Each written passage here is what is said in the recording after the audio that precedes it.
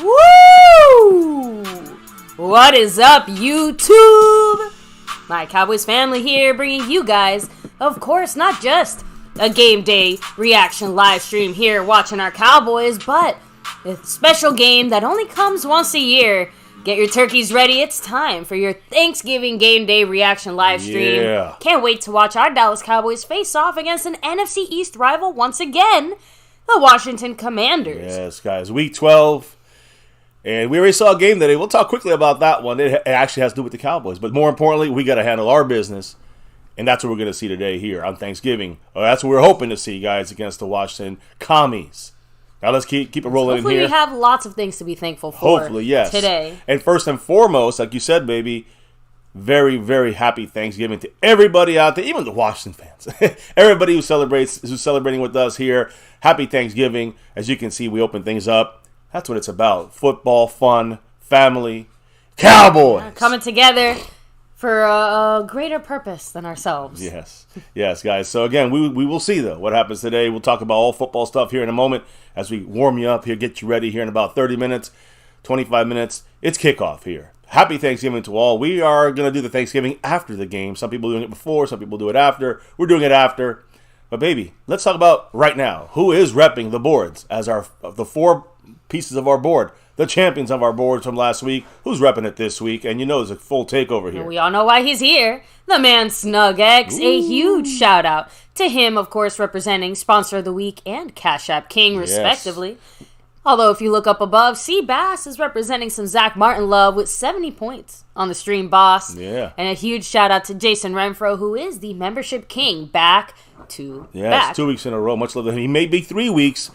Now, today, usually game days are the end of the week, but hey, we still got another second half of the week. But today is where a lot of people make their runs on the board here. And as you can see, Jason Renfro, he's the gifting champion 2 weeks in a row, but also looking for a three-peat. He's in the lead right now, 1-0 against everyone else who's in the membership. So appreciate you, Jason Renfro. He's going for a three-peat over there. Snug X, will he get repeats on these boards? Well, not right now at this moment, because the overall leader for us right now is Amazing Games, who's up on everyone so far this week.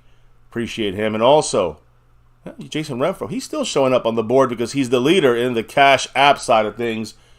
Much love to him as well. He's trying to take over fully here on the boards, while Seabass and Amazing Games have the other two parts of the board. Try to take it this week. We'll see what happens. But, other things we got to discuss here, like ways to support and help the channel here. If you want to drop some knowledge, you can just type it in the chat. But you want to drop some love, you got the super chats, the thanks button. You could jump in memberships. Feeling extra thankful, I suppose, right? I mean, memberships. You got William Burney.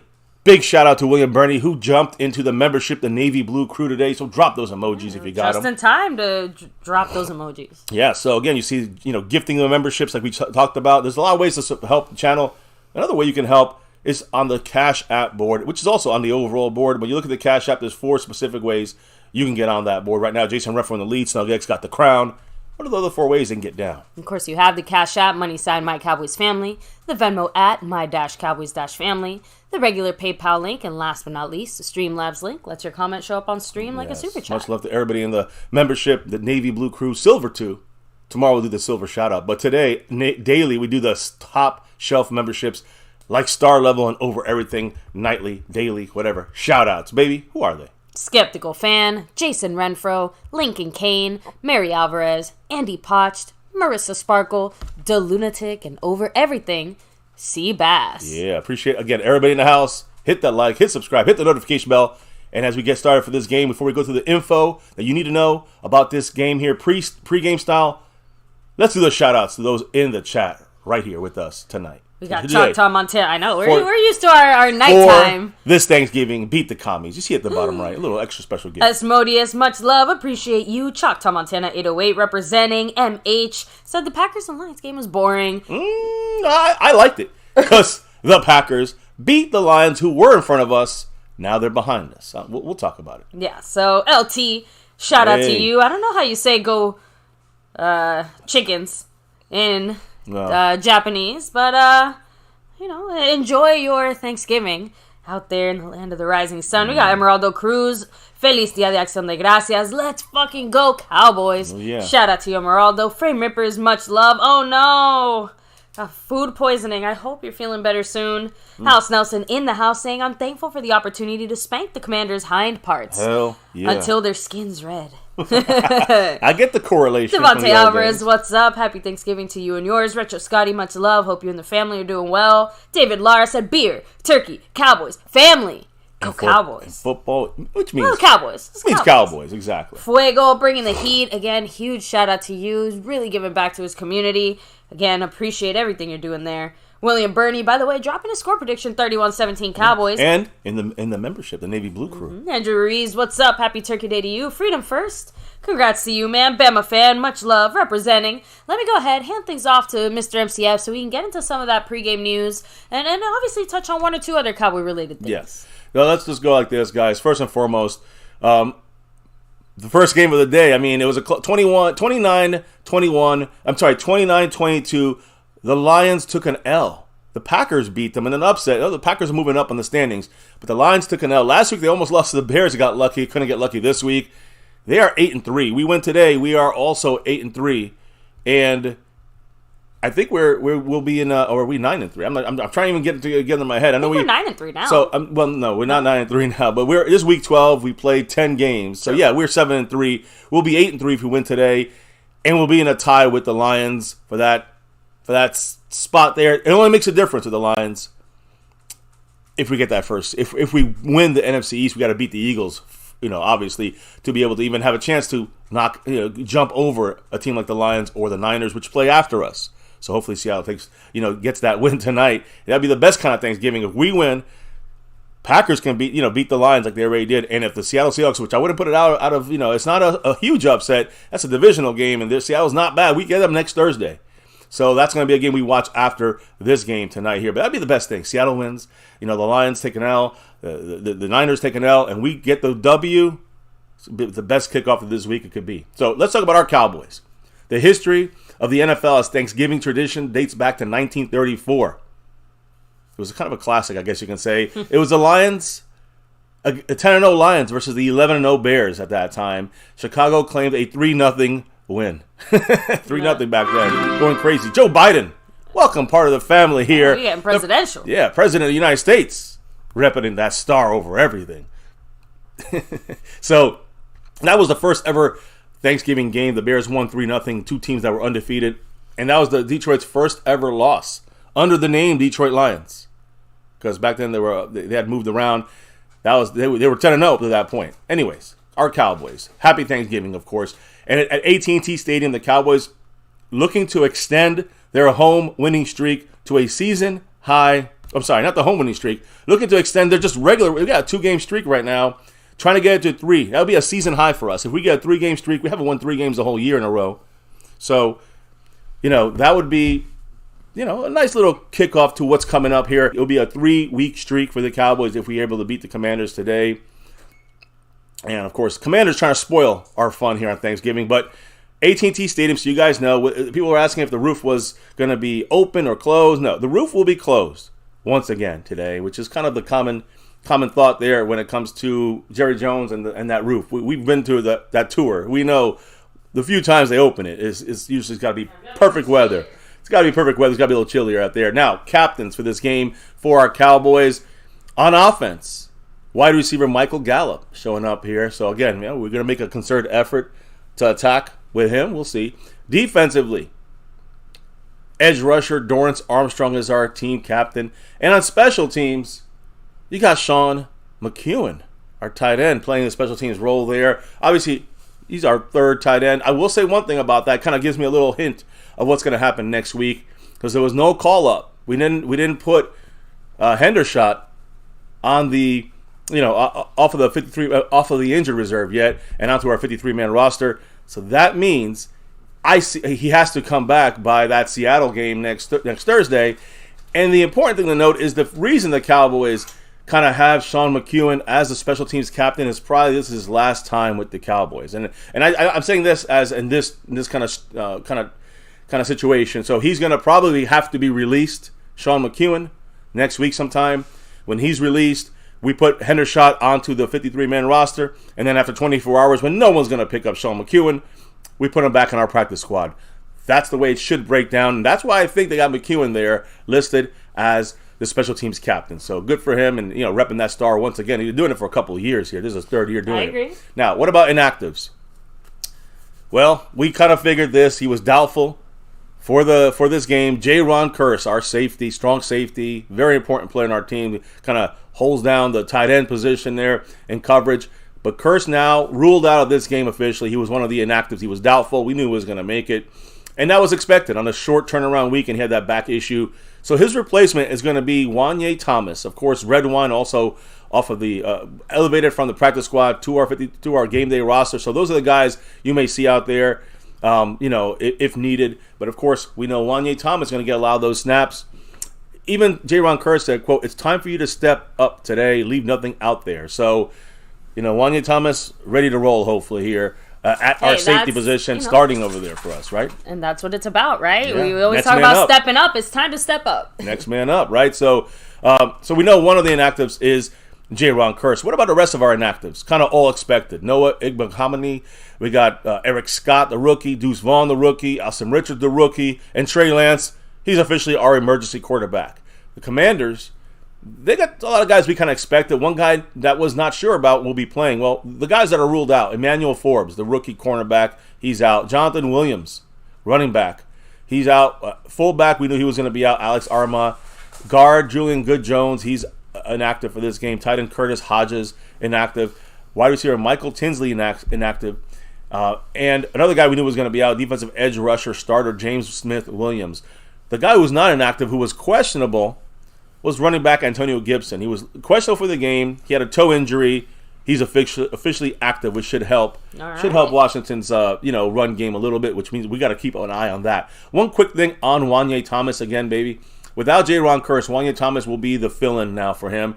In limited reps on defense for Wanye Thomas, he has shown very good things. Among 31 second-year safeties, he's graded out as the third best in that group when it comes to overall defensive grade. Damn. When it comes to run defense, he's graded out as fifth in that same group of guys. Tackling grade second, coverage grade fifth. So again, Thanksgiving games usually highlight a few players that no one expects to stand out. Keep an eye on number 30, Wanye Thomas. He'll be called upon to do something today. Also, I want to mention one last thing about our Cowboys. We know about Darius Shaq Leonard, linebacker that was just cut from the Colts, and he's the free agent now. He cleared waivers.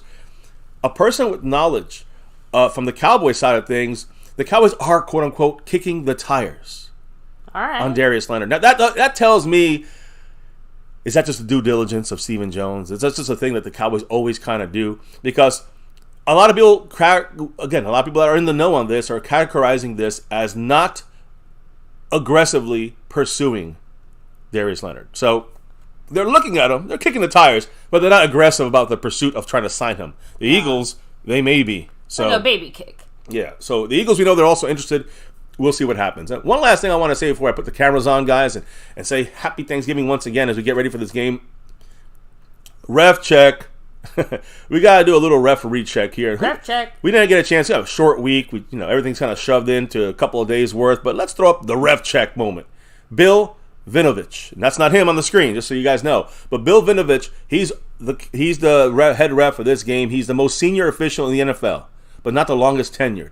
He reached the league as a side judge in 2001, made his way to head referee back in 2004.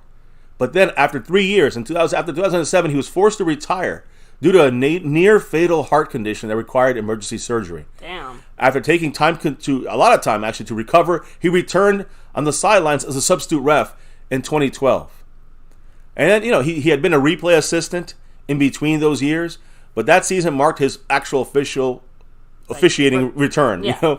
The next year he was able to was back to the regular schedule as a head referee, and he hasn't. He's been there since 2013 as a head ref in the NFL. So that's a great job from 2004 to get back in the refereeing side of things. Vinovich has this. Now let's talk about his what does he do? This ref, he's established himself as an official that lets teams play. So don't get mad if you see some calls not being called here. All right? He's almost always in the bottom of officiating crews in total penalties called. He was dead last each of the last 2 years. They don't throw many penalties, this crew here. So this year he's 7th in total penalties, which is a high mark for him. But 40% of those penalties are made up in just 3 games, in which 2 of them featured the Broncos team, which had a lot of penalties in those games. Vinovic's body of work, it's easy to dismiss this spike in calls as more about sloppy teams than it is his refereeing style. Like all officials, Vinovic's crew mostly calls offensive holding and false start penalties. Those are the ones that you're going to watch for in this game. Now, again, it doesn't call them as much as other refereeing crews, but they still will call the holding and the false start penalties. Again, he's usually at the bottom of the list on both of these compared to the other refs. So, again, a lot of this, people keep saying it's about the sloppy teams he's been kind of refereeing this season. The other area that sticks out for him is that they also focus on defensive pass interference. That's a penalty that Vinovich rarely calls on most years, but this crew right now ranks 3rd in pass interference this year. Again, sloppy teams they've kind of reffed in just 2 or 3 games. That kind of bumped up these numbers. So he basically, their crew, they're not calling pass interference penalties all the time. They're letting teams play. But you have a sloppy team, they're going to throw more, obviously. Dallas and Washington have just 5 penalties on the year. One of the lower marks for teams in the NFL when it comes to defensive pass interference. Vinovich has not played favorites between home and away teams, so that's about very same. As far as the last time Vinovich called a Cowboys game at AT&T Stadium, the Cowboys blew out the Washington Commanders 56-14 the day after Christmas of 2021. I think they were the Washington football team at that time. So either way, that's what it looks like when it comes to the refereeing situation, and that's how it looks like for this upcoming game, guys. So I think we covered everything. Any quick thoughts in there before you turn on the camera, baby?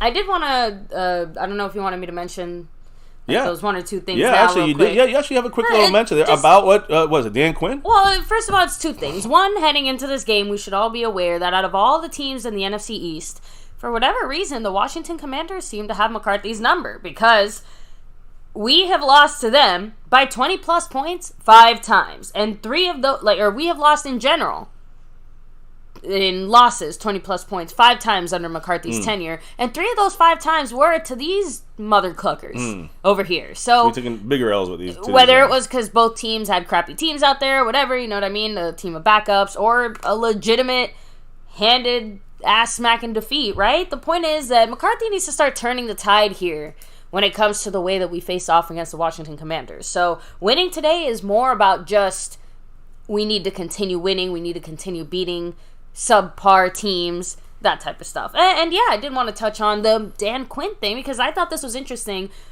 Guys, if we don't make Dan Quinn our head coach next year, we have to find, I'm just saying, in the sense that he is just doing such a phenomenal job of coaching.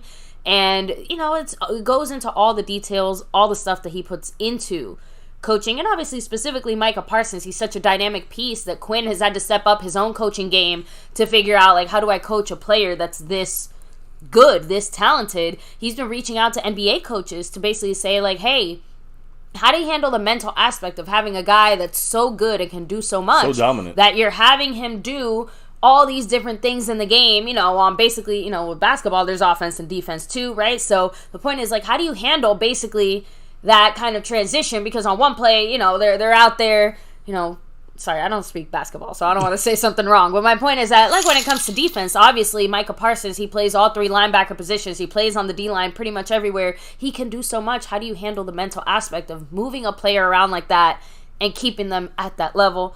Thank you, Skeptical Fan, by the way, with a $2 holler there, dropping his score prediction of 27-13.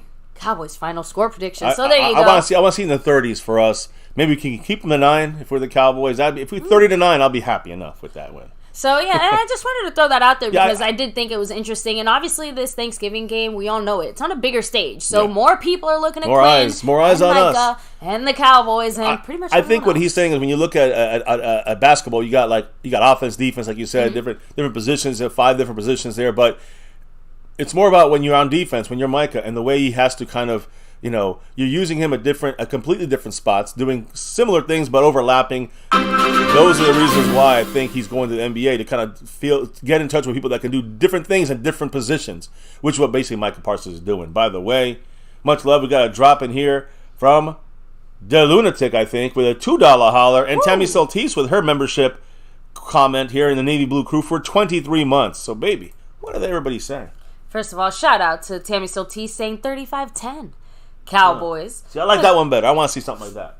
I wish, but we'll have to see. The man, the Lunatic, thank you so much. $2 holler saying Happy Thanksgiving, Cowboys Nation.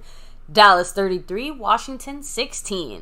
See, to me, that feels like I'm leaning a little more towards that direction. Shout out to Skeptical Fan, by the way, gifting a membership here to kick things off. Congrats to Pat Pfeiffer. In the house, Pat. The lucky membership winner Welcome there. in. Thank you, Skeptical Fan. And yes, drop them if you got them, guys. We got those comment emojis. By the way, yes, with that drop right there by Skeptical Fan, it puts him in a tie.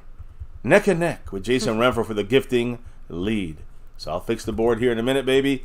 Hit up any other comments, any other thoughts you may have about this game as we get ready. See our Cowboys on that field. I mean, for me, like I said, I think this game is going to be a little closer. I think that I'm worried that somehow Washington, puts up points on us in a way that I don't like. And thank you, by the way, there. I think that was the Lunatic's drop. Oh, there it is. Okay. Finally going through there. Much love, the Lunatic. And yes, it was. Go Cowboys.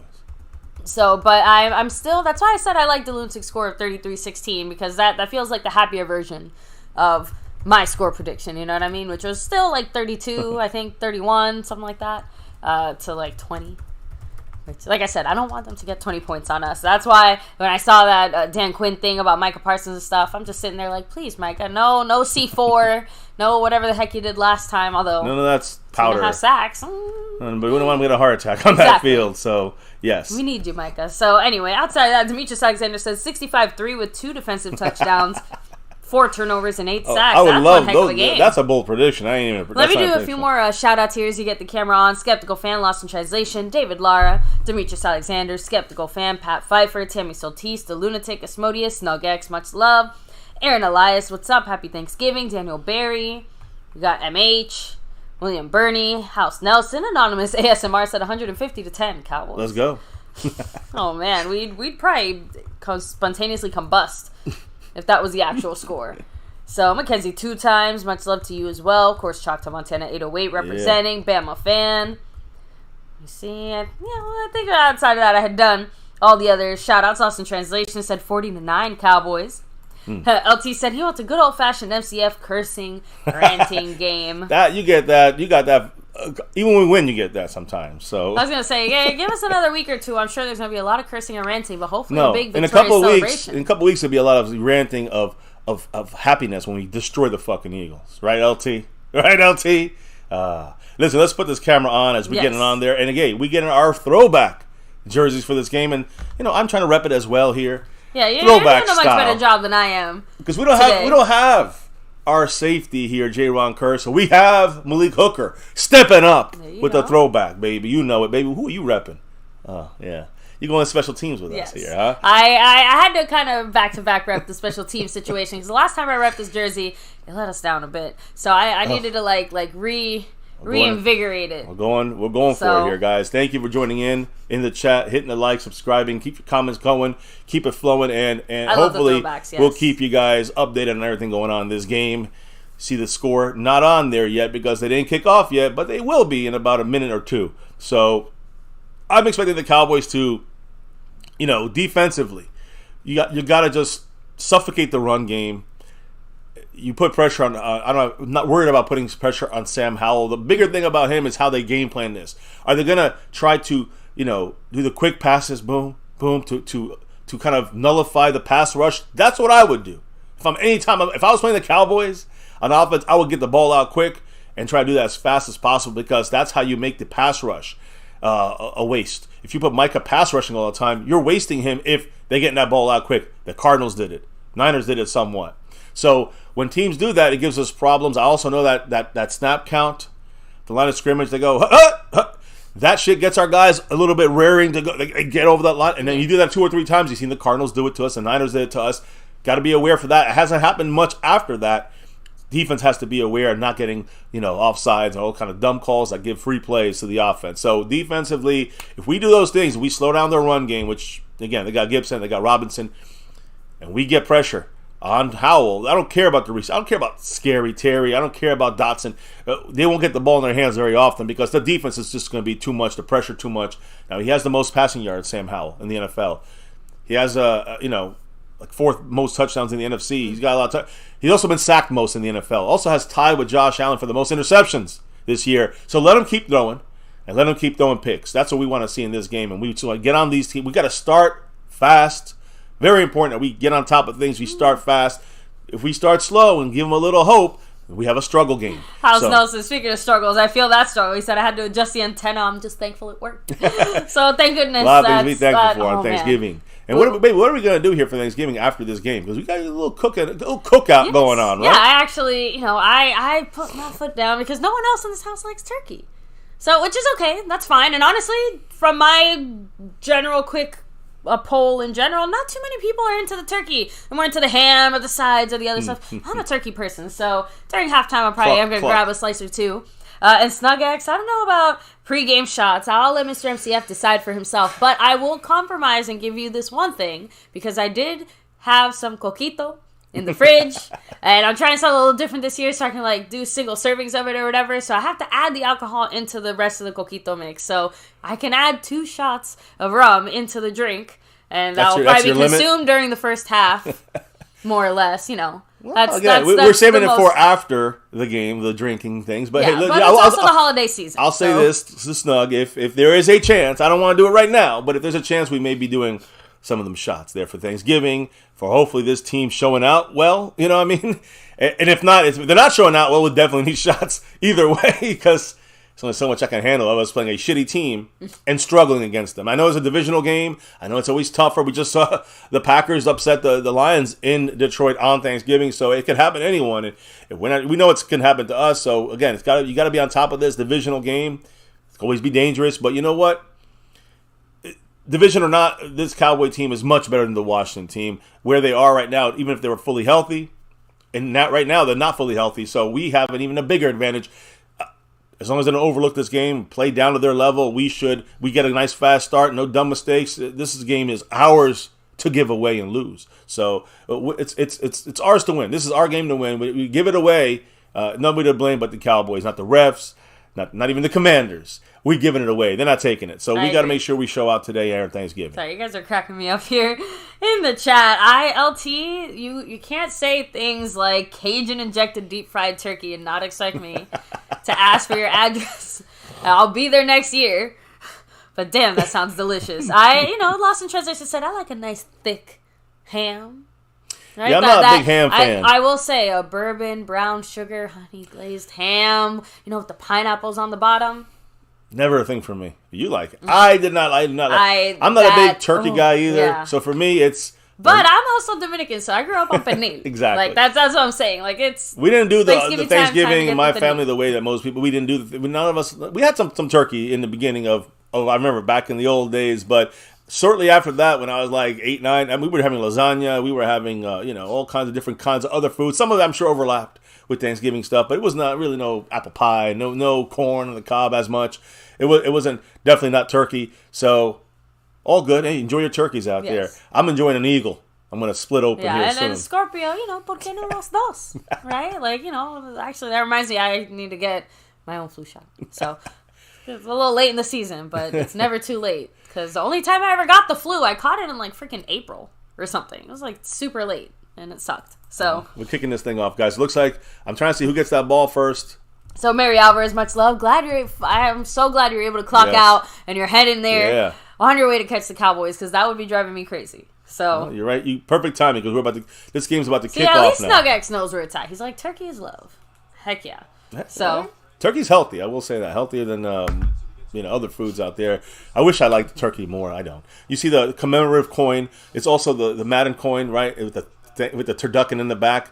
That's the official game coin they flip. But every Cowboy player and Washington player, every player that's playing today, the 6 teams, have a little patch right here. Well, right here.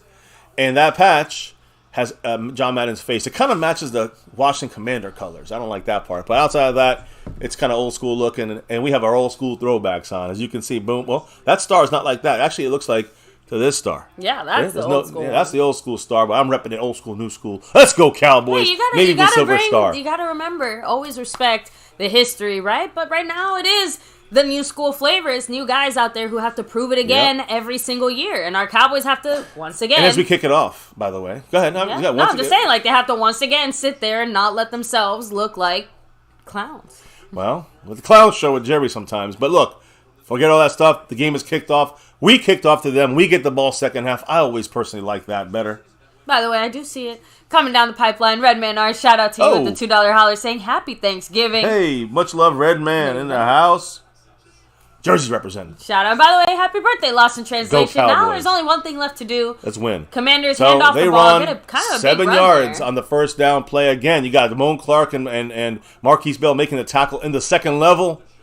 That means we're not getting that defensive line kind of stop. That they got to stick with their gaps, and not a good first play for the Cowboys there on run. That's my big concern. I said it all week, not just against this team, against every team. Run defense. I still think there's some weaknesses there that we haven't seen because we get the points up there and teams abandon the run game. So another run up the middle. There we go. Much better nothing. Stop there. And you got Donovan Micah. Wilson also heavily involved. Micah made the big stop there. He just clogged it all up. That was nice there. Love to see it. So happy Thanksgiving to you. Happy Thanksgiving to you. You gotta be careful. Don't sneak in an anti-Cowboy comment or a pro other team comment. Gang. I'm just saying. You know, I know that's your name. You can't help it.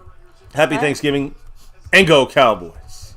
Fuck the Niners. So, and yeah, I think so, Rack City. I'm not going to read your comment out loud just with the bad juju, but I do believe that event happened last year at this time, which is, again, unfortunate considering... Actually, it wasn't this time last year. It was this time, I think, like 2 years ago. I don't want to even know what it is because that's going to... No, the Gallup thing. Oh, no, that was the last game of the year against the Cardinals. Okay. Second to last game, I think. Anyways, big play by them. Jesus Christ, Dotson, their best receiver. Their best receiver. No, Robinson Jr., their running back. I didn't realize. Out of the backfield, making the catch on the outside, on the edge. 15, 20 yards. And got an easy first down. It was third and about 2 or 3. Easy first down for the running back. I don't know who was in coverage there. Right, a skeptical fan said, boys, don't let him run. Donovan Wilson was kind of I don't want to say I can't say, like boxed out, like he was blocked from going over there because it was man coverage and they went into his lane in his path. Donovan Wilson ran into the defender and that's what slowed him down in coverage on the outside in the flats. Now Micah's almost over that line of scrimmage. I think he's okay. He's coming in there, double teamed. He don't care. He gets a double sack going down there. I don't think Micah got there first. No, he did not. But he was there second. Because he was there. It was Hankins that got some food in there. Did they just yank up their quarterback by like the scruff of Hankins his neck? with a big play. By the way, Jonathan Hankins was not a pass rusher. That's his first sack of the year. Jonathan Hankins was double teamed, by the way. Got in there. They all went to the right side to block Micah Parsons. Honestly, a great move by Hankins. Because like you said, he's not really a pass rusher, but he just freaking went Micah for Parsons it. just went through 3 guys. And Hankins and still got hands on. Still was the second guy hitting the quarterback. What's his name, Howell again? Yeah, Sam Howell. The thing that's crazy is that these guys blocked Hankins and left him, ran over because they thought Hankins was out of the play. And Hankins went back and got the big sack, ate him up. Yum. 2nd and 18, shotgun. They're throwing. Cowboys trying to get some pressure. Oh, man, in between guys. I saw Donovan Wilson. First of all, he got hit. Howell, again, crushed again in the pocket. And that was almost, again, it was to nobody. It was in between 2 receivers. But was it Micah again? Wilson was in the middle there. I don't think it was Micah. There he goes. Armstrong, the defensive captain for today. So, by the way, I know someone in the chat had said this, so I want to give you credit. So, remind me again. LT, I want. Okay, I'm sorry. Go ahead. No, that Howell's the most sacked, like one of the most sacked quarterbacks. He's the most sacked quarterback and tied for the most interceptions. But I want to say, LT, Dotson is their best receiver in stats. I know Scary Terry McLaurin, number 17, is their best receiver, but we got a lot. We've locked them down in previous years with Diggs. Let's see how Stephon. It's a quick screen. So 3rd and 18, they're trying to screen it for the first. Got to get a stop. Here we do. Okay. And it's about 7 yards short. Micah almost had hands on that ball. Yeah, he almost got that pick in the middle of that screen. Aww. But either way, listen, they're going to have to punt or kick a real long one. Joey Sly is not that good of a kicker, so I'm assuming a punt's coming here. But again, they try to get Gibson the ball on the running back screen to the left. Oh, they're gonna kick here, or is that Trey West? They are going to punt here. All right, so it looks like Turpin is getting ready. Yeah, Turpin's back there counting everybody, make sure we have the right guys. No flags here. It's 4th and 6. We're going really outside. Like we're coming off the edges really far out. Just fair catch this, please. There you go. On the 15, 14 and a half. Nice and smart. We get the ball. Our offense comes. So right now, The defense, again, played pretty damn good. I mean, I don't think you play much better than that, other than that Donovan Wilson mix-up and coverage. Not quite the 3-and-out we wanted, but we still got the stop and the punt. We got the stop. We got the punt. Now, you think about it. We get the ball second half. We need points. We got the offense. Now you think about we get the ball. It's 0-0. That's the beginnings of a better start than we had last week against the Panthers when we cannot get a first down. We had to punt. We got first down, but we couldn't get down the field and score. We messed up in the red zone. Those are the things that are equally bad start and can hurt you and haunt you even against a crappier team throughout the game. But this is a good start here, even with the 1 or 2 bad plays. Cowboys still, of course, Micah and that defense, they just came in there, knocked them back some yardage, and now, that sack by Hankins and that pressure from Micah on the defense is what helped us get this drive to an end and get the ball back in our hands. The Snug man is asking, did you decide on those shots yet? So again, how about this? I'll let Snug decide. All right, Snug, you're in control. I think he is not. Okay. Snug is in control, and if you don't do it, that's cool too. I'm good. I'm just here to celebrate our Dallas Cowboys, my beautiful wife, and the family here, all cheering on.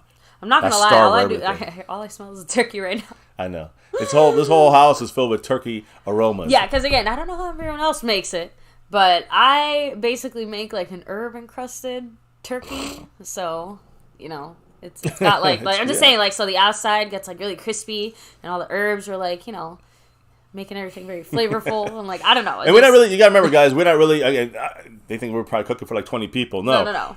We have a couple family members around and, other family members that, they do the regular Thanksgiving thing. Literally no one else likes turkey. I got the little baby turkey pechuga. And not everybody in our family also watches the Cowboy game. So, whatever.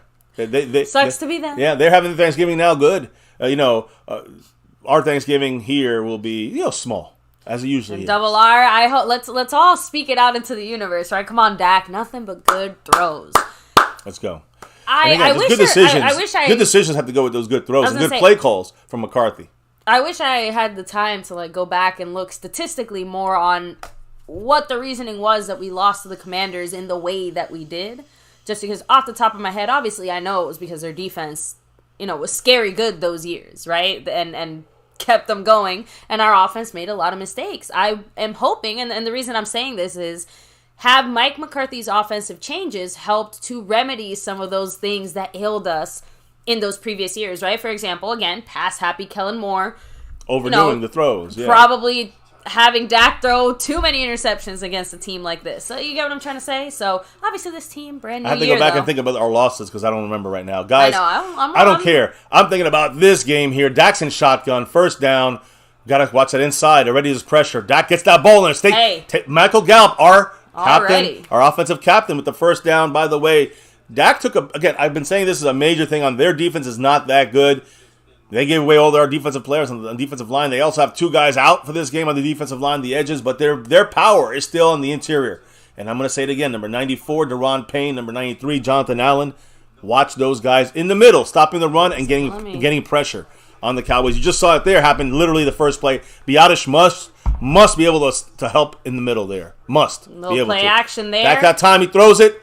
Good coverage there. But there's a flag. And it's either a push-off on CeeDee Lamb. Or CeeDee. Or a penalty. No, it's either a push-off on CeeDee Lamb or number 25, which I believe 25 is the one getting the call here. In fact, let me get my roster ready here because I got a lot of guys that are going to have to come off the bench in this game. Number 25 is... Yeah. Illegal contact. On St. Benjamin... I'm sorry, his name is Benjamin St. Justy. I don't know if I'm saying his name right. I almost wanted to say Quinnimus St. Brown just because that's what it kind of sounded like. Yeah, he is number 25 is their starter, Benjamin St. Just, and he's the left cornerback for the Washington Commanders. Not that good. Good close coverage, not good enough. There's Pollard, almost broke it. Man. He got about a 6-yard gain, but he was one shoelace away from touchdown, baby. There we go. So, and by the way, nice to see CeeDee Lamb out there looking, fresh as a That's going to be. Remember, he was injured all week with this ankle injury. He was kind of just, resting. They had him limited, full practice the rest of the week. So MH, you want Dak to smoke the turkey? He said Dak needs 420 yards. 420. 2nd and 5 here for our Cowboys. By the way, Ferguson. Is that a Lipke sighting as well? That's McEwen. And Dak's going deep. He's got him open. No way. Oh my God. Shit. CeeDee Lamb wide open. Wide open. Slightly overthrown by Dak. Dak overthrew him. That was a touchdown. Oh, that was nice. That, if we are, if we're going to connect right, that would have been a touchdown. That should have been a touchdown. CeeDee Lamb, Dak just overthrew it. I don't know if Dak threw it too early. I'm just saying, I see CD putting as much juice on his legs as he can. There's no way for him to... I'm surprised that, Dak actually outthrew CeeDee Lamb. I'm really surprised by that. Dak usually, will put it in there a little short, right? On those deeper throws, Dak has been, honestly, scary accurate these last few weeks. In the sense of, getting it in the right spot. You know, whether it was caught or not, or what happened is one thing. All but right, here we go. Good pickup by Tony Pollard. Dak has more one? time. There's got to be a hold there. 29 was pulling what? Tolbert. They didn't call anything. So, no flag.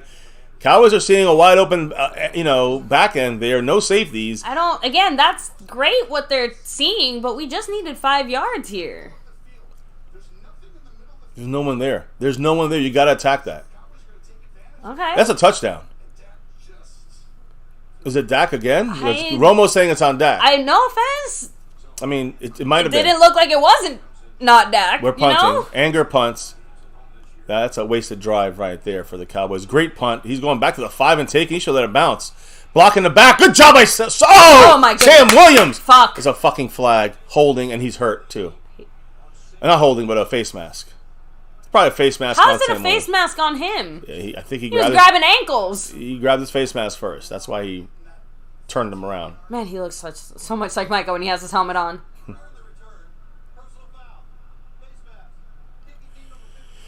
And that's the thing. Sam Williams makes a great play, and then he's dumb as a rock. Where sometimes. Was it? Oh, he's very. Ooh, okay. That's blatantly obvious. My bad. Sam Williams. This is the kind of shit that Sam Williams does, though. He makes a great play, but then he does a boneheaded fucking play. That's why I can't trust Sam Williams on special teams doing dumb shit all the time. He has yet to show that consistency, even though he's made some really big plays and has improved his play this year specifically. Right? Like we've seen him level up, but unfortunately, that also means his mistakes look and feel bigger. I think that's the best way to put it. The mistakes are the same as last year. He's making the same fucking dumb mistakes. We had them on their own 2-yard line. Now they're on the 27. I mean, not the 27. Now they're on the 17. So this is Sam Williams' bonehead play. Here, after getting down there and making a good special teams play, he does it there and then he's always over the line. He's a habitual line stepper, Sam Williams. And he just keeps doing this shit, and it happens like every other game. I love the guy. But he's got to clean his shit up. He's got to get more disciplined. If he doesn't, we're going to have 2 good plays and then 1 play that costs us. And 2 good plays by him and 1 play that costs us. That's not a good percentage there of success. We need him to be a lot more disciplined and cleaner. That was a dumb fucking play by Sam Williams. I love the effort. I hate the fucking result there by being undisciplined. You got to put your hands lower. Don't grab his fucking face mask. And he plays like that. He plays aggressively all the time, and that's good and bad. So Sam Williams just cost us a big, truly, I mean, that could have been, I'm not saying it's a pick 6, but when you got the ball on their own 2, I mean, that's what I'm trying to say. That is when that pass, that quick boom, boom, pick 6 happens. When that sack comes and you get strip sack or you get a safety, you get a sack and it creates a fumble, you get a touchdown. That's how the special teams would have helped right there. And everyone did their job. Brian Anger with a great punt. I'm surprised they took it out of the end, took it out in the 5. No matter what, though, you cannot make a dumb play like that, and that's what Sam Williams did. So, all right, here we go. I know you're hitting up the Turks over there. Yes, I figure this is the easiest way of showing you. I gotta actually mix it. William Brady said it should have been a Dak touchdown, and I think twice, honestly. Here, because it takes a little. Yes. Madman said Dak ruined a good drive. Preparation here. The Cowboys are trying to. I know the Cowboys are trying to stretch the field and maybe prepare and maybe push them back off a little bit. Right there's some Bacardi. Got the cup, and here's the shot glass. So we're gonna measure out. Cheers, GM. Much love. You see what we're drinking on here? I couldn't find I know we have one, but obviously we don't ever use it. But we have an alcohol shaker. Yeah. Skeptical also repeating the same thing that Madman said. Azteca said Dak messed up. We'll get it next. That's what I think. I think Dak is. Look, it should have been a touchdown. We had 2 chances there by Dak Prescott. And again, one of those you can say, like I said, the CD one maybe a little bit more questionable. For sure. Okay, no. CD the easy touchdown. That was the easier touchdown to me. And then you have go ahead. It's okay. No. Then you have the other one, which was a little more. I guess Dak. I don't know. It's Tolbert, so I could say I can blame Tolbert a little bit more, but in reality, maybe what's going on? Okay, be careful. There you go. Okay. All right, there you go. I'm going to delete the stream. No. We're just having some Thanksgiving Making celebration, a little right? Christmas cocktail, Dominican style. There's the first one. Oh boy! I know, that's why I did this way. This is so not the best place to do this. Right next to our system here. They running on first down. They're getting no yardage there. Donovan Wilson, a great stop inside. I know, but I want to make sure I'm showing the evidence. Donovan Wilson, great job inside, slowing him down. I didn't see who made the stop there. I'm assuming maybe one of the linebackers did.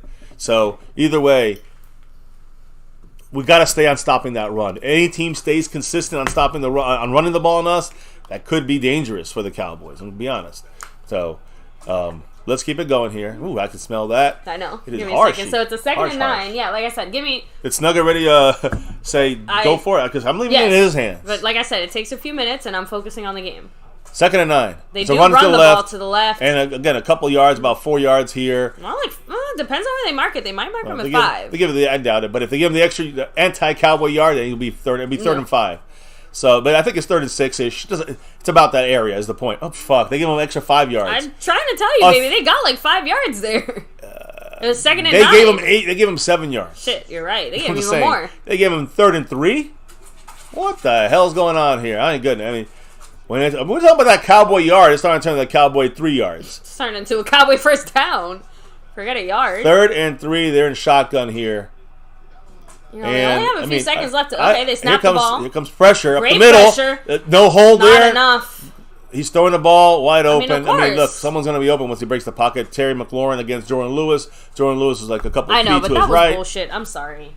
What's the bullshit there? We couldn't get in there. Is that Golston who? Golston. Chauncey Golston, I'm pretty sure, I'm fell sorry, down. but that's what I'm saying. I don't know. I'm not going to bitch about flags. That's Remember, dumb. they will call holding, but they don't call it as much as most other refereeing crews. If out of all their penalties, holding, defensive pass interference, and false starts, or offsides, those are the things they call the most. But even when you look at the rest of the NFL, they still at the bottom of the list of those penalties. Anyway, shotgun.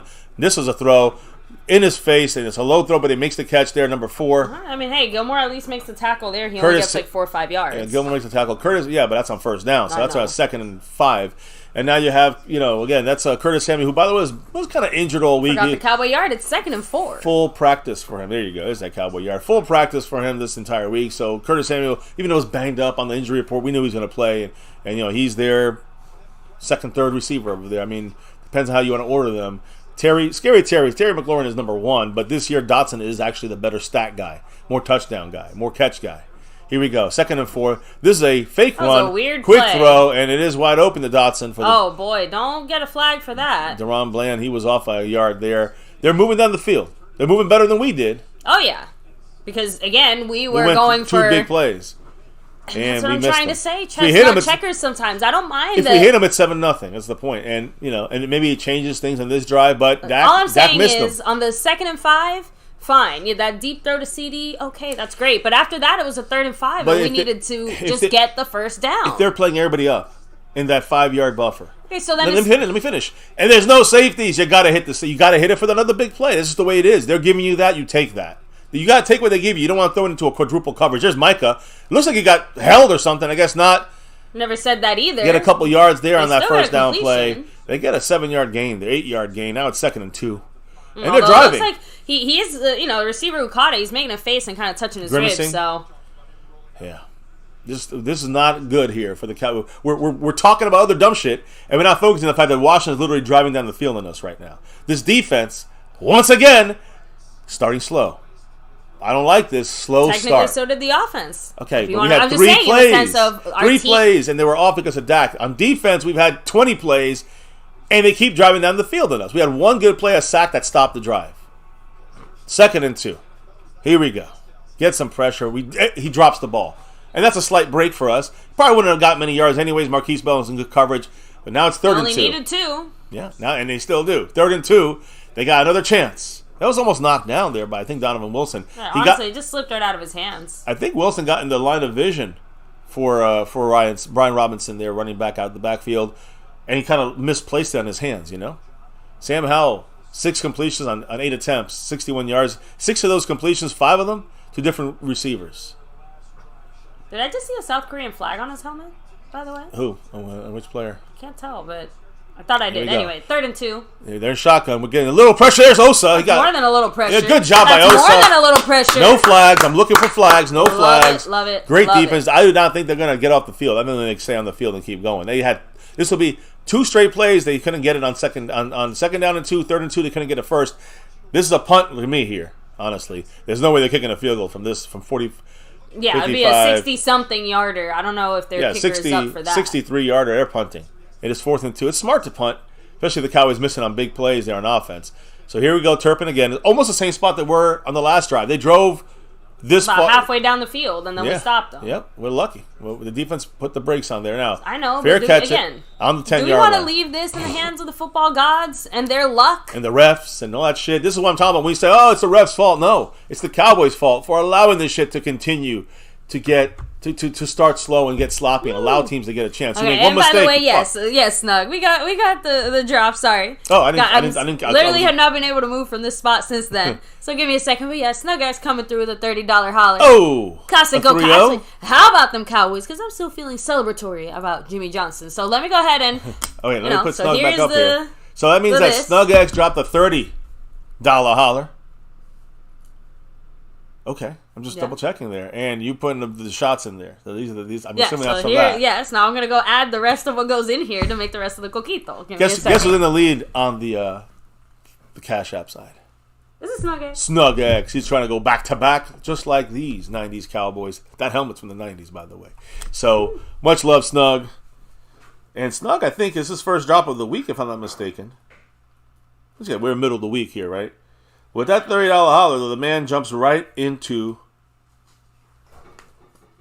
second place on the overall board. He's first on he's the top guy here, but he's currently going to be up on that leaderboard. So I'm not doing it on screen because this will definitely spill. But here's the coquito mix that I'm adding. Let me see if I can see it. Oh, there it is. Yeah, it is. Okay, good. Coquito mix. You saw the alcohol. Let's get it on. I'll shake it on stream. She's going to shake it up on stream. For all those, I want to see it in action. Now let me put in here Snug X. First place on the Cash App. Second place right now on the overall board. Hannibal King drops to 3rd.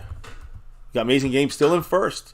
Snug X in 2nd. Hannibal King in 3rd. Alanda Hanslu in 4th. Jason Renfro in 5th. Seabass in 6th. In a tie, by the way, in 6th. With Mary Alvarez.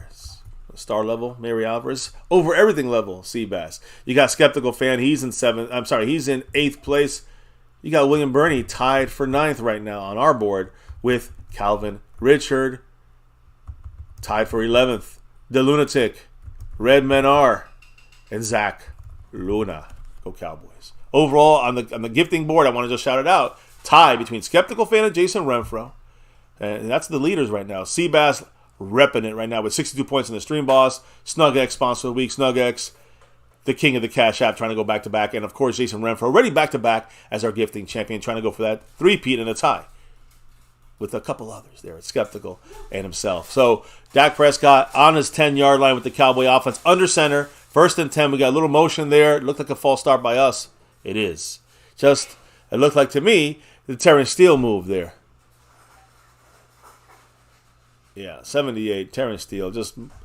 I'm sorry, Zach Martin was called for that. So it was the right side of the line, but Zach Martin, a little sloppy. We talked about him earlier in the week, about Zach Martin and his kind of still fantastic, great play level, but this year, probably because of the fall off from Terrence Steele, he's had to pick up a lot more things, and he's looked worse because of the fall off of Terrence Steele. So he's actually had probably one of his worst years right now. Dak's looking, throwing, and this time down the field, 30-yard gain to Jake Ferguson. Big gain for the Cowboys there. That's beautiful. Oh, there it is. Perfect. Okay. And yeah. Unmute for us. Sorry, I did sneak a bite of the turkey. My bad. Good? Yes, it's good. Very good. Yes. We turkeyed up, but this is even big. We made the Washington Commanders look like turkeys here. Look at this pass, baby. What a play. What a catch. What a pass. What a pass. You see it right there? Oh, yeah. And I literally just poured it in. I'm going to shake it on stream now. It's all locked up, right? There's not any holes or anything. There's Tony Pollard, 9-yard gain. That's what I'm doing now, making sure it's all closed up. And don't worry, I'm not going to, shake it very The last thing we want to do is have an explosion here on stream. Here, Tony Pollard. It didn't come out, did it? No. Okay, good. No, it didn't. Okay. Anyways, we got it mixed up. Shots are set there. Coqui time. Here's Tony Coquito time. Tony Pollard right now, 2nd and 1 for the Cowboys, and Dak under center does run. Tony Pollard gets a little. Looks like he got a face mask there. I guess not. I think he got grabbed by the shoulder. Daron Payne made the play, and who was the guy who missed the block there? The guy who I said that's a major key in this game. Is that Terrence Steele? No. Watch. Geez, Zach Martin. Oh, well, not really. No? He's supposed Biadish? to... Biadish whiff. That's Biadish's player right there, baby. Zach Martin chips him and then goes next level. He's not missing him. Biadish has to go in there, and that's Daron Payne, one of the best guys inside, so he had to be quicker, Biadish. And Daron Payne's very fast for a big guy. Now, they're over the line. That's a flag on them. It should be. Dak, triple coverage. Hey, we got the first. 2 CeeDee Lamb for the first down. What a pass by Dak and 3 guys. Love it. Dak went 2 bad passes. I know some of you guys were saying it. I told you guys he'll come back. He's testing the waters. I know. Two quick, again, 2 bad throws, 2 fantastic throws. One to Ferguson, one to CeeDee Lamb. Go Dak Prescott. Salud. And people still hate on Dak. Like they want to see him fail, but when they did as good, it's like, all right, bad team. There we go. Is it good? Yes. Usually a little stronger than I usually drink. I'm not a Coquito fan. Play action by Dak. Great job getting out. There's a lot of space here. Oh. And what the fuck is that by Dak? I give him credit. I give him credit, and he fucks it up. He even said, he goes, I fucked up. Of course it's on him. If you got eyeballs in your head, you know what's on Dak. That play worked great. That was a great play call. Great job by Dak. Cooks would have had an easy first down. Fake Ridgeway right out the play. Yeah, he faked Ridgeway, and then Dak sucked the cock there. And again, even though it hit Brandon Cooks' hands, and he shouldn't make the catch, but Dak, that's a wide open guy. That's 3 fucking misses and 2 fucking hits. Dak's got to get more consistent. All right, little pitch back play to Dowdle. All the room in the world. Gets 12 yards. Down. And a hold probably on us. God damn it. We get no joy in this We life. get By the way, what no was that fucking penalty good earlier? things. Was it on Terrence Steele? No happiness. No, it was Zach Martin that moved. It was false start by Zach Martin. Who got the holding? CeeDee Lamb on the blocking on the outside. Not even needed. It wasn't even needed. Let's see. Okay, he blocks the end. Okay. There's no hold. That was no fucking hold there. That's a complete whiff by the refs, and this is a crew. I'm supposed to call that. How did CeeDee Lamb? Because the guy slipped and fell. They couldn't believe that CeeDee Lamb blocked him because he's double CeeDee's size. That's a bullshit call now. 2nd and 20. That's on nobody. Yeah, we can't stick to the run now, William, unfortunately, because it's a 2nd and 20. Yeah, well, we were on that play. We are all the way down their territory now. We're on our own 46. 2nd and 20. Dak's recalling the play here. We got what? We move again, motherfuck. CeeDee Lamb moved again. I mean, CeeDee Lamb, they're all taking times opening their assholes here because Dak takes it in the ass a couple of times. Now CeeDee Lamb took it in the ass a couple of times. What the fuck is going on here? It's Thanksgiving, goddammit. Wake up. And this is the sloppy jalopy that we put out there on the field. And these are starters. Dak and CeeDee Lamb can't have this kind of shit. Zach Martin. Zach Martin had a penalty. It's like a combination of every guy that needs to absolutely step it up, stepping down. And Biadish, all he has to do is just he's more of a key. I'm watching this game. Also, I'm sorry, but it's giving me major Eagles game flag. That's a free play. Throw the goddamn flag, motherfuckers. There it is. Dak throwing a free play.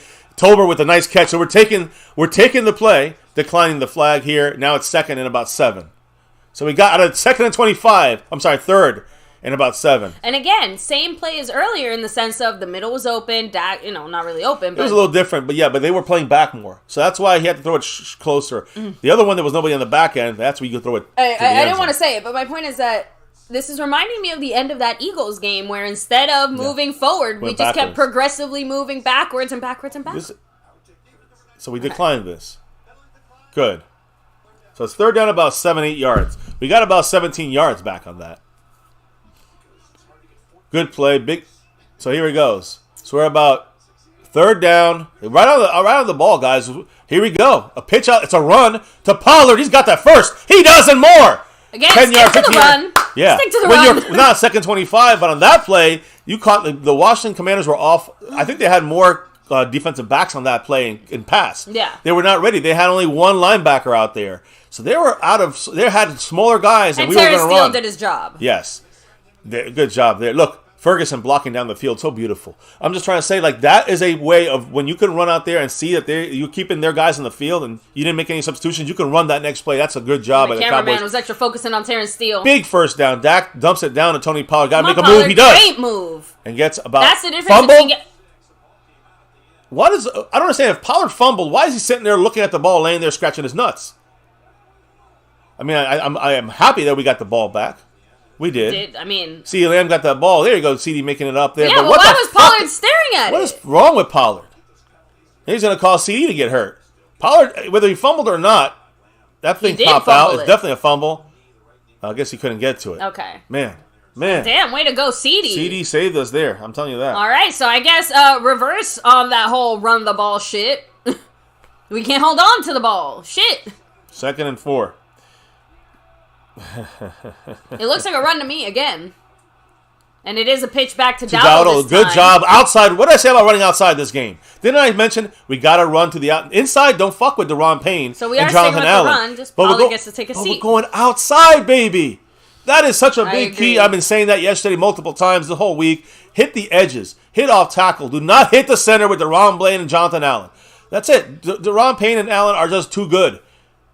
And against Biotish, that's a scary little matchup there for us. We're losing that one. But now you go to the outside. We got the tight ends that can block. You got Schoonmaker. You got Ferguson. You got the Terrence Steele, who definitely does a good job outside blocking. We saw it last week, knocking his own helmet off, double blocking the Carolina Panther. Tyron Smith, best games of recent memory here. No practice, no need for Tyron Smith. What's the penalty? Okay, Cowboys call timeout. By the way, 57 seconds left. In the first quarter. Yeah. So that started off slow-ish and then went by real freaking fast. Let me shout out somebody here before you hit the chat up, baby. SnugX, he dropped a $40 holler. Do you want me to read what he said? Because it's he said, "Don't be a bitch. Take 2 shots or send it back." Hey, I called him out. My 2 are in here, so I called him out. I'm taking 2 shots. I promised it. So I'm promising and I'm doing it. All right. And for you, happy that you see, I'm doing it in the more holiday Christmassy spirit way. So very I don't guys. Thanksgiving to me marks the official coquito season. Like that. If you are a Caribbean Hispanic, you know, coquito is I know, but I love it. And I don't even like coconut. It's so good.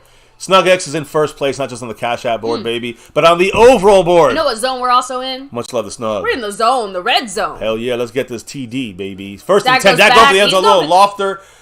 Again, CeeDee Lamb, to me, was blocked in his fucking route, but it didn't call anything. I guess not. I'll get my shots in for you here, I was going to say, I'm not going to bitch about flags. I know. I'm just saying, he was in his, he's right there, hands all over him.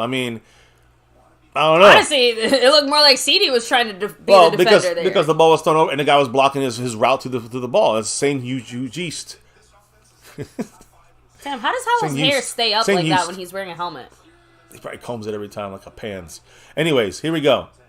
Got the pressure to drop down to Rico Dowdle on the screen. Block. First down, Cowboys. Zach Martin. No flags. Zach TD. motherfucking Martin. Zach Martin showing out there. Hell yeah! This is a Rico Dowdle. Really, this game has been Rico Dowdle driven. It would have been a Rico Dowdle drive, really, if it wasn't for that penalty. There was another screen earlier to Pollard. My point is, yes. How many runs to the outside and passes to the running backs on the outside have we seen? Is that look? They're highlighting Zach Martin. I'm telling you, he made it possible. Got out of here. Look at Biotish down the field, though. Oh hell yeah! And then what was that Ferguson? Ferguson is doing an incredible job. He's blocked on the run play. He was blocking Ferguson.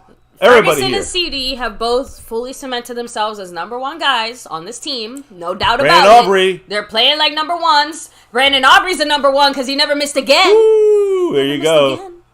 7-0 Cowboys. I have to admit, I'm hyped. Yeah, you guys, grab your, I don't know. To me, I feel like rum is also like a year-round drink. Like it works for summer, but like rum is like spicy enough to like hit it up. I'm gonna get my payment here in a minute. I'm gonna make my payment here.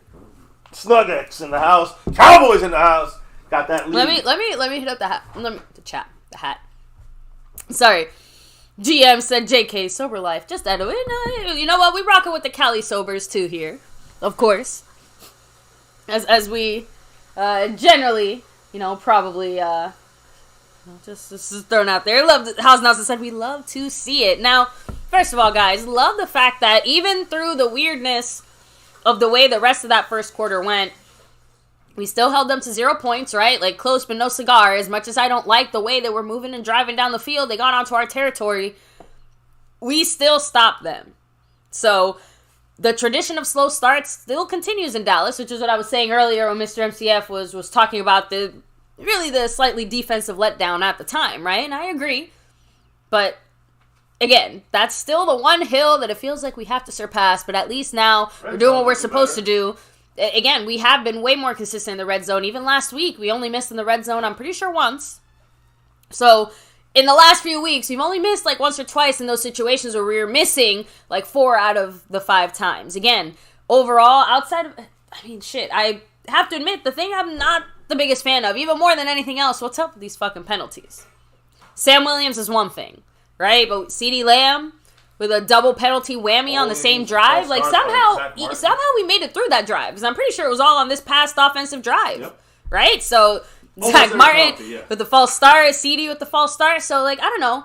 Take a second, take a breath, recenter yourselves, Cowboys, right? I at least Dak as well. He kind of started off a little bit rough there.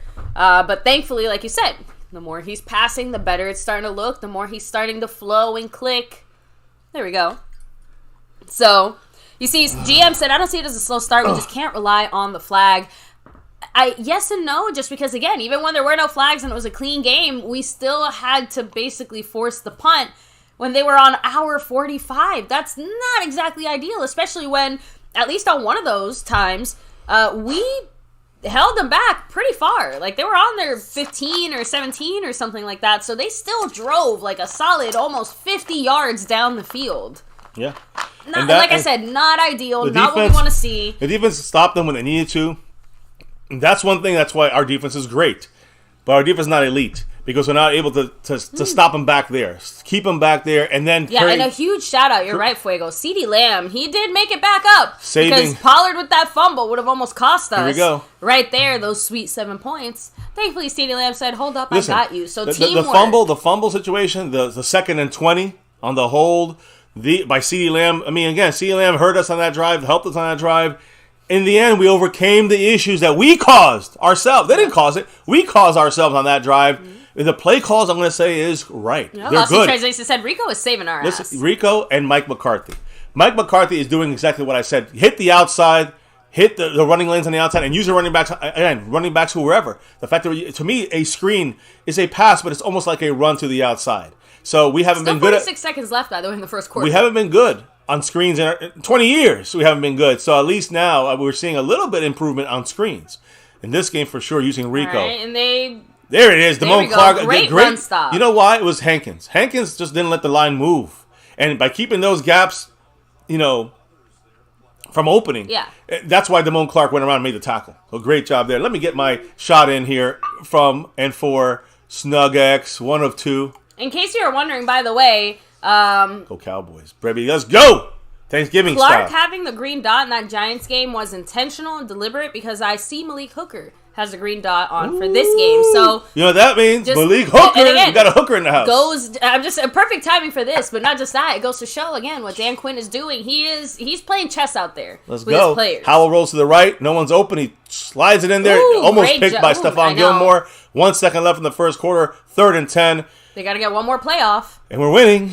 It's Thanksgiving. And let's go Cowboys! Let's go, baby. Love it. I'm going to cheers it with you, because yours in there. Yes.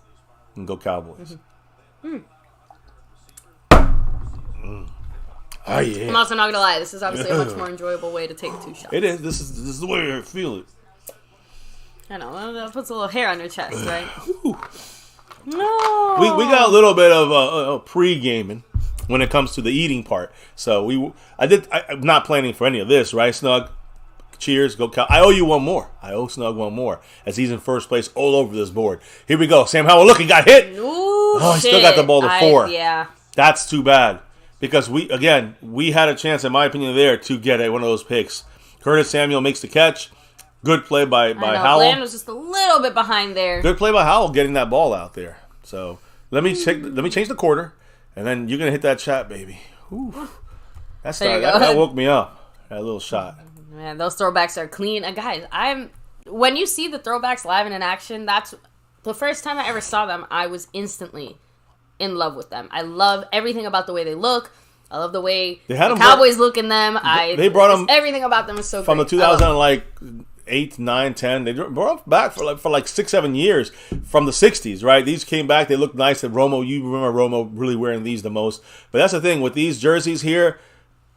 At a certain point, the Cowboys didn't use them anymore. We took them away, and I think it's because of the helmet. We wanted to use the white helmet. The Cowboys were only allowed to use. Every team's only allowed to use one helmet. So now that we're allowed to use 2 helmets, the Cowboys went back to these. And hey, I will admit, I liked these when they first came out. I loved them during those years. So I really like these jerseys. I have a couple. I mean, I have an old Zeke one. Pretty much, I basically forced myself to get jerseys in the other styles because I know I do want. Well, I mean, at least one or two, every style of the Cowboys is nice. I know, but if I could, I would basically just wear this as like my permanent Cowboy. But uniform. As a jersey to wear, not as I love all the jerseys of the Cowboys. But let me just say this: I have preferences. When it comes to ones you wear, to me, these are second. First are the Color Rush. That's the ones I like the best. The Color Rush to me are the sharpest looking ones. And again, it's a combination. You're using these helmets on those Color Rushes, but the helmets are going to have the star like this on Color Rush. So it has this star on the white helmet. I would put it the other way around. This to me is first, and the other ones are second. Yeah. Personally. I know. Again, you got our home whites and our road blues. Yeah. Those are kind of simple. I like them on our team, but it's simple to wear. To me, these are the ones that are more catchy. These ones right here, and of course the Color Rush one. Anyways, there you go. Oh, I thought you were. It's okay. No, sorry. Give me a second. Dave Brown in the house. Much love. Subscribe, Dave Brown, by the way. Sub it up, hit the bell, all that good stuff. Sorry. No, it's all right. No. I'm shouting out. I didn't know what you were doing. We're going to shout outs. We're going to do the shout out here from Neil and Anelo, who's part of the family now. Welcome. Shout out to you. And thank you. Welcome to the family. And now I guess hit up a couple comments. I don't know if you had some comments in the chat. I was going to try to read a couple of them. You can read comments. I'll do my best. I'll do my best. I know, but okay. Fuego. So here comes the first pick of the game for Bland. House Nelson in the house. Throwbacks are clean. I think you said that one. He said NFL has pointless rules nobody asked for. Rex City throwing out there, I think Dan Quinn can chill with the cover 0 blitzes. William Bernie said 7-0 first quarter. I'll take that. Yeah, it's a slow start, but I'll take it. Wiseman 27 said, come on, we can't allow that. Bland is giving up plays in this game already. He allowed 2 of them. Lost in Translation said, it's time for a pick. I'm with you with that. Dave Brown, by the way, much love to you. He said, my shot is ready. Let's go. Go Cowboys. There you go. That. I know he's a Cincinnati fan. Who cares about the Bengals, the Bengals? Probably an extra reason to take a shot then. But my shot's coming. Don't worry, Dave. It's the one more shot to go here that I'm owing. We just kicked off the second quarter. We got two snug eggs. Yeah, I can't get plastered here for the family. Yo! Oh, shit. Hit his arm. Stephon Gilmore covers there. Jahan Dotson makes that play, and they get another first down. You might want to get plastered. I'm going to tell you something, guys. 3 fucking drives for Washington. 3 consistent moving down the field drives for them. These 3 drives they've had are all getting into our territory. Every fucking drive the Commanders have had, they've been in our territory. They've touched our territory one way or the other. They've been in it. That's not good for this defense. This is not acceptable for our defense. Again, listen, their offense can throw yards. It can get the yards. But they also throw picks and get sacked. So let's see some picks and some sacks. Here's a run. We've seen a little bit of gotta stop the run. We kind of slowed it down. Here's another first fucking down. And I see Malik Hooker trying to knock the ball out. Knock the ball out in the, no offense, a very weird fashion. But, whatever kind of works, I guess. Now they're in the red zone, basically, guys. I mean, so much for that 7-0 lead. I mean, again, slow start by the fucking defense. If there's a good defense, if there's an elite defense, you don't let this happen. Run or on the ground, which they've done well until now, or in the air. You just don't let that shit happen. And the Cowboys are being... someone's hurt. Marquise Bell. Number 14 is in pain in his right shoulder, it looks like, maybe. The problem now comes, now you got to have number 32 go in there. And now you got to think about Darius Leonard getting signed. It's only going to get worse. What about Darius Leonard getting signed? Does this pick this shit up? Because now we're going to have to. Also, I just don't like the way that looked. And that's not going to be an end in a happy way when it comes to Marquise Bell getting injured. And why does this happen? Like, I can say, well, it's football. It's bad luck, whatever. It's injuries. You can't control it. This wouldn't have happened if we would have fucking stopped this drive from happening. Over and over again, they got a couple first downs on this drive, and we allowed them to hurt our players by doing this. And that's what happens. When you play slop and you play slow, offense or defense, specifically here on defense, you're playing slow, and you've done it for a bunch of weeks, you risk more injuries. Pretty much every single person is saying it. Like, Darius Leonard, where you at? So, don't really have much of a choice when our depth is now Rashad thinner Evans, and thinner than ever. Rashad Evans, number 32, will come into play this game, I think. And let's be honest, this is one of the things we were worried about heading into this game with the short turnaround, short time. You know, McCarthy did his best to try and rest the players while still having them do things that they needed to do. There's only so much we can do. But this is unfortunately the problem that happens when you lose your starter and then you lose the backup that replaces a starter that somehow managed to do really fucking good. And now we're down to basically our third stringer at that spot. Remember, Overshown was supposed to be in the mix. He's gone, of course, and LV's gone. So, you know, now you're down to your bare minimums here. You're down to making decisions, which is more important than that. And again, the Cowboys can say they can have limited interest or all the interest in the world. The point is, like it or not, a move has to be made there to some capacity. What that move will end up being, obviously it's up to the Cowboys to decide. I just hope it's not a subpar one. Yeah, when there's a potential to have a better option. That's the thing. That's the key that other teams have done and we haven't. We're lucky he's even still out there, Darius Leonard. I'm not saying he's even that good. I mean, maybe Rashawn Evans is better at this point. I don't know, but it doesn't hurt to not just kick the tires, but actually be a little more aggressive in this. The Cowboys are kicking the tires. They need to be more aggressive, especially now. And you know, but Darius Leonard, you know, maybe not rushing to go sign with the Eagles. Now he sees, okay, the better place for me to go now are the Cowboys. Like, that's the spot they need me more, so he can maybe pull out a little more money. But also, he knows he's going to get play time here. He's going to have to if something's major with Marquise Bell, he's going to have to take over. What's his name? Rashaan Evans going to have to take over the Marquise Bell starts and snaps. And, you know, you've seen Rashaan Evans in the game. Even when we're close games or whatever, he comes in and spells the play. Who's spelling him now? That's the issue. That's the bigger issue. And Curse, he's a hybrid linebacker. He's out in this game. So we kind of lost all those linebackers. We're going to have Donovan Wilson play linebacker here. I want to be that optimistic, but I'm watching our Cowboys now. I'm telling you where we're at here. That's the truth. There's no bullshitting here. Here's a run and a good stop by hell yeah. Is that Armstrong? Armstrong making a good job. Armstrong making a tackle, and then you got Rashaan Evans. Of course, finishing it up there. So again, number 32, he's the guy that we need a backup to him. There's no backup to Rashaan Evans. So let's hope Rashaan Evans also, he's been here long enough. He knows the situation. So good news is that at least Marquise Bell did walk off under his own power into the blue tent. So just throwing it out there. It's not his leg, though. It's his shoulder or his arm. So that could be a bigger issue. I'll keep you guys updated as soon as I know. I don't like this. But again, that's what happens when you're a smaller guy like Marquise Bell as a linebacker. And we're also not stupid. Like it or not, we are. Osa gets in. And then there you go. Finish it up. Damone Clark finishing that shit up. William Bernie said it. Let's do our thing, defense. Hold him to a goal. Damone Clark, don't you fucking do nothing stupid. Again, no flag, but Damone Clark shoved 71 right in the fucking face, and that would have 3rd and 18 could have been a first down. And he's turning around and still talking shit. Damone Clark, great play, but you take a shove. I know you don't like it. You get in his face, but don't fucking shove him back because they always get the second guy. 71, watch him. Something happens here in the middle. It sounds like he says something. He's holding him still. That's why he was holding him from leaving the pile. Like Damone Clark wanted to celebrate. That's not a reason to fucking hit a guy. Anyway, it's a 3rd and 18 now. Thank goodness Cowboy they didn't call defense, do not fuck this up. We're overloading our left side, their right side, and Micah in the middle. Almost like a penalty on us. Man, good job. Towels flying, good coverage by number 30. Way to go, Juanye Thomas. Way to fucking go. And he's taking over for J-Ron Curse in that situation. You get a turkey wing. That's exactly what J-Ron Curse does in that coverage, right? And Juanye Thomas now playing that role. Yeah. Undrafted guy last year. What was it that Curse told him?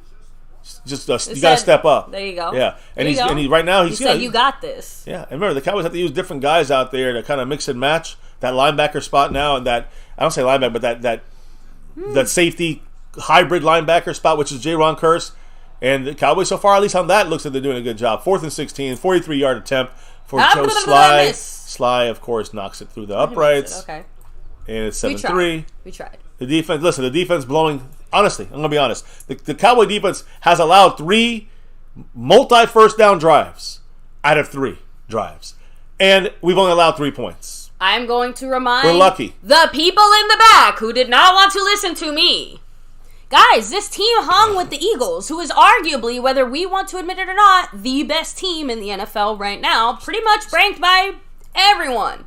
Yeah. Look, we can sit here and have this argument. I'm not here to slash it. The point is that right now, most people consider the Eagles a top team, the top no matter team, what. if not one of the top teams. Right. And Washington hung with them. Washington, and pretty much almost every single one of their losses, has managed to hang with whoever they were playing, whether it was one of the hardest teams or one of the shittiest teams, which again means we all know they're not exactly all that in a bag of chips, but to sit there and act like we were going to lay the smackdown on them the same way we were going to do to the Giants or even the Panthers, no, we were not. We got to calm down. That's why I said I could easily see this team scoring 20 points on us as much as we don't want to see it.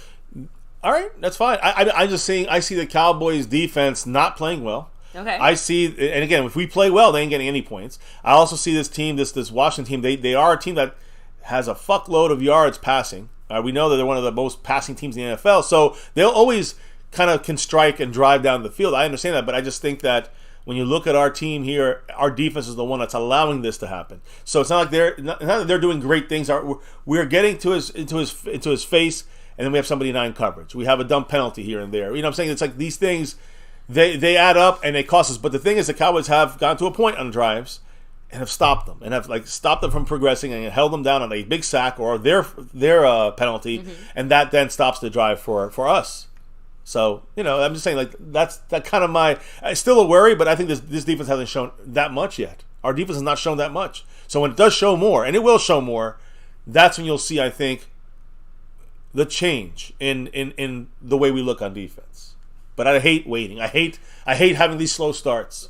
But look, nobody I think it's wants to. I don't want to give the Commanders credit, and that's not necessarily what I'm doing. But to sit there and act like they do not have at least something good enough to be able to put. Because what are you telling me that the Eagles also didn't do what they're supposed to do? I'm saying that the Eagles' defense is not that good. I don't really remember their schedule. The Eagle pass defense is one of the worst in the league. So the fact that they pass a lot is the difference. Our defense is second best in the league pass defense. That's my issue. Okay, and right? Okay. I mean, that makes a good point there. The Eagles suck on their pass defense. We know this. We've done it to them, and they've suffered against a lot of good teams out there. Oh, fuck the Eagles. Always fuck the Eagles. Yeah. But again, guys, don't sit there and pretend like they are not doing better than us in pretty much every fashion at this point. And honestly, it doesn't even matter if we have better areas or better spots, because they have the better record and they beat the better teams. The bigger thing is that's it. The bigger thing is I think a lot of people are looking at this, Cowboy fans, as the luck factor for the Eagles pulling out all these late games. So they have the better luck.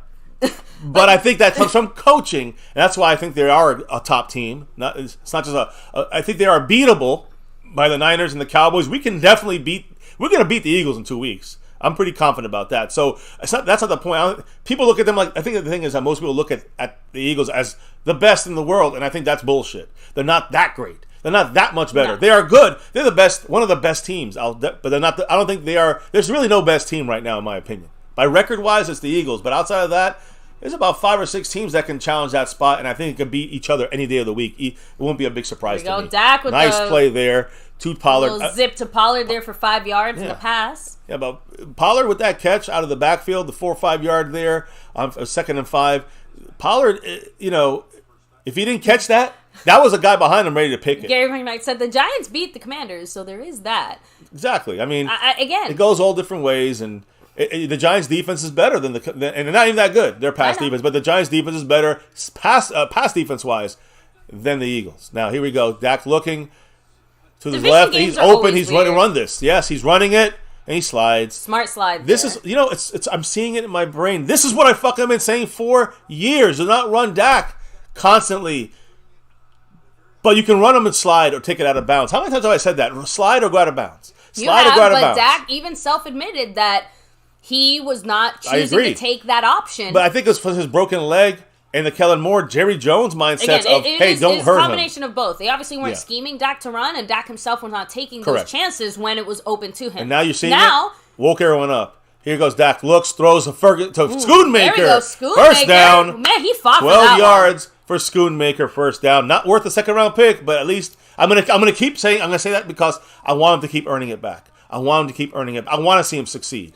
He's in there. They took Ferguson out this play. They keep it one tight end, and it's Schoonmaker. So I don't mind that. I want to see him get more confidence, build that confidence up. But I'm going to say something today. It might shock some of you guys. and I hope I don't jinx it, but I think McCarthy's calling a fan-fucking-tastic game so far. It's definitely been more on player execution than it has been on the play calls Pollard themselves. I mean, it looks like although as soon as we say that, we do kind of a run to the B gap there. Yeah, it's off. I think that was off, maybe off tackle. I didn't really see, but it was close. It was B, C gap kind of lineage there, but it was almost off. At least it's not up the fucking gut. So I'm going to say that. Okay. Because that Deron Payne true. and Jonathan Allen combination inside is tough to run against. And Biadasz is not doing a great job. I agree. Next good play for the Cowboys or horrible play, I'm taking a shot. Yeah, and it's funny because I actually, kind of going back to our thing, I don't think we're necessarily scheming runs for Dak as much as it is Dak is choosing those options when they're open to him. Good play there. Good plus. CeeDee Lamb for about 20 yards. You know why that happened? I wish they show that again. I love this. I love the way that the play is executed. The play is called. Look at Dak. They are showing it He's again. faking it. You think it's going to be a play action of some sort. Or a run to the left. You see Lipke on the left. Howell actually had a pretty successful play earlier on that last drive that was very similar in the sense of, kind of fake the handoff, did the pass, got an easy 15 yards. Yeah, it's the acting, though. Dak, it was all playing on the formation and the movement of the first step of the players. When the running backs go left and Dak goes he looks like he's going to give the ball. Ferguson in motion from left to right. Dak rolling right, stops. He's going to go for a touchdown. He's going for the end zone. Touchdown. And he's got Brandon Cooks, baby. That's what I'm fucking saying. Hey, we're cooking now. Psst. Right? Oh, go Cowboys. Is that the turkey I hear? Gobble, gobble? Just the way Dak stood back, sat back, looked. I knew that was someone was wide the fuck open. And that's what I mean. Dak, he had a few little oopsies there in the beginning, but as he started to pick it up, he's getting better. He's connecting. We're seeing it. That same pass on the first quarter was incomplete. Right, he overthrew it. Here now, it's a touchdown. Look at this play, though. Look at the way Dak, Man, Cooks is. He was double teamed. Cooks was double teamed. Guys. I know he burned both guys so bad they look like. It was a beautiful play. Let Washington keep playing up on us. We'll keep doing that all fucking day long. And for those stat heads, who by the way, Brandon Aubrey never missed again. Boom. 14. For those stat heads, that was technically not in the red zone because that was a 31-yard touchdown reception pass. Yeah, good. So just keeping up with the trends, but at the same time, it actually has been a bit of a while since we've had a touchdown outside of the red zone. It's like we fixed our red zone problems, but we had to get into the red zone to actually score. Now I'm just saying, that's throwing it out there. That's a shot right there. We're seeing all of it come together. So here, I need to drink this drink. Yeah, Snug X with shot number 2, and a touchdown for the Dallas Cowboys for all of us and you. House Nelson said, "What kind of defensive effort was that? A bad one?" Retro Scotty said, "Cook, someone else cooked beside my mom." Right? Man. His mom and dad definitely were cooking. Listen, right now he was made.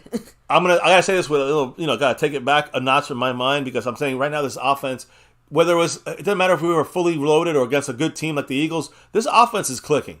And you can see it. Now this is what we thought we were gonna see weeks 1, 2, and 3.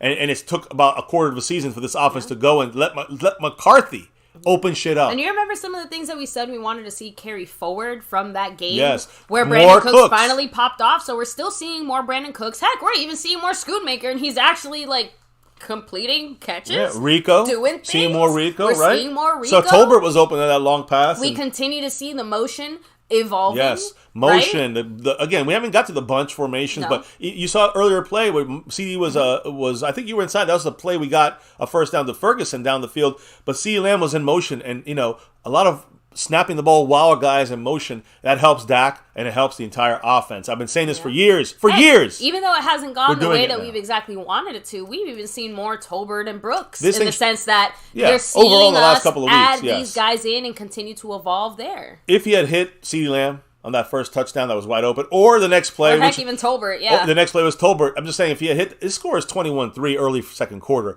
We really should be destroying this team.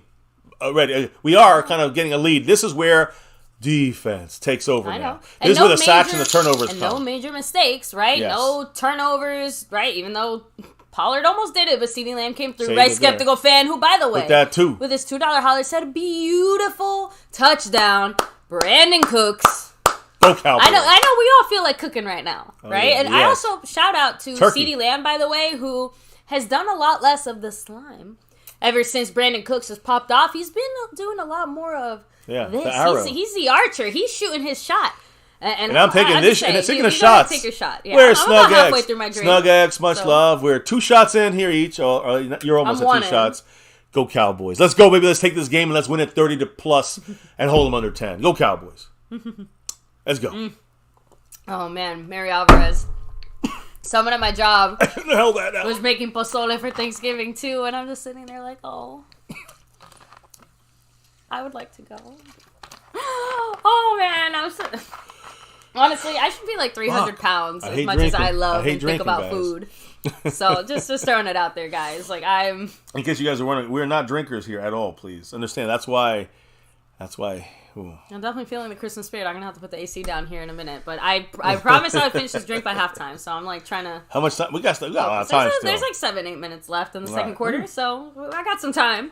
By the way, Tony Romo, I have to admit, he seems to have really found his home. Where he's at with announcing and doing that type of stuff. I'm glad I'm not hearing him, though, in a way. I'm not really a big fan of him talking. Because he always goes at the Cowboys. That Dak play, he was kind of talking shit about Dak there. Howell going deep now over the top, missing big time. No flag, bland, and great coverage. Dak deserved it there. Like, I think Tony Romo, similar to but he says other that he seems to have his... commentators sometimes try to take it too far in the other direction. But I appreciate that he's not just there kind of... excuse my language, but just dick riding for the Cowboys because he was a Cowboy. So I think he even if he takes it sometimes a little too far the other way, you have to remember too, at least for him, he does see things, I think, in a more critical quarterback type of way. Because I've heard him in other games, and he's said similar things. I think it's just because we're Cowboy fans. Obviously, we hear it and notice it a little bit more. We know our team way better, so just throwing that out there. But he has his moments. But I generally... Damn it, dumb it down on Logan Thomas and he gets a first down. Hits the knee of that was Rashaan unfortunately Evans. all Damone Clark there. Just took bad decision. Shit happens, I guess. That could have been the difference between stopping them for a 2nd and 4, 2nd and 5, and now instead they got the first down. You see, look, right? Like, I don't know. It's like he made the wrong decision on which way to move. By the way, a big... Shout out $10 holler right there. David Shout Lara. out to you. Thank you so much. You know what he said? I know he's in 6th place in a tie with Skeptical with Mary Alvarez and Seabass. What is the man? Go Cowboys. Go Cowboys. Yes, sir. And they Thank do you. run here. Damone Clark makes up Slows for him it, down. though. Slows him down. Stop him for like 3 yards. 3-yard gain. 2-3 yards. It might be 4 depending on where they mark that him. Cowboy yard, right? There's no way they can give him 4 on that. Like they give him like 3.5, so... Not quite, but close enough. But thank you, David Lara. Appreciate you. Go Cowboys. Seriously, huge shout out to everybody here chilling, hanging with us. Hopefully you're enjoying time with friends, family, loved ones. You know, it is time to be a little more thankful. And hey, I'm very thankful for our little Cowboy family here. So, 2nd and 7. Great news. Great news. Stop the presses. Marquise Bell back in the game. Thank goodness. Number 14 in the game. You know, you see Rashaan Evans in there too. And Damone Clark. Man. 2nd and 7 turns into a 3rd and 2, 3rd and 1, probably. Close as hell, though. Yeah, but it's 3rd and 1, it looks like, with under 7 minutes to go before halftime. Yeah, 3rd and 1. And again, it's good to see Marquise Bell back, by the way. The only issue I have with Romo, like when I hear Aikman do the games, I have no problem with his harshness on the Cowboys. I actually like it. When I hear Romo, when he talks about Dak, it's almost like when he says it, every time he says something about Dak negatively, and it's usually like, you motherfucker took my job. Like, that's what I hear him saying. I mean, it's me, but I feel like Romo's extra hard on Dak. Is that to be a good announcer, non-biased, or is it to be... You know like, what? Does he harbor some dislike? I don't think anyone can totally remove personal bias. Well, that's what I think. So, 3rd and 1. Shit. Dumps it down. Oh, thank goodness. Oh, fuck. Shit. Donovan Wilson, I think Wilson held him. Donovan Wilson was in coverage. Hey, Donovan Wilson's like an old man. It just sucks because... By the way, Clark has 7 tackles. Damone Clark, man, he's tearing No one else up. has more than 3. It's a first down. Spot foul. So, again, let me just see where this happened. Let's see it. Because it happened within 5 yards, so it let's see here. Pass interference. Yeah, he got burned on there and grabbed them. It's just plain and simple. You can't, I mean, look at that. Oh, God. So, by the way, Romo said it might have been a touchdown if he didn't hold him. Because he had taken up the field. So, great flag to get called there, I guess, when you're caught. Yeah, so Dak is 10 for 14, 158 yards, 2 touchdowns, and no interceptions. Just to throw that out there. And missed one touchdown, but 2 times on the same drive, wide open touchdowns. One to CD, one to Tolbert. So he could have had over 200 yards right now. You know? In a big way. True. Oppenheimer's out. So, I'm just trying to go back and double check to see what they even marked Marquise Bell as having, like, what kind of injury. I'm assuming it was a shoulder situation. Let me see the chat here. Yeah, go ahead. We got teamwork. Azteca said, "Come on, flags again. Why every time we get a team on hey, Azteca, Don Wilson got burned on that one. Plain and simple." Bernie said, "I feel Romo needed to retire because of his back." That's true too. He said, "Deep coverage there by Defensive Player of the Year, Deron Bland," says William Bernie. Asmodia said 33, which Damone Clark, of course, overran the receiver. Azteca said that Dak to Cook's touchdown was pure gunslinger style. He liked that one. Broken Nerd said, "Watching the Cowboys better than turkey." I'll agree with you, although my turkey was pretty good. Yeah. So real quick, I did want to comment. They didn't even say what Marquise Bell's injury was. He just came out of the blue tent, literally had his helmet, joined up the team on the sideline, was in there the next play. Although Rashaan Evans was there with him, so maybe it's more of a teamwork makes the dream work type of situation or something. Well, but keeping you guys. They took Evans out after that play that they put in I think he had one when they overlapped. One play they both overlapped, and now I think that they're going back to the original rotation of Damone Clark and. Sorry, that weird TikTok commercial confused me. It's just like some older people dancing on TikTok, and they were just like, "Oh, TikTok makes old people happy. TikTok brings good joy." I'm just like, what? I don't know. It's just weird. Sorry. China wants your information. Be careful.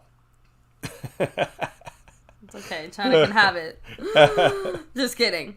And you see, I said it. Romo's back was done. One more big hit could have been devastating to his health. Yeah. Smart thing retiring when he did. Let's be real. That's one of the reasons why, based off of Jerry's comments and based off of what we know about LVE, I love LVE. We want nothing more than to see him continue to play football since we know that's what he wants to do and he's doing it at a good, solid level. But he should not play football anymore, realistically speaking, if he wants to keep his neck. Yeah. That's the sad reality of playing this game that we love so much.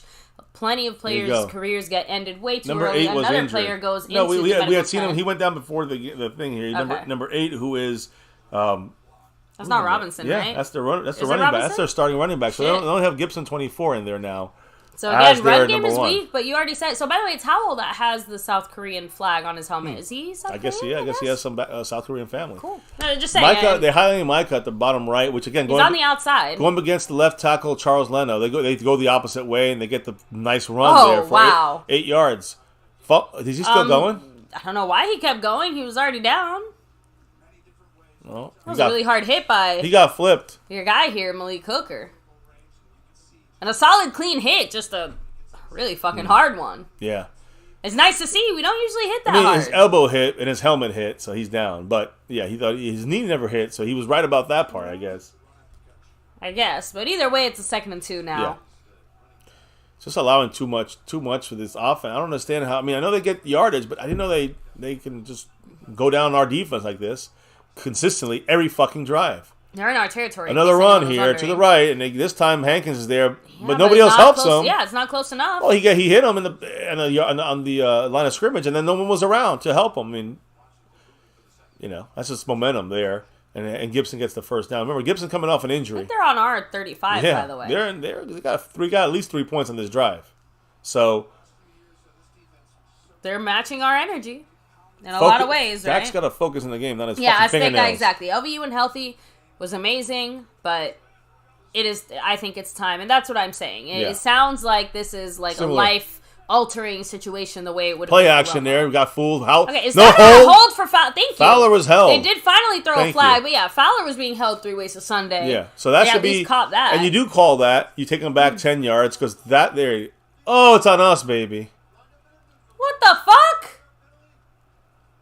So it's the worst thing. Fowler was in the neutral zone, so that he wasn't being held. He was jumping the gun. This is the thing with and he's done it a lot. I don't understand how our Cowboys continuously fuck up like this. This is disappointing. How is this? We got the most of these penalties in the NFL. How the fuck does this happen? Is that coaching? Is that Dan Quinn? No offense, the defense is not matching the offensive energy. Not at all. Our offense is up here, and our defense is right now playing down here. Let's be honest. Now I know everyone loves to attack Dak when the offense is going bad. But the defense is playing once again down and slow and bad. We started our time-honored tradition of having a bad first. Oh! Crushing right there. Take his ass down. Woo! Fowler is a bad man on that one. 1st and 5, now it's 2nd and 10. He made up for it. Okay. He made up some on that. That's how you come back from a penalty, though, is what I'm saying. Yeah, we got some penetration there. I think we got the Commanders pregnant. Let me see here. With twins. Fowler was like unblocked and he did his assignment. And by the way, shout out to Michael Parsons, by the way. Micah was up there doing the other side of things. But my point is, it seemed like it was more miscommunication with Washington than it was a great play by Fowler because someone was doing something wrong. Taking advantage of those moments is not something we're necessarily known for. Of course. No, I agree. I'm just trying to say that the fact that he was there to disrupt the play and they didn't know what the fuck they were doing in the first place, that helped us. They're going to get a delay game. 2nd and 12. They get the ball off just in time, I think. And they get a first down. They still get the first. Yeah, and that's the way this defense is. Deron Bland is getting beat by Terry McLaurin in this game right now. It's not good. Not good for the Cowboys. Not good at all. Tammy said it. Refs only see what we do. See, the thing is, they definitely see what we do more. They missed that. They missed that holding call, but it would have been. I see somebody saying about the missing. Who said that? They missed that holding call. Yeah, they did, William Burney. But he still was in neutral zone, so it would have offset. They would have been here anyway. They are on the 29 of ours. A run to the right, kind of stop here. We do Osa in there.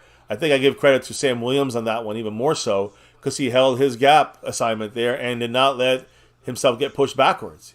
He pushed the guy into the backfield. So him and Osa did a great job there. Osa with the tackle. 2nd and 11. 3 minutes to go in the half. Still have way too much of this left. You do. It's supposed to be before halftime, baby. You better start chugging. Yeah, I'm taking the shots. I got mine over with. I'm done. I'm caught up. You don't really chug coquito. You're supposed to sip it slowly. I know that, but you made the deal. Anyway, 2nd and 11, by the way. I know you kind of mentioned that already, but yes, here we go. It's a pass here. They got Dotson down below. No pressure. Good coverage there. No flag. Great coverage. So a combination of both. Well, it was behind his back. We had double coverage going on there. Combination of both. Good coverage and a bad pass. That's how we want it. Well, again, the good coverage forced the tougher pass, right? See that? So the fact that it was a pass a little behind Samuel, but still, Bland great coverage is what forced him to kind of have that. Maybe he couldn't put it where he wanted to put it initially. A few inches to the right, that's a catch. That's all. It also could be a pick. 3rd and 11. By the way. That's the thing. He didn't know, and that's the thing about someone like Bland, or someone like what's his name, number 31, Byron Jones. They would do that all the time. Like, no sack there. He gets out the pocket, gets loose, and gets a fucking first down. I knew it. As soon as he got out, I knew it. Boy, they're in the red zone, by the way. They're in the red zone with 2.5 minutes and ticking. Cowboys are sleepwalking on defense. Defense sucking. Going into halftime, I'm very disappointed. With them putting a touchdown on us. I'm just very disappointed with this defense. Our defense is disappointing, no matter how you slice it. And even if the offense was playing poorly, it's still not the strength of our team. Our strength is our defense, and we don't care. I guess the defense is just not doing a good enough job. Our strength is our complete team. I think we have finally gotten to the point where you can't really say one side is more dominant than the other is supposed to carry us. Then I got to stop everyone. If you believe that, because we know in the offseason, Mike McCarthy pushed the fact that defense is the face of the team, is the identity of this team. So on that sense, you're right. Right. So what I'm trying to say gotta concede that point when it comes to this game, and every game this year, the offense. That's what I'm trying to say. If you're saying the offense is as good as the defense, then we got to say that our offense is unbelievable. I mean, I don't look at our offense that way yet, but I'm starting to have more confidence in the offense and lose a little confidence on defense with this. Every week we see our offense getting better. Every week we see our defense they get some big plays, and of course our defense is dominant in most ways, but we're not consistently dominant, and that is my big fear. Big fear for our Cowboys. Oh, sorry, House Nelson, you cracked me up. You said, what career path should I have chosen to just be the guy on the sideline like these lucky bastards? They're not playing? I don't know, but I'm trying to think. Like, I guess... As in the players not playing on the sideline, or... I think he just means like the people who are just there, like on the sideline of the team. Like, I think you got. I don't know. Well, how do you become a towel boy for your team? I don't know. You basically are coaches and assistant coaches and analytics people. And, you know what I always joke that I would have fun being? Those guys in the basketball court who like mop up all the sweat in between and like clean off that would be the me. Mop boys. I would have a great time doing that. Yeah, I don't know. And I would be around enough, but like not actually doing anything or contributing anything. Just here. Mopping my low floor. Let's hear the chat says as you're mopping away, baby. Clark motherfucking Kent, what's up? Saying you can't play like this down the stretch, you dumb Dan Quinn. We play against a better team on offense. I mean, this is a good offense in the sense of the yardage, but you play against an actual good team. Saying Quinn needs to adjust and fast. Yeah, and I think that's what halftime is about. You know, sometimes you see Quinn jump the gun and make an adjustment in the first quarter, middle of the second quarter. He'll make an adjustment. And the reason he does that is because he's probably usually trying to, I'm guessing, this is something I've been, a theory of mine for years, that he waits till the second half to try to implement the changes so the other team doesn't really have a chance to break it down and then readjust. But sometimes he's got to let that stuff out of the bag a little early, and I think that I'd be the number one water boy for the Dallas Cowboys. I think that Quinn's trying to not let the cat out the bag too early in these games, and I think that the key here is that in this particular game, we're at the end of the quarter, making an adjustment now would give them an advantage of how to stop this adjustment. So to me, I think he's going to just wait it out to the end of the half and make the adjustment in the second half. He's got to. The defense is not playing well. It's not just on Quinn. The players are playing kind of, I don't know, they're second off. They're second off at the pass rush. They're second off in coverage. It just seems that they're a little bit off here and giving enough window, enough opportunity for Washington to complete plays and make plays there against our right now very average defense. Right now they're average. Show me something better than that. Was a a 2-minute warning, by the way, guys. I see Israel Mukwamu in there, number 24 up there. Looking the other way, gets it right open, and he's got a touchdown. That's a touch. Okay. No, it's probably a first and goal. First and goal on the 1-inch line. Yeah, I mean, you can't get any closer, but it's basically going to be in here now. So, Cowboys, they made this bed. They got to sleep in it. Bland's getting. I guess you that guys means are right. we have about 1.5 minutes to. Bland is cooked this game. He's been getting torn a new one, and Bland's having a horrible game. Forget that pick six. Really unfortunate. Yeah. Like I said, something about Washington. They are a hard team to beat under the McCarthy. He asks for it, Deron Bland. He gets it. Now he's got to. He's got to. Yeah. So actually, I take that back. It's only It's down to 1:35 on the time clock. So we're probably gonna have less than a minute to score. Yeah, I mean that's fine. If we want to reciprocate, we have 2 timeouts, and I don't have a problem with us driving down the field trying to get some points.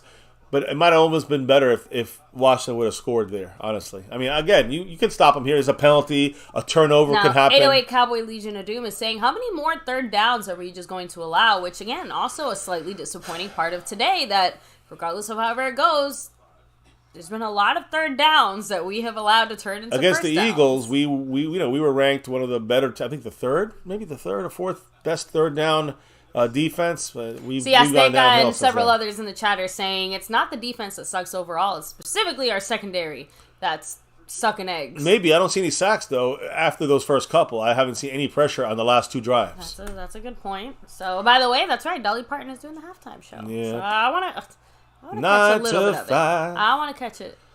I will always love you. You know she did those, right? Yes. All right, just making sure. I do know. All right, well, let's watch. Oh, wait, there's a minute 55 now. Oh, okay, so hey, there we go. I they thought fixed it. Yeah. They did fix that. Here we I go. thought it was a little weird. Stacking the like, line. okay, fuck it. They're confused. He's going to... Oh, shit, touchdown. He gets it. Touchdown. Doesn't come easy, but he gets it. At least we got a minute 51. Man, he looked very thankful to the Lord above on that one. That was funny as hell. I'm sorry. Well, now they're in the... Hey, by the way, you know who their leading rusher of touchdowns are? Sam Howell. He has 3 of them. He's a leading rusher. Rushing touchdown leader on the Washington Commanders.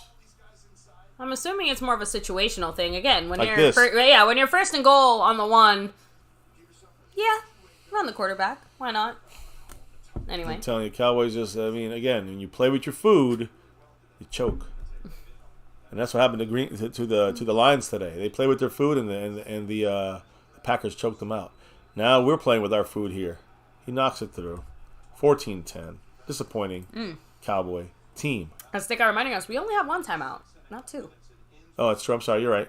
We took the second one out there. Was that us that took that timeout, by the way? I guess it was. Yeah. I thought it was them. So I know we had used one earlier, but I guess we used the second one. We used one right in the first quarter, and I remember that. It was like halfway through the first quarter. And we used that one there, and I think that's why we got the time back, because we called timeout. They let 30 seconds. They said 20 seconds off the clock. So. Okay. So good catch. Which either way, it still works in our favor as far as timing. No, that's good. Now we have a minute and 45 seconds probably after the punt. All you need is the kickoff. All you need is one timeout. All you need is one timeout. Not a punt.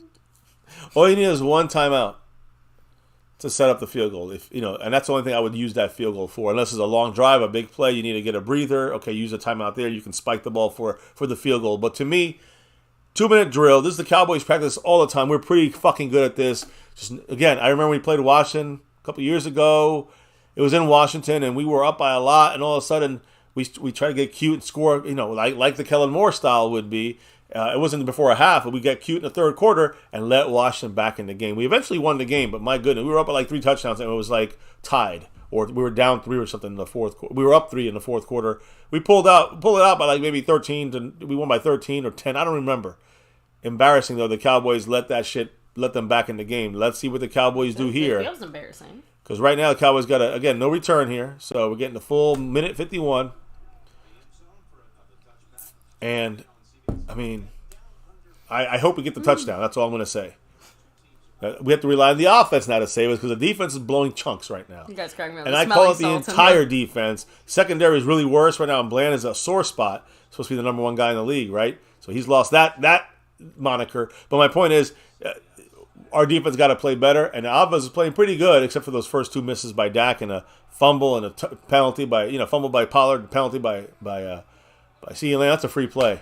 They stopped the play on that one. That should be encroachment. I mean, I see him doing this, that's so encroachment. It's on Washington. So. Boom. So 5 yards. No Their time. Their second penalty only, by the way. In case you're wondering. I think you missed a couple. The penalties. No, not on them. Pretty sure. Because there's at least 2 drives that there were penalties that they took them backwards. This last drive, they actually happened as well. On one play. Maybe I did. But we could have declined it. They might have declined it. I don't know. Anyway, 1st and 5. Cowboys. Yeah, we declined those penalties. That's why. No, not all of them. One of them we did not. But anyway, here's Dak looking to the right, gets to Brandon Cooks, first down.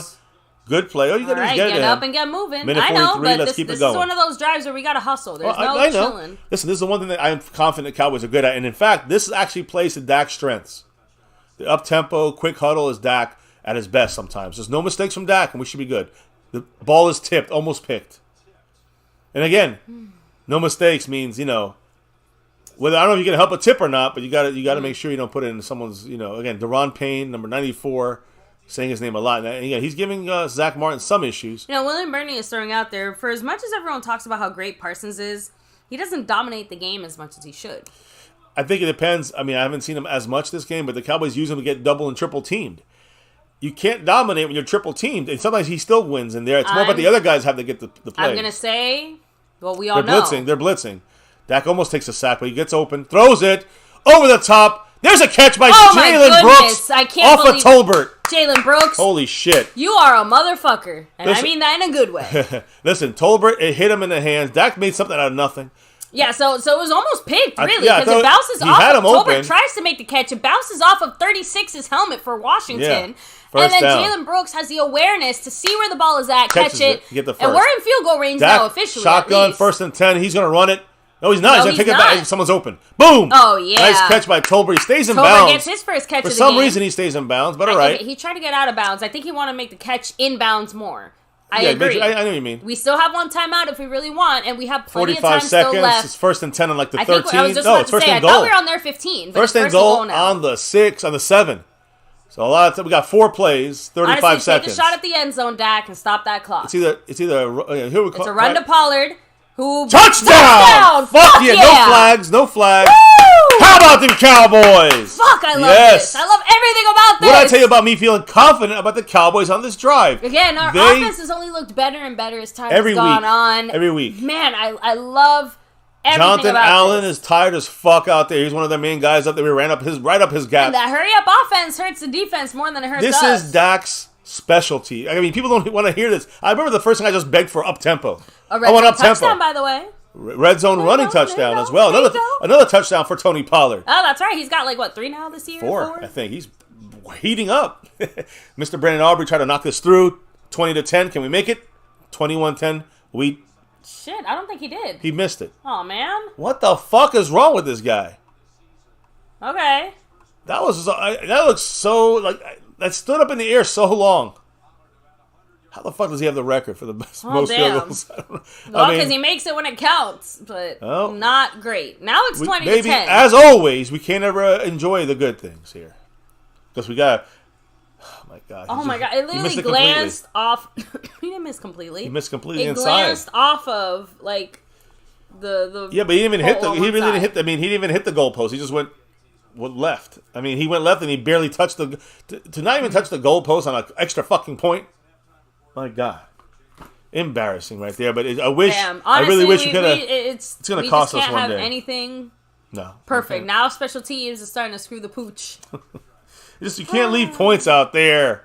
This offense, I'm going to say right now, the offense is the group of the day so far. Look, he's just trying to cover the point spread. He's got some money in Vegas. He's trying to percolate. Special teams missing extra points. Special teams, he got penalties by Sam Williams. Defense has been playing like shit this whole game pretty much, other than a couple of nice sacks and some drawing penalties.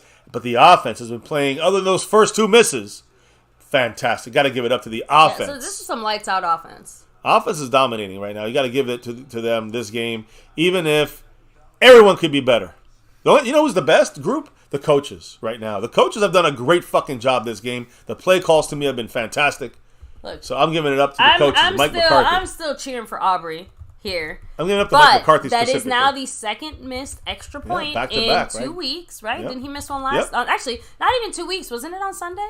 That's what I'm saying. 4 days. So maybe he's just having a bad week. Is he getting the yips? Maybe he's just whatever. And I don't think it's a yips because missing one extra point when you make the other 5-6 of them and a field goal or two, you can't really call that the yips. It's more about are we going to start seeing him consistently miss an extra point? Like, that's not good either. That would be horrifying. Look at Micah.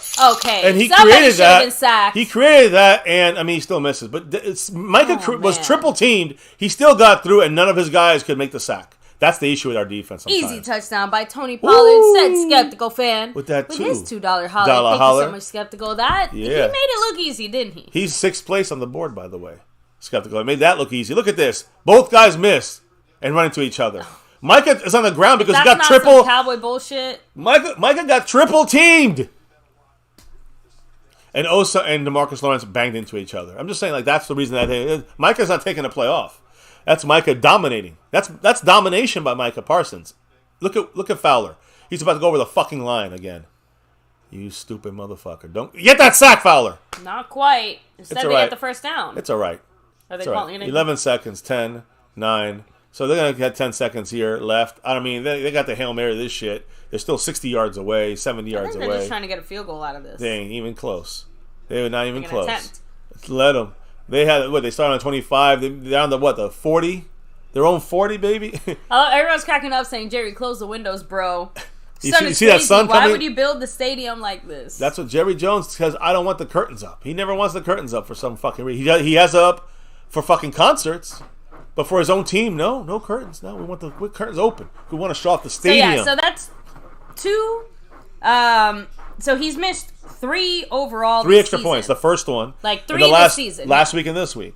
I say last week as in Sunday. But outside of that, he's made literally everything else, including every single field goal. I agree. The concerning part is that he missed 2 recently. In such a short amount of time. Right, exactly. Recently, right now he's got to get back to hitting them focused and knocking them all through. We need every point. You just need every point. You never know when it's going to cost you. Here we go. Fowler's ready. Micah's on the B gap there. He's dropping back. There he's Micah. All right. Forces the throw. Marquise Bell. It's a flag. There's the flag. Got to be a hold on them or on our defensive secondary, which would suck. That would be some bullshit. But that would be a field goal possibility. Now we're just giving. Yes. Okay, so it's a holding on them. Take the flag. You take it. Hi, beautiful. Yes, little girl. She's very mad because I put her in her cowboy jersey before the game started. She's been trying to tear it off ever since because she hates wearing clothes. She's a nudist. Yes. What was that again? What penalty was that? Holding. Offensive holding. Holding for Washington. Yeah. First and 20, which does not really matter, is 5 seconds. They're either going to run the ball, run the clock out. They're either going to throw a quick pass and either get out of bounds or try to pitch it backwards and see what they can do. Or, of course, the Hail Mary. That's the other option. So let's see what happens. The Cowboys, if I was the Cowboys, I'd bring guys and push them a little bit farther back. But, maybe they try to do a quick play for 4 yards. For 4 seconds. Oh, they're running. I told you. They run the ball out. That's all they're going to do here. So good job by Marquise Bell. Why not just try to strip that ball there at the end when they're just trying to run out the clock? So we're in halftime, guys. And we're going to hit that chat here in a minute.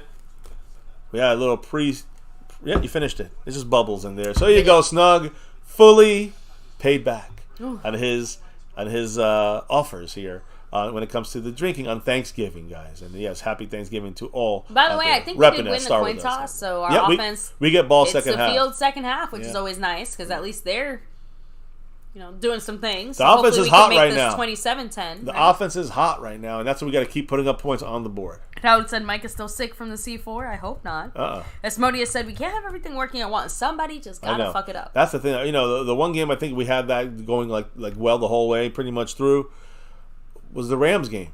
We finally seen our offense wake up, and the defense got those pick sixes and got our special teams got blocked punts. Just saying, all these things happened in the game we were at, the Rams game. But outside of that game, to me, it's been a bit of a struggle for a part of our team to be successful. I'd say the first 3 weeks, even though the offense was suffering, it was coaching on offense that suffered the most with the offense. I think the talent was there. I think that when you see as we got that going, you kind of see the defense starting to not be as consistent as we were the first 5-6 weeks of the season. It's incredible to me that we're here now and we can't seem to find the perfection consistently not one game, but I want to see the offense working, the defense working, special teams working, all at the same time for multiple weeks over and over and over again. That's what I remember a Super Bowl team being. That, if you want to talk about true Super Bowl, that's what a Super Bowl team. They're both on the same playing field together consistently throughout a season, not for a week or two against some shitty teams.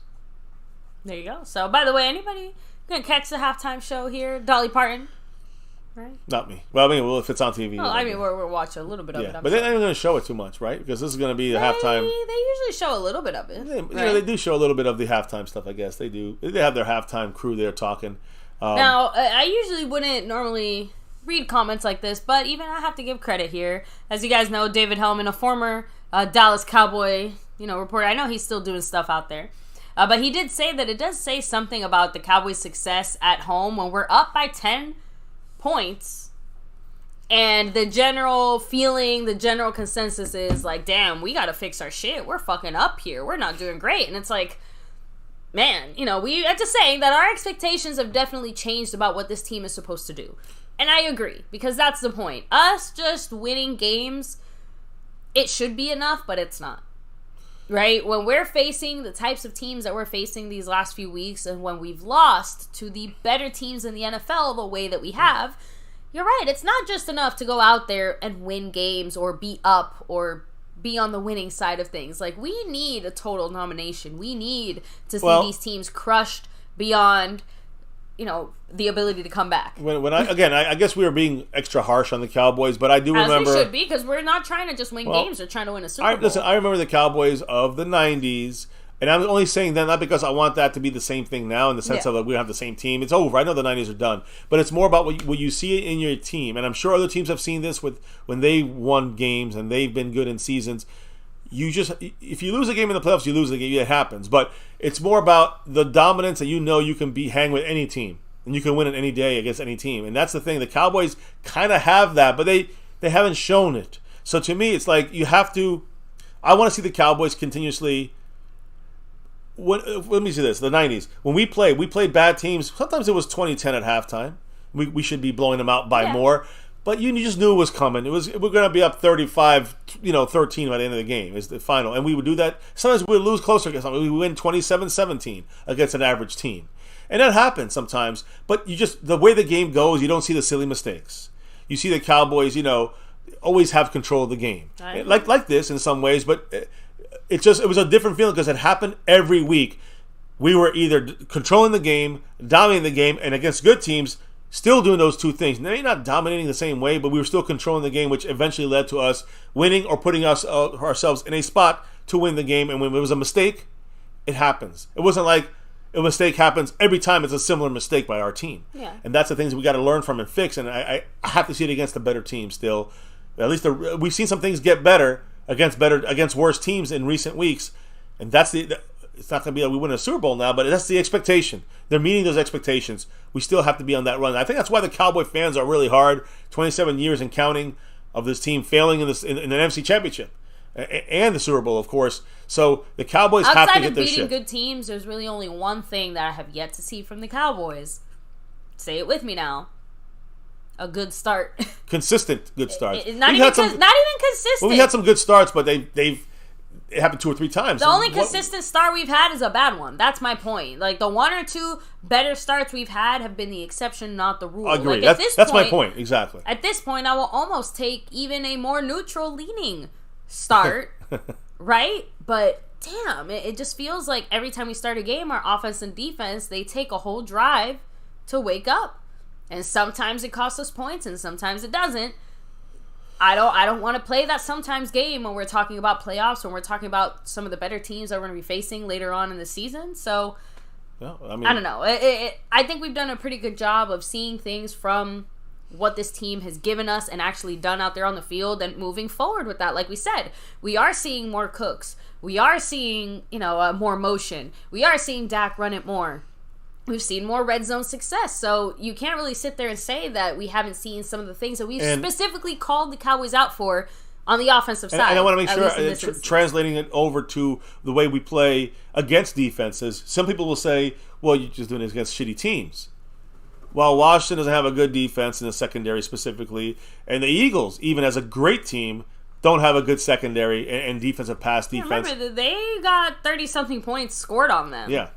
When you look at this, and you look at the other teams, we also play the Panthers, who have the 4th best pass defense. So I'm just trying to say, like, good team or not good team, good pass defense or not good pass defense. Our Cowboys have looked better, and they're doing the things that they didn't do in the first half of the season so far. They're doing the things that are working now, and we're going forward with that, taking it forward against better defenses, some worse teams, some better teams. But I think the Cowboys looked a lot better now, and I feel a lot more confident about this offense. How do you feel about our offense? No? Okay. She's embarrassed with her. She's like, no, take this shirt off of me. Not because she's a fan of any other team, but because she cannot stand constriction. And she's constricted I can understand that feeling of not wanting to be constrained, right? Yeah. And our Cowboys are allowing themselves to be constrained. So and Asha she's constrained by her jersey right now. It's so now, tight. Real quick, since we do have everybody here chilling, and I know everyone's getting ready for that halftime show, but take a second to hit like, subscribe, hit that notification bell if you haven't already. Of course, follow us on all social media at MyCowboysFamily. Hop in the Discord, links down below. I am going to break once again. Take a little mini break? Oh, I am definitely taking a mini break because that turkey is calling my name. And I'm just going to go eat some turkey.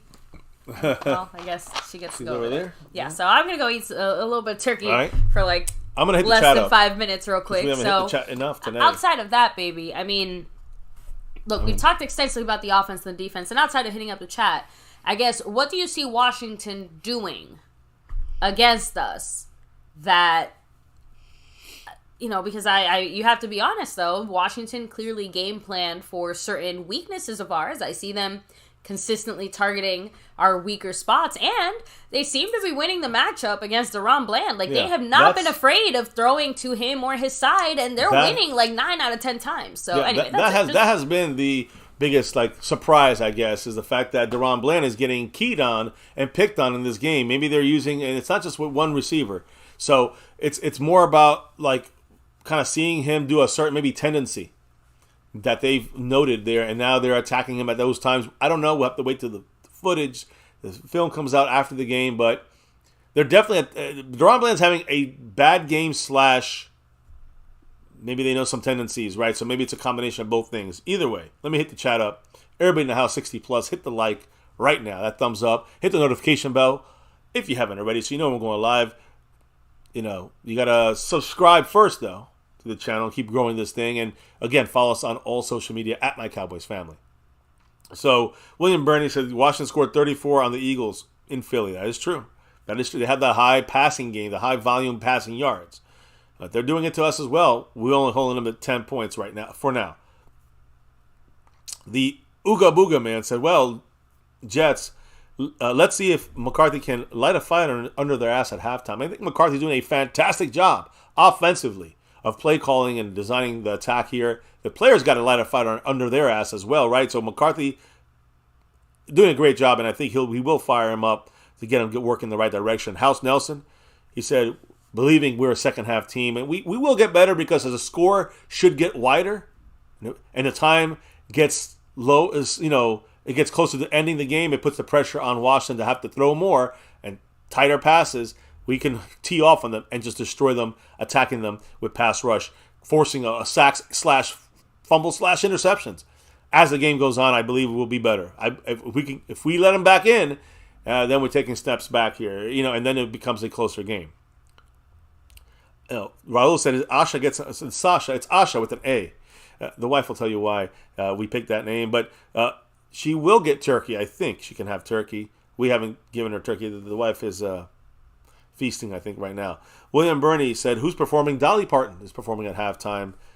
I think Jerry, she's doing it right now, actually. So enjoy it, guys. As I talk here in the background, answer some of your comments and thoughts. Make sure you hit the like and subscribe, but also make sure you drop some comments in the chat. And if you want to help out the channel, get in the running, whether it's knocking down Seabass's 47 points, going after that Sponsor of the Week board, which is run by SnugX, as well as the Cash App King, which is also being run by SnugX. You got Jason Renfro gifting memberships. He's the guy with the back-to-back wins in the gifting side, the gifting king, and he's going for a three-peat, but he's in first place, tied with Skeptical Fan. Now you got David Lara in the house, dropping that 5 on it. Much love to David, much love. And he said, defense needs to do better on stopping the Commanders on third downs. Yo, Cowboys. Hell yeah, beer and chicken. Beer and turkey, I should say.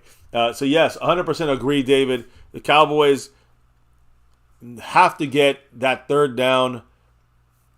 I don't, we've had some issues in third down in the past for, off of penalties more so than anything. That's also been a factor in this game. But I also think, yeah, I'm seeing her right now. She's in a cowboy cheerleader outfit. It's a skin suit, so you can't see, I'm sure, wrinkly legs and stuff like that, wrinkly skin. But no, I'm just saying, but it, looks good for a 85-year-old woman, I guess. I don't look that good, and I'm fucking 30.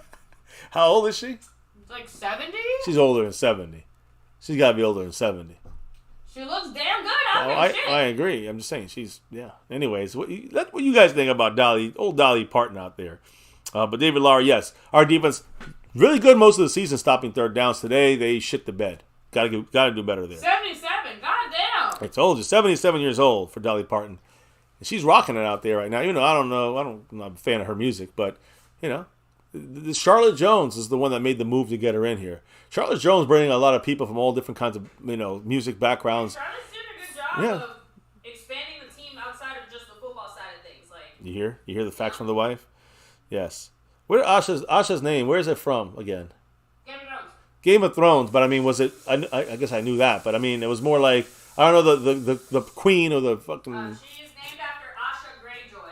There you go, Asha Greyjoy is who she's named after.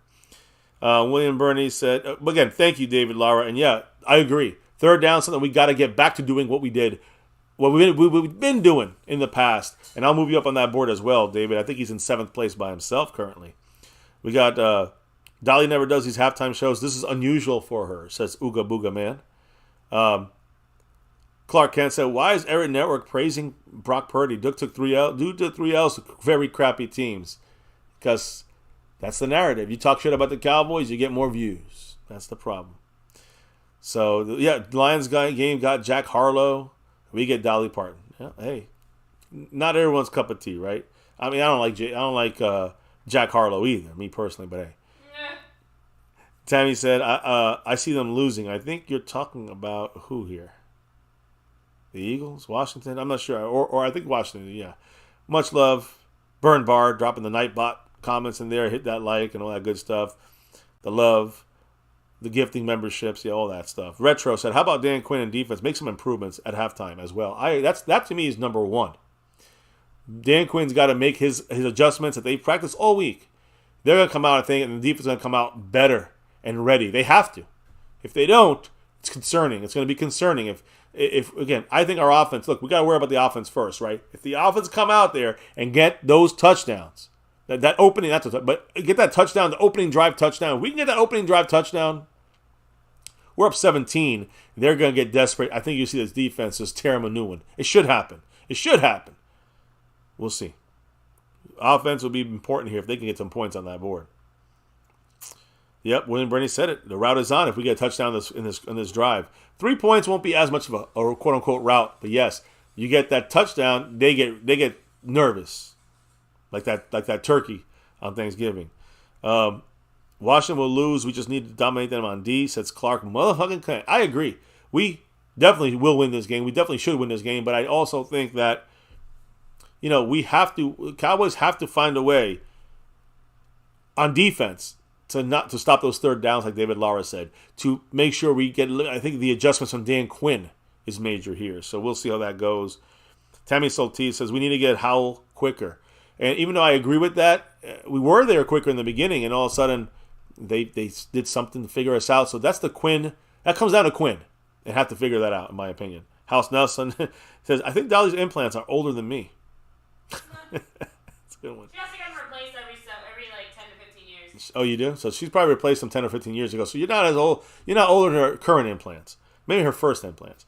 William Burr, does she have implants? Yeah. Okay, just making sure. Did that have to be said? I mean, I always thought they were natural. Yeah.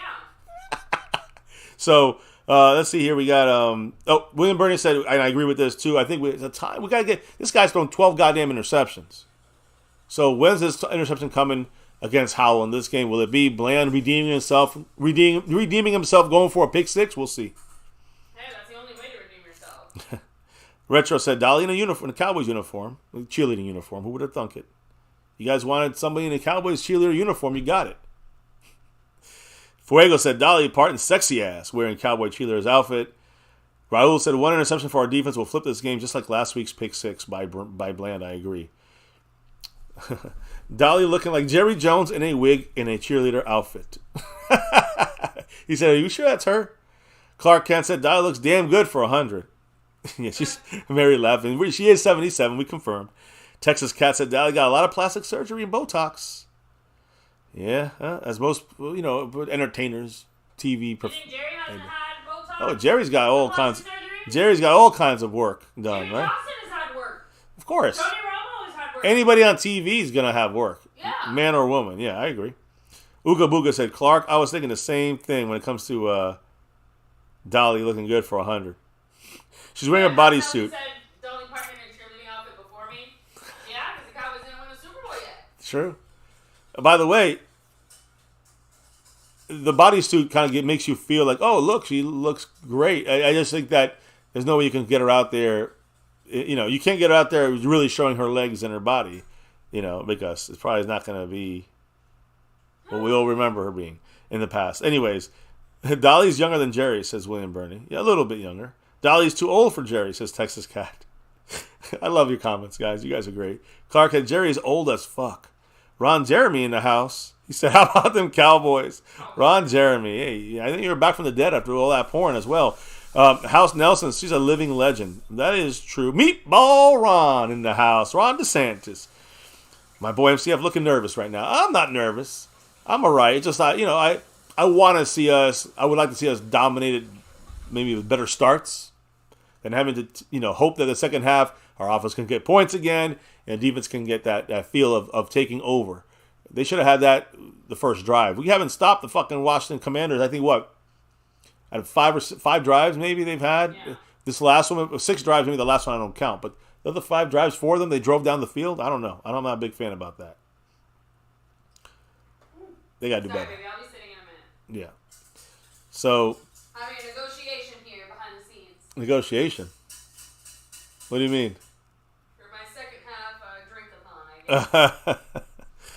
So, Retro said, Dolly is 77, Jerry Jones is 81. MH says, she is a living legend, but she needs to retire. I didn't hear her sing, so you guys let me know how she did. Go Cowboys, says Marcus Kersey. Texas Cat can't criticize NFL, darling. Whiners. That's why the Brock Purdy stuff, right? Clark Kent. Yeah, Clark Kent said, this Jerry's old as hell, but I also this performance is probably making Jera feel frisky. I guess it could happen. I guess it could. But what's going on, man? Look, I don't care how old Dolly Parton is. She can still get it. So Marcus said Dolly Parton can barely move. Singing, her lips weren't singing at one point. And Dirty South said Dolly has titty implants. Uh-oh, what's going on? Here. What are you Holding showing? up my end of the bargain. Okay. Oh boy, you should do it sitting down or something, baby. You're gonna.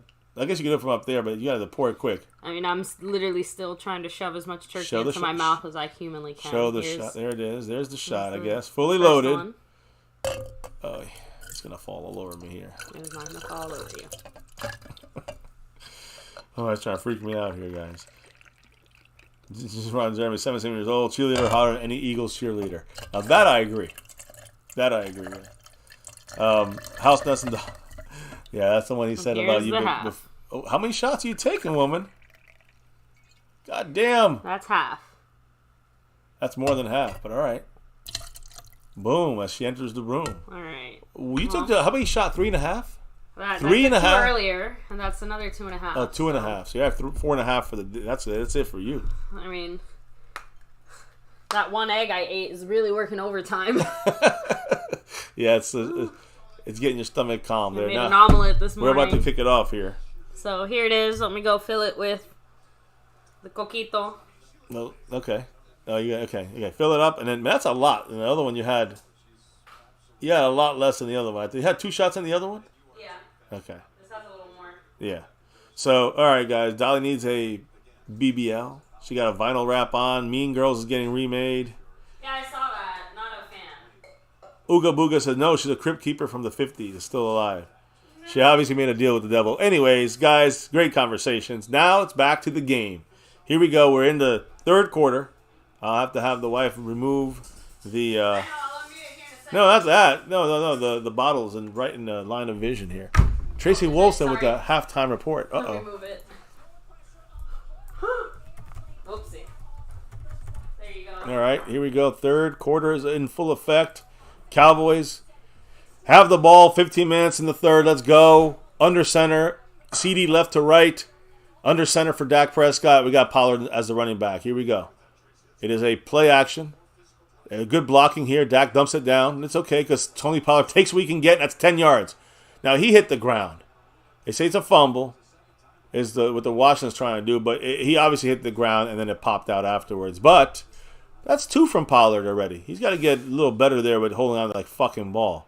Yeah, his elbow hit the ground and then it pops out. But please, Tony, that's 2 times you've kind of fumbled. One time you fumbled. One time you kind of fumbled. Let's kind of be better with the hands on the ball there. Here we lose a yard. Pollard takes a 1 yard loss on 1st and 10.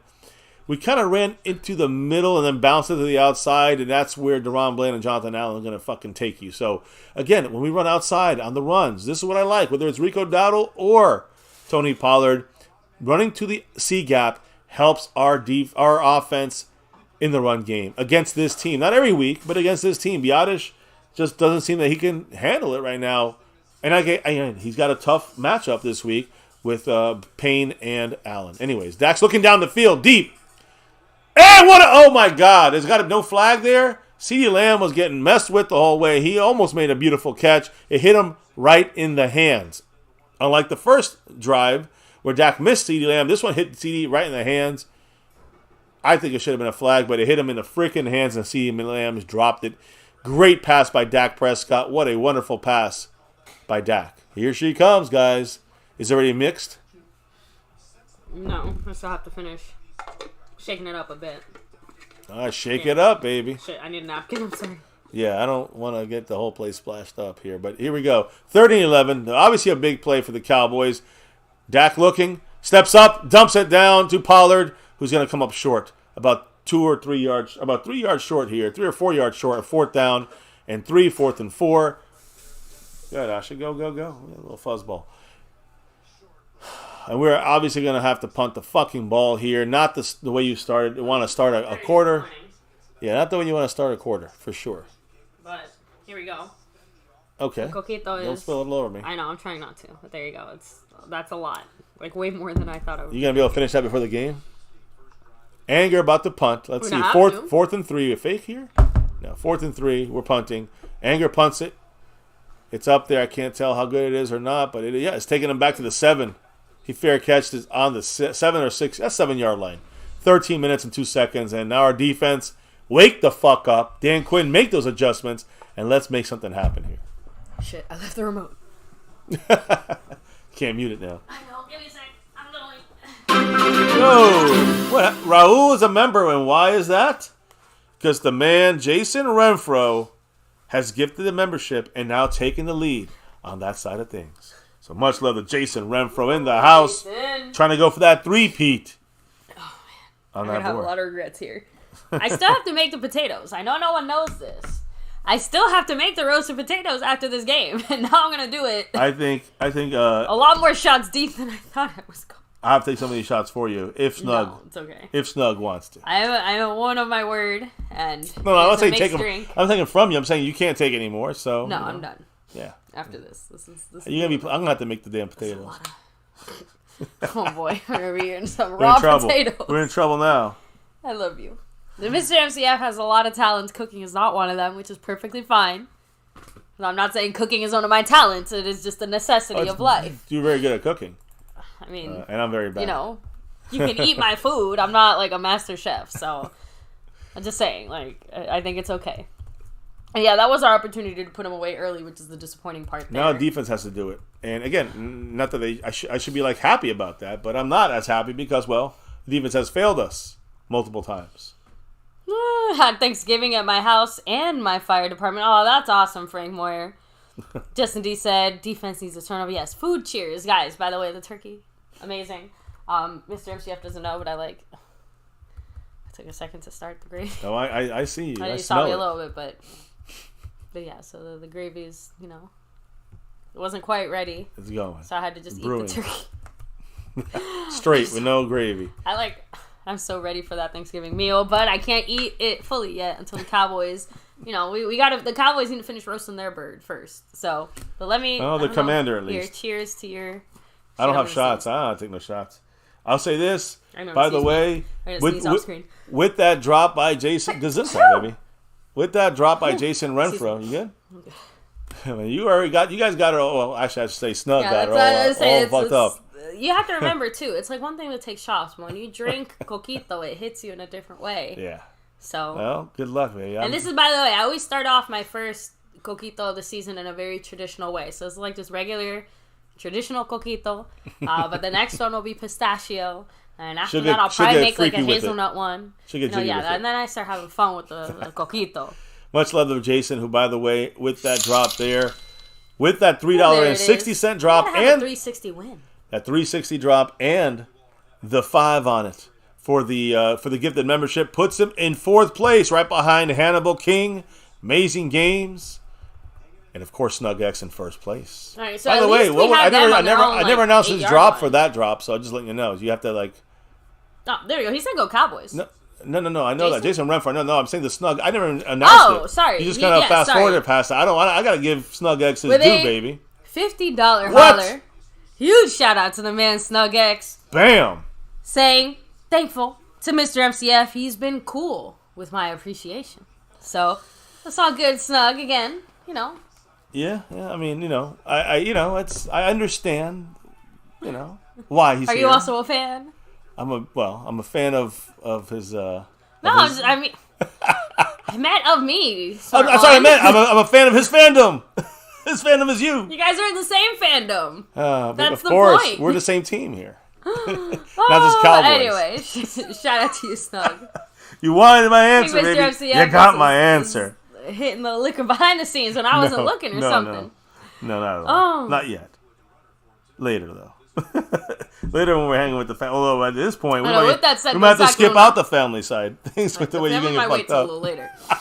Zach Luna with the $5 holler. And by the way, thank you to the Ooga Booga man with the $5 holler. It is a 2nd and 7 here for Washington. I don't know how to spell that. A little motion there. All right, get the sack. There. Oh my fucking God. He breaks out of that sack. And gets 15 yards.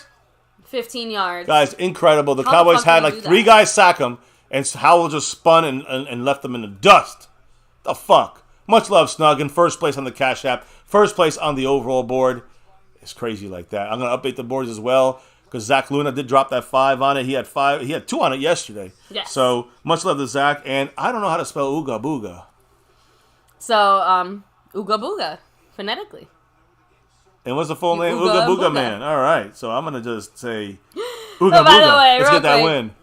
That's his first drop ever. I will read the drops after this play here. Washington goes back First for a and little 10, play quick action. throw. Oh, Mike almost knocks it down. Okay, Great there tackle we go. by Stephon Gilmore for about an 8 yards. It's still too much yards. They're still getting first downs and getting these passes they marked him at out. 6 yards, but Zach Luna said, gotta say, Sam Howell's actually pretty good. Now he just needs an O-line, but for now, I'll enjoy our D dominating him. Ha ha ha. Yeah, we are dominating him, but the thing is And that Ooga Booga Man is trying to kill us here. With his $5 hot saying, whenever Cooks catches a pass, drink a shot and get cooked with Cooks. Oh, shit. I still got to cook. That'll be another game, I think, right? Excuse me. That'll be another game we do that for, I think. Yeah, this is too much of a short turnaround week. Yes, for sure. For us to be partaking.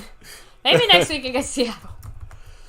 Thursday night game, I don't They know. get the first. Oh, fuck. A big first down run for them. God damn it. Hate And that. Bland and Lewis make the tackle. Is that Ooga Booga Man? I missed Pretty much everyone is, but I think that was... Oh. I'm not sure whose drop that was, actually. All right, we got two of them. Ah. Yeah, so that was both of their drops kind of simultaneously going through there. But, yeah, pretty much everyone is saying, like, what the actual fuck defense? What's going on? What are you doing? Why are you not doing what you're supposed to? You got one job. Unfortunately, they're back on our territory. They're on our 48. This looks like a play. Okay, yep. So it's a quick little dumped out Wide pass. Open. Bland getting burned again this whole fucking game. But they still get like 9 yards. Yeah. I mean, you can't allow that shit to happen, and we are allowing it. Say lots of things about Washington. They're not playing scared. Well, you can't. And that's one of the keys in this game. You can't play scared if you want to have a chance, right? So they're doing that right now. They're definitely attacking us. Man, that one's a little bit stronger than the last one. I tried to pour more of the coquito mix in there, but it didn't really. It's 2nd and 2 now. Oh. All right, let me get back to what's going down here.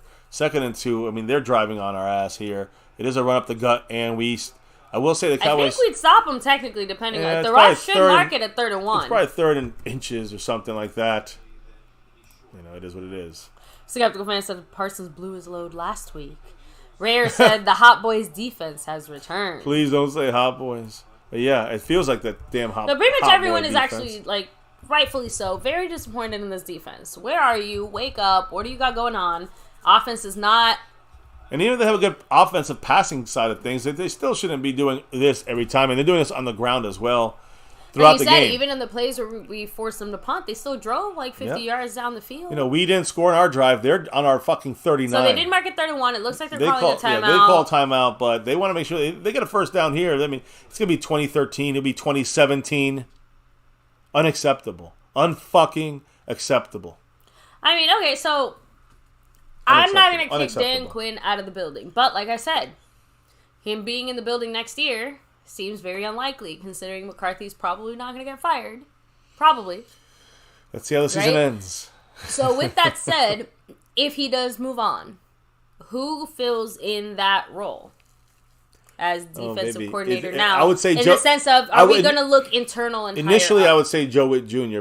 But since the only way he does that is, I mean, I think Joe Witt goes somewhere else, possibly wherever Dan Quinn goes as a head coach, he'll be the defensive coordinator there. So then you got to ask yourself, you know, who's left, and I don't know. We might have to go outside the building at that point. It seems like a real punch in the gut to the guys who have been here and helped us succeed, though, in a weird way. I would like it to be an internal hire in some capacity. I feel like that would also keep the continuity of the Quinn defense we've built. I know, but it's unfortunate, though, that we'll talk about that later. Clark's comment made me think of that, since he mentioned he wants Al Harris to kind of take up that torch. Yeah, Al Harris too young to take over huge as a defensive coordinator. No way. Huge not 3rd yet. and 1. Cowboys blitzing here. We get a sack. No blitz making an effect here. Gilmore. He's got it. Good job by Gilmore knocking the ball out on Scary Terry. Not too scary that play. And now it's 4th and 1, and they're going to go for it. So, or maybe they kick the field goal. I don't know, but I think they should go for it. They have to kind of go for it. Well, make it a touchdown game. But look, great coverage by Gilmore. They're only giving up they're giving up 15 yards. Great coverage. Gilmore turned around at the last second. Perfect adjustment to track that ball coming down. He held him a little bit. Luckily, they didn't call it. Just being honest, guys. Washington's right now screaming, that's a flag. I think they're going for it. It sounds like they are. They are going for it. And there's probably going to be a run. So get ready. They have bunch left, but they also have bunch right. I think they're going to run right in this play here. Let's see. And they do. Yes! Oh, fuck Osa! Get him down, Oh, God man. fucking damn it. It's our ball. That's defense. I have not been this excited Defense in a while. woken up there. Hey, that's Rashaan Evans in the mix, When was too. the last time we stopped the 4th down attempt? It's Feels been like a while. It's been a while. Well, I'm going to say that no, because, again, when the short yardage runs, I feel good about the Cowboys. I've said that multiple times, and you see us stop it last week against the Giants. I think we did it a couple of times on the 4th down. So I feel good about the Cowboys stopping those 4th downs, and felt good about this one, too. We have not stopped Washington basically once until this moment on like a serious 3rd or 4th down. I agree. A serious 3rd that was down the biggest that was the stop. First 4th down that was the biggest and only stop by our defense. You know, we stopped them by penalties or a sack and made them punt. But this is the first true meaningful, like, defense getting a little bit of their mojo back kind of feel. So hopefully this continues. The first step going forward, I want to see the defense still get better in this shit because this is still bad on defense. Clark said he's not impressed. Well, I mean, that short run game, it's almost what I expected. So the Cowboys did their job there, and I'm really happy that it was stopped. But no tush push. Hell yeah. Skeptical. Yeah, they can't do it. Azteca saying Gilly came through there on that 3rd down. Raul said, let's go. So, let me see. Yeah, you let Howell have over 250 yards. Yeah. And that's embarrassing for our defense to do that. So, honestly, I'm just really glad that we stopped them. That's it. I agree. We got the stop. I'm not impressed. It's not the defense. The defense did a good thing. You know, they had a sack or two earlier. That was really good. It's helped stop the drive, and they had a couple advantageous penalties go against them for us that helped us stop drives as well. But I'm not impressed. They're doing just enough to stop them. Just enough. That's 3 drives that came to an end just after a good long drive by Washington. I want to highlight something too real quick though. Micah was like literally screaming on the fucking sideline there, saying that he was held on that 3rd and 1 pass that Gilmore broke up. It ended up not mattering, but it's one of the few times that Micah's actually kind of lost his cool a little bit and said, what the fuck? So I didn't want to highlight that because, things still went our way.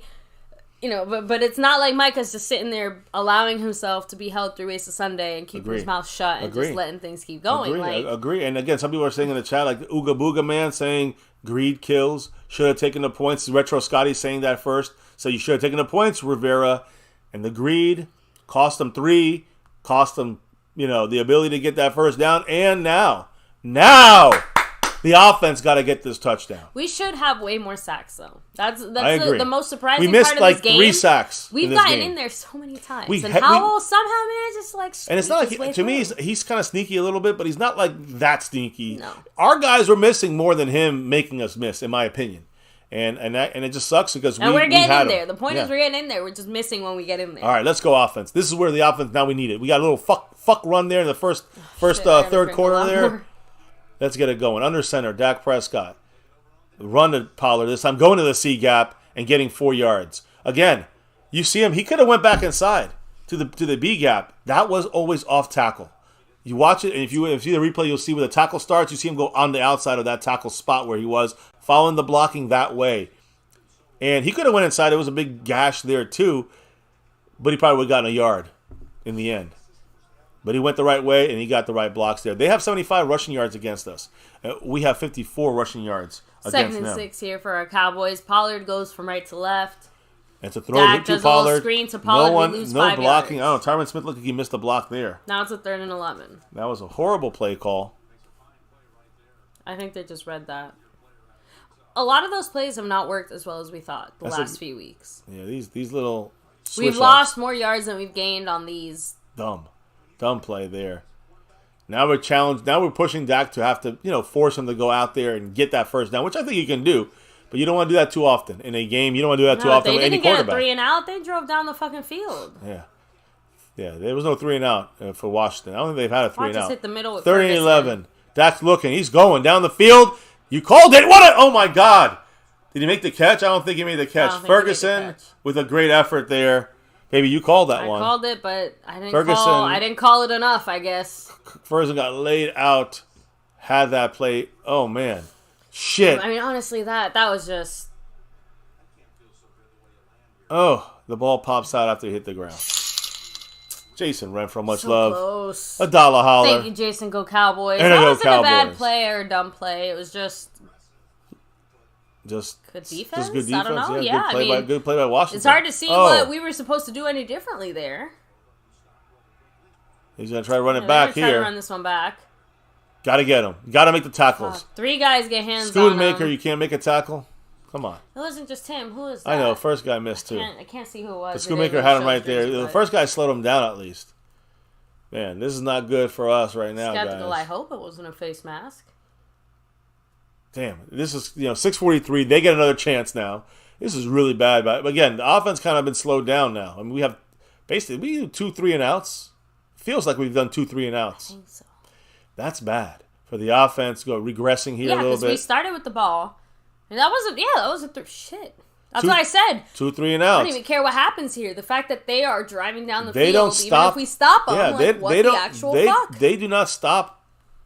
Not getting down the field. Like they've gone down the field pretty much all the drives except for the end of the half. And I think the one I don't even know if we had a stop on them. The one at the end of the half was like a gimme. They were trying to get some points and time ran out and they were just running the clock out. But all the rest of the drives, it feels to me, I'm trying to remember if we even had a 3 and out against Washington. I don't know if we did. If we did, it was 1. This is not. Our defense is failing us in a major way. And now we need them back out there to come through for us because the offense, it looked pretty, uninspiring the last 2 drives, and I can't even put that on. What the fuck was that offense? It's so funny. It's more like the play calls, right? Really hot. But the play calls seem just something wrong with the play calls. When we had the first half, great play calls. Some of them, yes, but like I said, the Ferguson shot there on that 3rd down, it wasn't. You can't even say that was bad play call. That was just good defense. Well, yeah, good defense. But again, why is it 3rd and 11? We have to do that because of the bad play call on 2nd down. I disagree. I'm just saying it's a combination of things. So yes, it's one. The play call. Break the seal. The play call put us in a situation we had to make that kind of crazy play. Here, I'll leave this here for you. I'm just saying. I'll be back in a minute. I'm just gonna break the seal, unfortunately. Okay. Wow. Sorry, guys. Hit like, one good subscribe. I will. I'm trying to. I guess Snug's done with me. You're not. You don't chug coquito, you sip it. I didn't say actually a chug. I know, but the fact that I made it through a whole one of these and like almost an entire water too without breaking the seal, I'm proud of me. That's true. I'm proud of me for doing what I need to do. There's more liquid in there than shots, for sure. Remember, at halftime, all I did was stand there and eat turkey. Oh, we need to run the ball, man. It's funny too, we did kind of move away from the run. A little bit there in the sense of, like, I haven't seen as much Pollard and Dowdle as I expected to see. We only had 2 drives, but we ran the ball and we got a couple of yards. That's all we did. The problem is, and remember, Mr. MCF has said this before, our run game are some of those screen passes to Pollard, like that one that got stopped for 5-6 yards. Like, that technically was a run to Pollard, even if unsuccessful, even if it wasn't a run, technically. So, semantics at this point, right? Either way, they're on the 20. Offense is back on the fucking field for Washington. Defense has to step it up again. I don't even see Micah. Is he out there? I don't think so. Not this play. They basically just got 9 yards. 9.5 yards. Rough. I mean, we are allowing this team to continue to drive down the fucking field. There's not even too many yards. I don't know what's going on with this defense. It's really ugly to watch for me. The whole nation in the world is watching this game because it's Thanksgiving, it's Cowboys. There's Jerry Jones eating his Thanksgiving meal there at the stadium. But no offense, if I was like, I don't want to be stared at while I'm eating. Well, there you go. He just said I'm hungry. I'm going to do it. Here we go. Run, and again, short yardage, another stop by the Cowboys. Fuck, yeah. Donovan Wilson with the first guy in there. Was that Golston involved as well? I think it was Golston inside. Listen, our defense on short yardage runs have been fantastic this year. Not tush push excluded. 3rd and 1. And if they run again, I don't think that of course probably they make it. I'm Washington. I'm not running again. The only guy that was successful running against us, Sam Howell. I guess they're run Howell. Yeah, and they only needed 1 yard in the end zone, and they ran Howell. They're spreading us out here. So you're seeing the three receivers on the left. It's obviously showing pass. For 3 options on the left, because one is a tight end on the right. There's 2 options, but there's rolling them out. They get it. First down is gotten on a pass. That's why they didn't even trust their running game They there. didn't bother. They didn't even bother. They didn't want to throw. They're scared Let of me running. go before I have an accident. 5 minutes. By the time you get back, it'll be No, 4 usually minutes. when I leave, good things happen. So I know. when I come back, it's going to be Bland's pick 6 or some other fucking shit. Which I'll be taking, but my point stands. That sounded really weird the way you put that together. Nothing. Here's the 2 shots I have. Here we go, guys. 1st and 10. They got trips right, but they're moving number 83 in motion to the left side. Sam Howell got Gibson to his left in a shotgun. Micah looks over the line. I mean, Osa looks over the line of scrimmage there, but we'll see. I guess not good. It's about a 3-yard gain to Gibson, running back on a screen pass on the an option out of the backfield there for Washington. Our Cowboys, we must this defense must. I don't see the greatest pass rush. I don't see any I don't know. I guess the kind of motivation to go in there and play a little more press coverage, play a little more aggressive on defense. I don't see much of it out there. I don't know. Here's Micah. He's standing up over the center on a gap. They got to move. They had to move. They moved. Great news. Flag on them. 4:04 left to go. Go back 5 yards. False start from Washington. And now this is where you could take the ears and pin them back, and attack on this play and the next one. Cowboys have a chance to really maybe make a play happen. I want to see a turnover. I want to see a game changer here. Not just a sack. I'll take a sack, but I want to see a game changer. 2nd and 13. There's different things they can do here. They can dump the ball down. They can run the ball. There's different things you can do here, but setting up a 3rd down and closer. But if they throw here, and they have to hold that ball any longer than 2 seconds, I think that's a run. So nice job by Osa in the backfield making that stop. Big play by Osa, who basically no gain, maybe a loss of 1. It looks like it's a loss of 1. 3rd and 13 with 3:40 to go in the 3rd quarter. Great play by number 97, Osa Odigizua. And now it's all about this big 3rd down play. Now they got to hit that marker. They got to hit that marker, go a little before it, and try to sneak for that 1st down, give them a makeable 4th down. Here we go. Cowboys got to get a stop here. This could be a tight window throw. We need great coverage here. So Howell has to look an extra half second. Let's go. Let's get this motherfucker. Let's go. Cowboys showing blitz. They got Donovan Wilson. Everybody up that line. Some people drop off. Here comes DeMarcus Lawrence. He has time. He throws. Great defense and coverage by Jordan Lewis waking up. That's what I'm talking about. Jordan Lewis. J. Lou. The J. Lou 2. No, he knocked the ball away. It's 4th and 13. So, again, incompletion. There you go. Jordan Lewis in fantastic coverage. And that pocket was closing faster on Howell. That's why it was not a great pass. He threw it behind him. Great job by Jordan Lewis. Although it was burned by a little bit. Howell didn't put it in the right spot. The pressure was coming. And that's what I needed to see there. Cowboys looking, they want to block this. It was 4th and 13. They're punting. Tress Way. He's going to punt this away. He does. No one touches him. No flag there. Missed the coverage on the outside. Turpin's trying to take this back. He goes to the right and gets about 3 yards. Oh, he gets tackled late. No flag, I guess. It was close. I wouldn't say it's late for sure, but the ref looked right at it and said no flag. So this is a ref. We talked about this starting off this stream, that this refereeing crew was not going to be throwing the flags very often.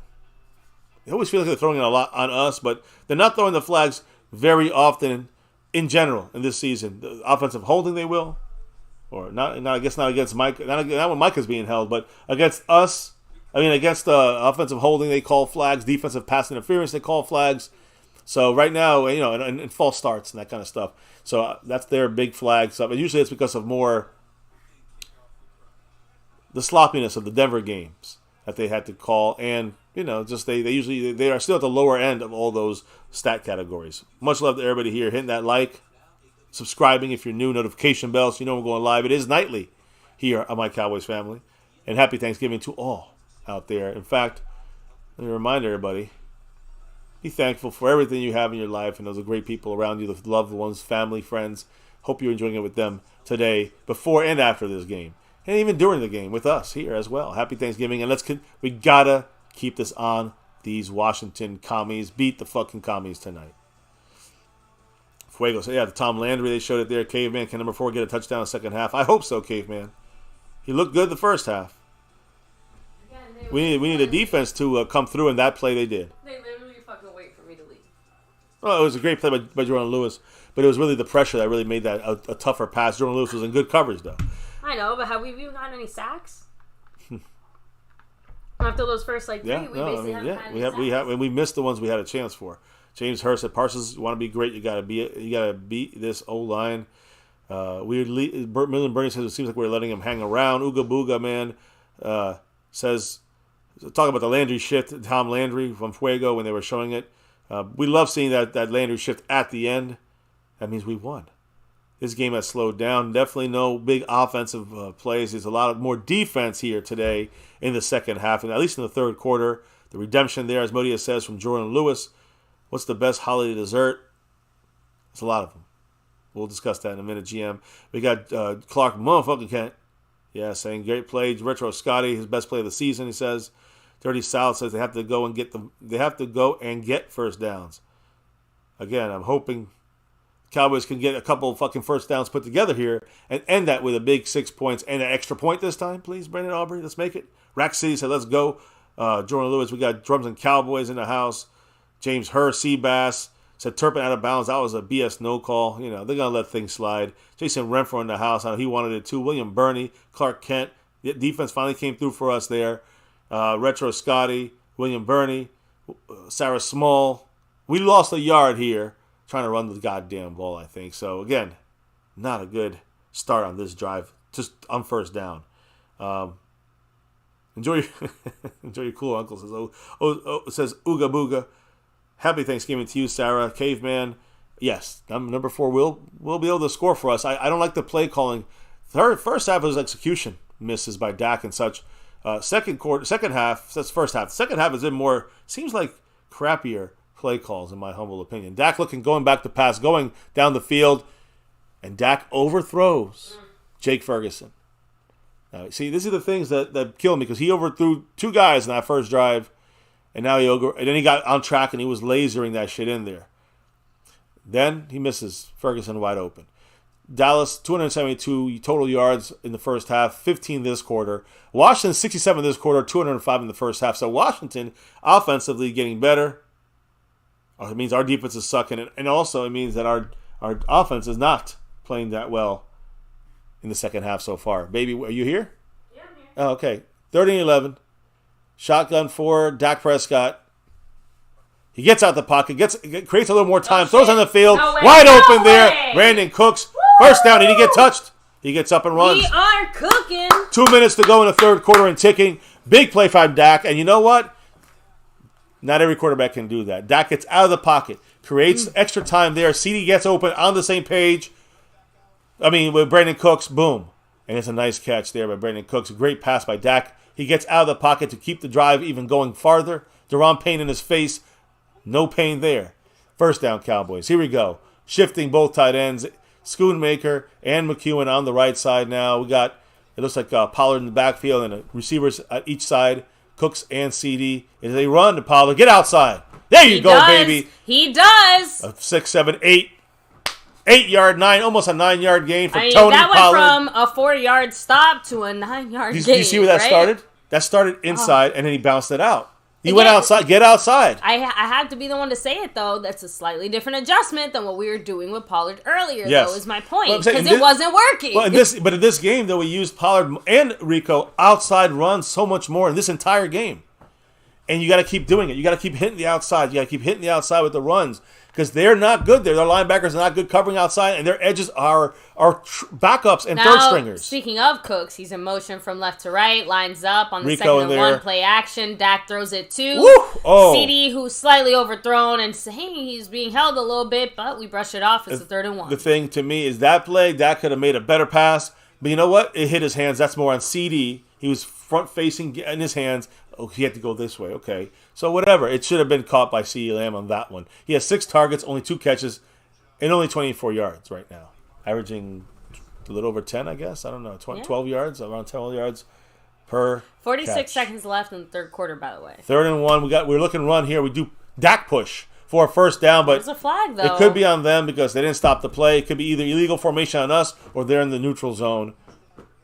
Offsides. Looks like we're moving back. I think his hand was in the offsides. Oh, fuck. And I told you we're moving back. Now instead of 3rd and 1, it's 3rd and 6. See? The whole thing just changed. McEwen. Sean McEwen is going to be cut and be put back.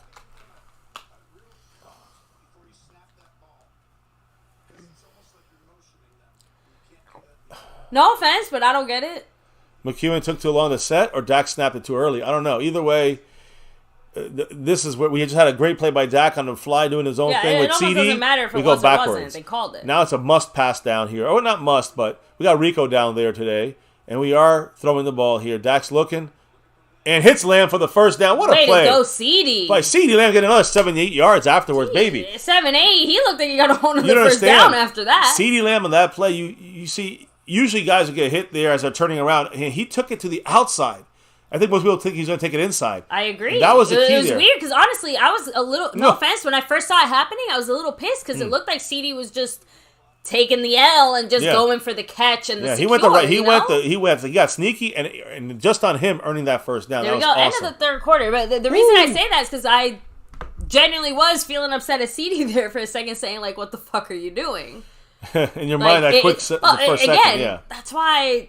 This is one of the fun of the live streams. Had I actually spewed that thought out loud, like obviously I'd be looking like a real dipshit here. A few seconds later, when CeeDee Lamb goes out there and gets us an extra 10 yards after that, including fighting for that first down. By the way, third quarter is over. Fourth quarter is here. We're up by 10, same score as halftime, and we got the Ooga Booga Man dropping that J. Lou $2 holler. He said, breaking a tie there with some guys. Yes. Let's give it to Frico Rico. I like the Rico Dowdle. I think he's a guy that, just looking at this game, when you see him run, especially to the outside, he's been dominating. Let's be honest. And Rico's had some great runs this game. Maybe it is just a matchup thing. The outside edge. But either way, whether it's a scheme, whether it's Rico whatever the reason, seeing more Rico these last few weeks has looked better for our offense, has looked better for even Tony Pollard, who's getting touchdowns again. Like, everybody's winning. It's not rocket science. Again, I feel like people fall into these extremist territories. Like, watch, when we count up the percentage snaps for Rico, it's probably going to be somewhere in the 30 to 40 range, in the sense of it's definitely way more than he usually gets. But percent it's not or like snaps? Percent-wise. Okay. So that's what I'm saying. Around 30 to 40% of the snaps are going to be going to Rico. So definitely way more than any other game he's ever had, basically. But it's not like he's somehow splitting it 50-50 with Pollard or 60-40 with Pollard or something. I don't know. Just saying. Anyway, back to that. Just love to see Rico finally, getting his time in the sun here. So, as he deserves. Rico, definitely. I agree, Jaylee. And NFL can't do replays right. It's funny because I actually think that the Red Zone channel does a better job of it. It's just that they have to cycle through them so fast. Yeah, they go off them sometimes. You usually just move past them too quickly. So let's get freaky deaky. Let's go, Rico. Don't think Cowboys much love. Now, he has a different opinion. Not all that different, though. He said, I think we're playing like shit. We're best when we move the ball methodically, with Dak controlling the pocket. Agree. Dak knows when to break it. Dak knows how to control the game. Dak does a great job. I think when we're in a quicker up-tempo offense, you see Dak he's more confident, maybe because the defense is a little bit on their heels. Where were they on the field again, by the way? I know we were on their territory, sure. no? Yeah, we're moving. We're moving down the field, which is great news. By the way, not playing the red zone, though. These drops trickling on through. I updated the board, so we got a great battle going on. You got Seabass with 30 points. 30 points away. That's a Wanye Thomas right there for Seabass. He's holding down the Over Everything member. The only guy in the Over Everything, Seabass. And he's also over everyone on the Stream Boss. Also, sponsor of the week, SnugX. Much love. He's trying to go back-to-back because he's in the lead for that overall board. And, of course, the Cash App side, the man, SnugX, also in the lead. But he's got himself the crown last week. He's trying to go back-to-back on that side also. I mean, another outside run. Outside run game. Outside run to Tony Pollard. This is one of the keys I said this week, baby. You got to run outside on this team. And have you guys not seen that literally happening? All the streams are up. You want to go watch them? Go ahead. You can watch them in double time. If you don't believe me, you will hear me multiple times say this entire week. Oh, I'd say 3 days, I guess, right? Run to the outside on Washington. They got rid of this is basic. Chase Young gone. Who the other guy went to the Bears. They got both other guys are injured. They got the third stringers in there. You run Play outside. Uh-oh. Goes back down to Pollard. I don't know why Pollard stays on the ground.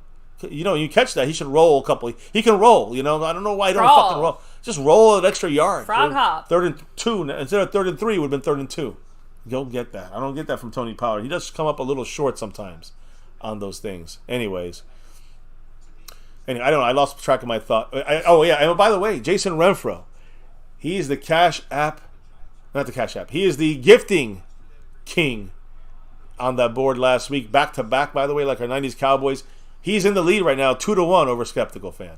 3rd and 3. Dak's out of the pocket, getting hit. Ooh, who caught that? That's a incompletion. Shit. Damn it, I thought he caught that. Couldn't make the play. Now what do the Cowboys do? You punt here? I mean, sorry, you kick the field goal or you go for it? I'm guessing they'll kick the field goal. I say go for it. It's a 50-something, right? I say go for it. It's a 4th and 3. By the way, it hit Schoonmaker's hands. He should have had that.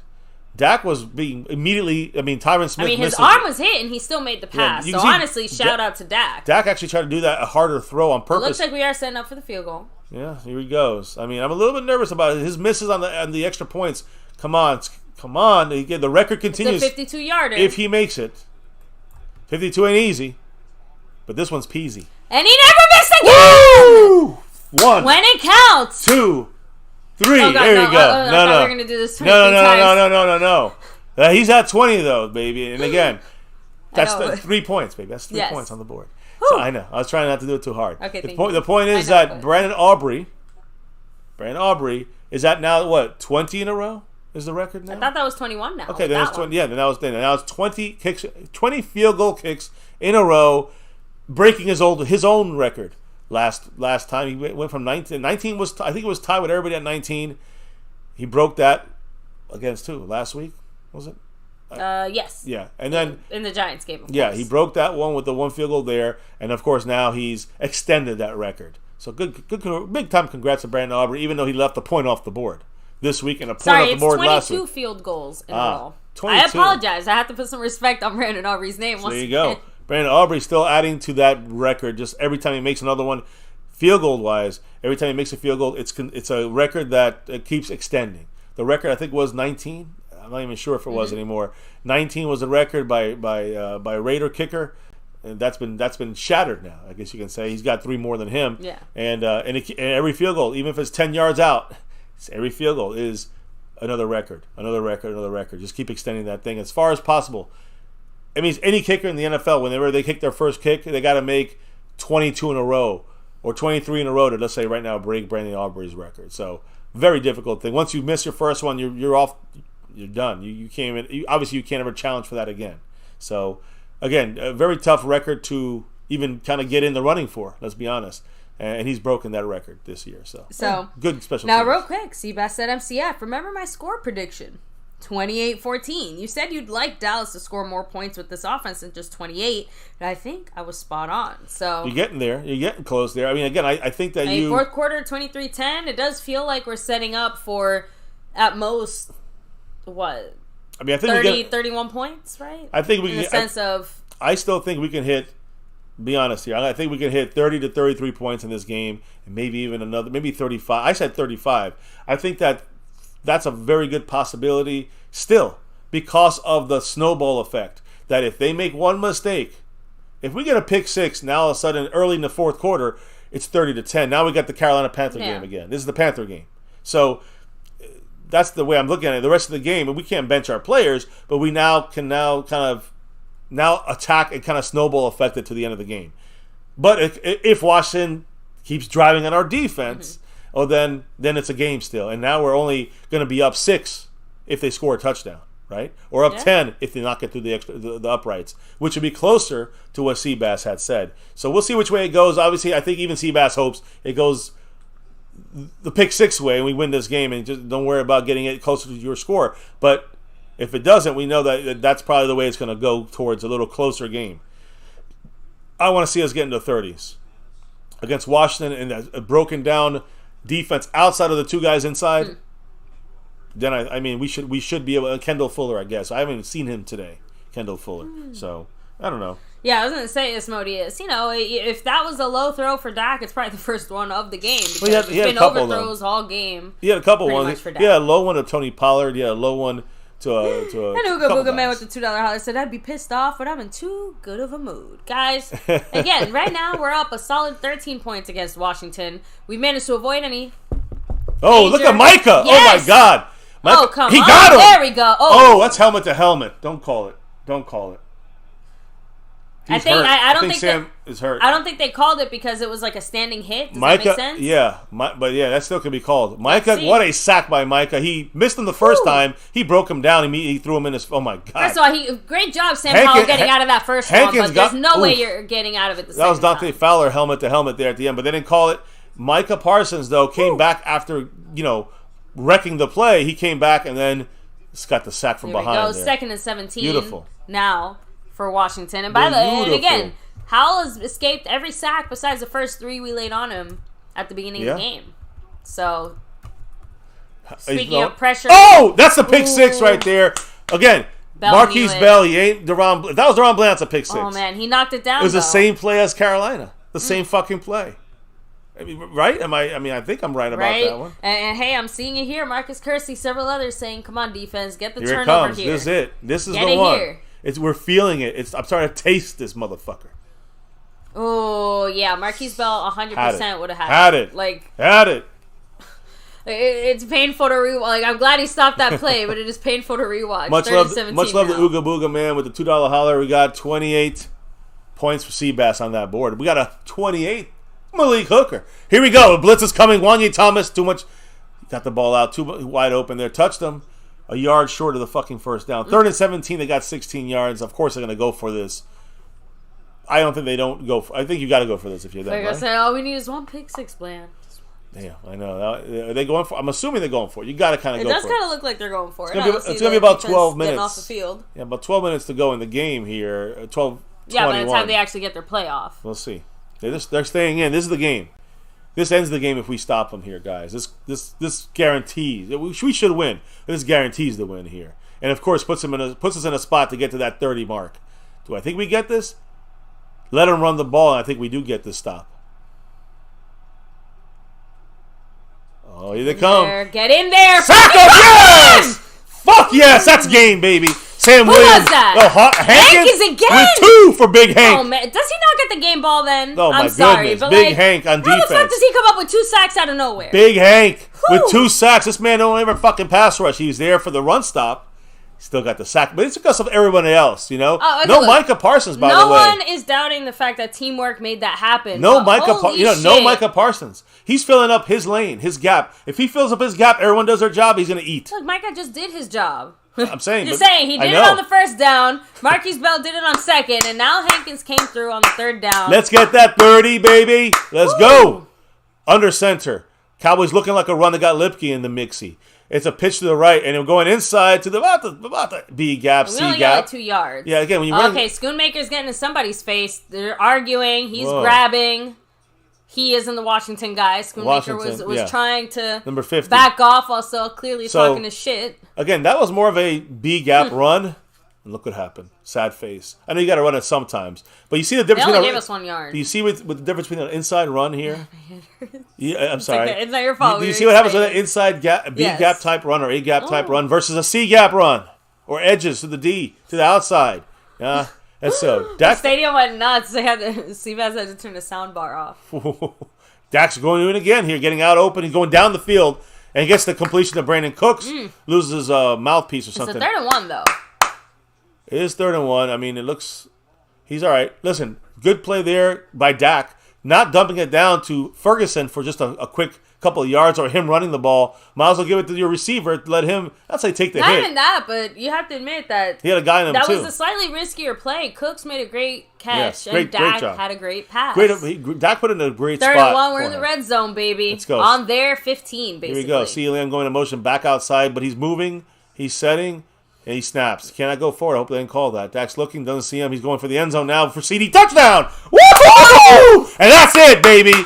Mark it in the box. That's how you put it to sleep. Is there something else? Okay, there it is. There it is. Touchdown Cowboys official. No flag. We're at 29 points. Let's make it 30. 10.5 minutes left in the fourth quarter. I told you. What did I say? If we got that stop, it's over. And not only that, the defense comes through for us. It's going to give us the win in the sense of a bigger blowout. Our defense finally played complimentary football. Thank you. Defense finally did their job. The first half was atrocious. And they almost give it back. It was like the second half was ferocious. Well, I'd say not second half. I'd say the Look, fourth they quarter. didn't score any points in the second half. I agree. You're right. As shitty as it looked. CeeDee Lamb, another touchdown. Sixth catch.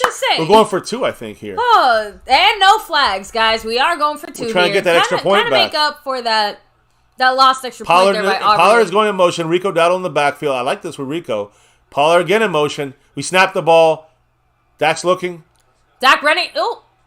Touch! They got it! CeeDee. Oh, incomplete. What? No way. CeeDee Lamb. No way. Review that. Review that. They're looking imbalanced to me. Let's see it. Maybe he was out, but let's take a look in slow motion. I need to see the replay. In his hands. 1. Oh! That's in! Please fucking review that. I gotta see it again. I gotta pause it. Are you fucking kidding me? When it hits his hands. Are they saying that he didn't fully have control of the ball? Yeah. At the beginning there? I want to see so it. Those first two steps, I'm sorry, that's good. That's worth a challenge. If you want to fight me, fucking fight me. That's worth a challenge is my point. I think I'd be willing to lose a timeout to challenge for those 2 points. That's 2 points, right? That was a good play by CD. And again, how about this? I will restrain my further opinion until I see the other replay again. But god damn it, I'm sorry. That looked like he got it. That looked like a touchdown. For the first look... I understand why the ref might have called it incomplete initially, though. Because especially from his angle, probably that real quick 2-step. Yeah, you didn't see if that first foot was down. Especially as you're seeing the catch. When you see the replay, he clearly had control of the ball. Did the tie go to the runner? That looked legit. It's good. Both feet were in. That's game. Go Cowboys. Now, Brandon James didn't say out. And house outs are thrown out there. Remember, all scoring plays are reviewed. So we don't even have to challenge this one. No, incorrect. Incorrect. Okay, that was not no, hold on. Let me finish. That was not a scoring play. If we had scored, they would have reviewed it. We have to challenge it. It's different. That's not a scoring. I don't think that counts as a scoring play because you have to challenge an extra point if you. Ooga Booga Man said that looks like lamb chop chop chop. It looks like it, right? Lamb chop. Someone go back on your DVR and pause it. Said that was good, not even close. Retro Scotty, both feet were in. Okay, so that means we. I still say the booth reviews the score. They review the score, but they didn't score it. That's what I'm trying to say. If he had caught it, they would have reviewed it and make sure both feet are in. But because the refs called them out, they don't review that. Okay. You have to challenge that because it's incomplete on the field, not a touchdown. Yeah, it's not a score. It was a scoring play doesn't automatically... Well, right. Unless they count it like it's a 2-point conversion, it's different. But I don't know if that's different. All I know is that you have to score it for it to be booth review challenge. Or you have to call it on your own challenge. And I would challenge that. Unless I see it again, and if the ball's bobbling and that first foot is not down, then I would probably not challenge it. But outside, I would probably challenge it if it's close. I'm not sure. Throw it goddamn down, 50-50 it, and hope the referee sees. I'm keeping my hand on the clock, the audio. All right, so man, it is. I still say it's a big 2 points. Make this 31. Said if it results in a score, though. It should be a scoring play, so there's a challenge. Let's see. Let me hear. I'm here. So under review. All right. So it looks like they're reviewing it. Not sure if we challenged it or not. Let's see. Touch. Yes, it's good. 31 points, baby. I don't know who if we had to challenge it or not. A good feeling. It looks like it was just reviewed automatically. Yeah, I'm not sure. They didn't say anything about it. I guess because it's off a score. Off of a score, I'm assuming that's a good rule to know or not know. I want to know the details of that. But either way, it worked out. It in the chat. We Thank said you very much. We both saw it here, sitting here immediately. That's 31, and it is now 31-10. That makes it a 21-point lead. We wanted to make sure we got over the 20. We wanted to get over the 20-point mark too. Damn, I'm really glad, and I hope that my score prediction doesn't come true because. That would mean we allow some shenanigans to happen here. It was, I think, 32-16 or 33-16 or something like that. It could go that way. I mean, a safety and then they get a touchdown and go for 2. And I guess, but I mean, my point is that you get it close. A touchdown and they miss the extra point. They have to score. They have to hit 17, I think, to get to your number there for Washington. We want to keep that. I agree, and that's what I'm saying. This is important here for the defense to kind of finish out. This is why strong. I think this blowout gets to 35 because Oof. Oh, man. We need to get the steam Damn, rolling. that was some sticky coverage. Yeah, Jordan Lewis was there. But look, they're going to be quick. They're going to be throwing. They got to get back in the game. They're 3 touchdowns down, so they're not giving up. We better not. The Cowboys, though, got to get opportune here. There's a lot of time left on the clock. You got to be able to put yourself in opportune situations, and I think this is where the Cowboys will get some plays made. Let's see. Although right now they're moving on Bland again. McLaurin is picking on Deron Bland, and Bland cannot cover him. I don't know. Now the Cowboys get tired. But under 10 minutes to go in the game, they can make this a 14-point game, and there's still going to be 8 minutes in the game to go. That's not good. Bland's getting broken here on some separation. He's allowing separation today. I don't understand why that's happening. You're right. Maybe you shouldn't be chugging it. No, it's not that. Just I have to finish this before the end of the quarter. Yeah. We got time, but you got Bland half to go. He's had a rough game all day. He's had a few good plays. Yeah, right. Yes, I'm fine, but he's had a few good plays. I know. They're R41. There's Micah. Cannot get in there. Intercept. Oh, dropped it. Donovan Wilson. Literally hit him in the chest, and he dropped it. You feel it. That's why. Feel it in the air. That's 2 picks. Marquise Bell dropped it, and Donovan Wilson dropped it. And you know what? I do have to kind of go back to I can't remember who it was that said this specifically, but you do expect your big players to show up in these big play moments. So Micah Parsons does kind of need to dominate this here. In some way or another, he has to contribute to every single play. I agree. That's what playmakers do. And I think right now we're going to see Micah Parsons Second and 10 here. This next, hopefully 3rd and 10. He will. I think he'll eventually squeeze through. Although right now he's playing that blitzing linebacker in the A gap. Here he comes, Micah over center. He's coming. Take this guy off. Someone's got to get through, but no one gets through. Well, we stop him there. Now it's a 3rd and 5, 3rd and 4 maybe. Bad thing is that this is a 2-play thing for them. So there we go, Seabass. Thank you again. Obviously, not everything's coming to me right at this moment, but I know we've definitely touched on these types of things before. Exactly, that's where when you're looking at guys like CeeDee Lamb or Jake Ferguson or hell, even Tony Pollard, you're supposed to make those plays in those big moments. Big 3rd and 3 here. Let's make a moment here. Quick throw. Incomplete. Stephon Gilmore. And no flag. In close coverage. I just want to see. I don't think he knocked it out. I think he dropped it. But here we go. I'm curious to see that in slow motion. Was Gilmore knocking that ball out at the end with that punch? No, it went right through him. Yeah. Okay. So good job there. Good lucky play there. 4th and 3. This is, of course, not just. We know it's kind of the game already. The pressure helped. But we got to get this stop here. Again, this is not great defense. I'm going to still say it. We had 1 or 2 good defensive drives. We're not exactly playing our best. I agree. But we got to get this stop right now. This is the play you got to make it happen. Let's get a Deron Bland pick 6. A 70-yard return. Anyways, let's go. I'm going to get a stop. We got the whole inside open. Got a lot of guys looking at. We're going to blitz. Some of the guys are going to drop back. There's some pressure. He throws it short. Great job by the Cowboys. We get the ball back. On every one of these 4th down plays, the Cowboys basically want to make, no matter what, get pressure. Because Sam Howell makes a lot of mistakes. And I don't mean interceptions, but he shorthands the ball, getting nervous. He's rolling back, and he throws bad passes. And against Micah Parsons and crew, that makes pretty much any quarterback hesitant. The one thing I'll guess on here when it comes to Dan Quinn, what is he doing different? What was the twist he made in the second half? The changes. I think he's blitzing more on the important downs. He's not relying on only the 4 guys anymore. Because whatever was happening was not worth happening. And that sucks because they're not a very good offensive line. But true. The fact that he had to bring in the blitz is what's on important downs. The offense is out there on the field. The guys run to run to CeeDee Lamb. So, there it is. He gets no gain there. Loses half a yard. CeeDee Lamb trying to run again on that jet sweep. This time they shut that down. You watch film enough, you'll know when it's coming. And by the way, this time, let's get freaky deaky. He has cracked me up. I want Rico Dowdle. Sam Howell's good enough that I wish Washington didn't have him, and I think that's the best way to put it. He actually has done such a great job with the shit sandwich that, let's be honest, he has been handed. So, we're lucky that Washington is not a scarier team right now for a variety of reasons. 2nd and 10. It's another run for the Cowboys, this time with Pollard. And he gets through. Successful. Yeah, he's go, baby, go! Go, baby, go! A 30-yard run by him. Boom. Man. Nice run. That's his best run of the year. Good feeling. His longest run of the year. Straight up run. Yeah. Yes. His longest run of the year. He had that 1 touchdown last week. Probably was his best run of the year. But, nice move. That pre-juke set it up for the hole to be open. What a great job. Look at hold on to that ball. I wish they showed it again. Damn right. Immediately when he got the ball in his hands, he went the inside and then back outside. That drew the safety or corner a step inside and opened up the hole for him. What a great job by Pollard to set up second level blocking with his fake moves there. So here we go. We got Pollard in motion. I mean, not Pollard, but Tolbert in motion. And then Dowdle, could have been stopped for 2-yard loss, gets a 2-yard gain. Yeah. So 2nd down and 8 with 7 minutes and 20 seconds. It'll be under 7 minutes when the next time we snap the ball. Love it. Let's go Cowboys. Again, and not just that, but we're really still using the run game and eating up the clock, which is exactly what we need. And I remember Washington turned the ball over to us when there was still like 10 minutes on the clock. Yeah. We're chipping away at this time as much as possible here. Now under 7 minutes. Here we go.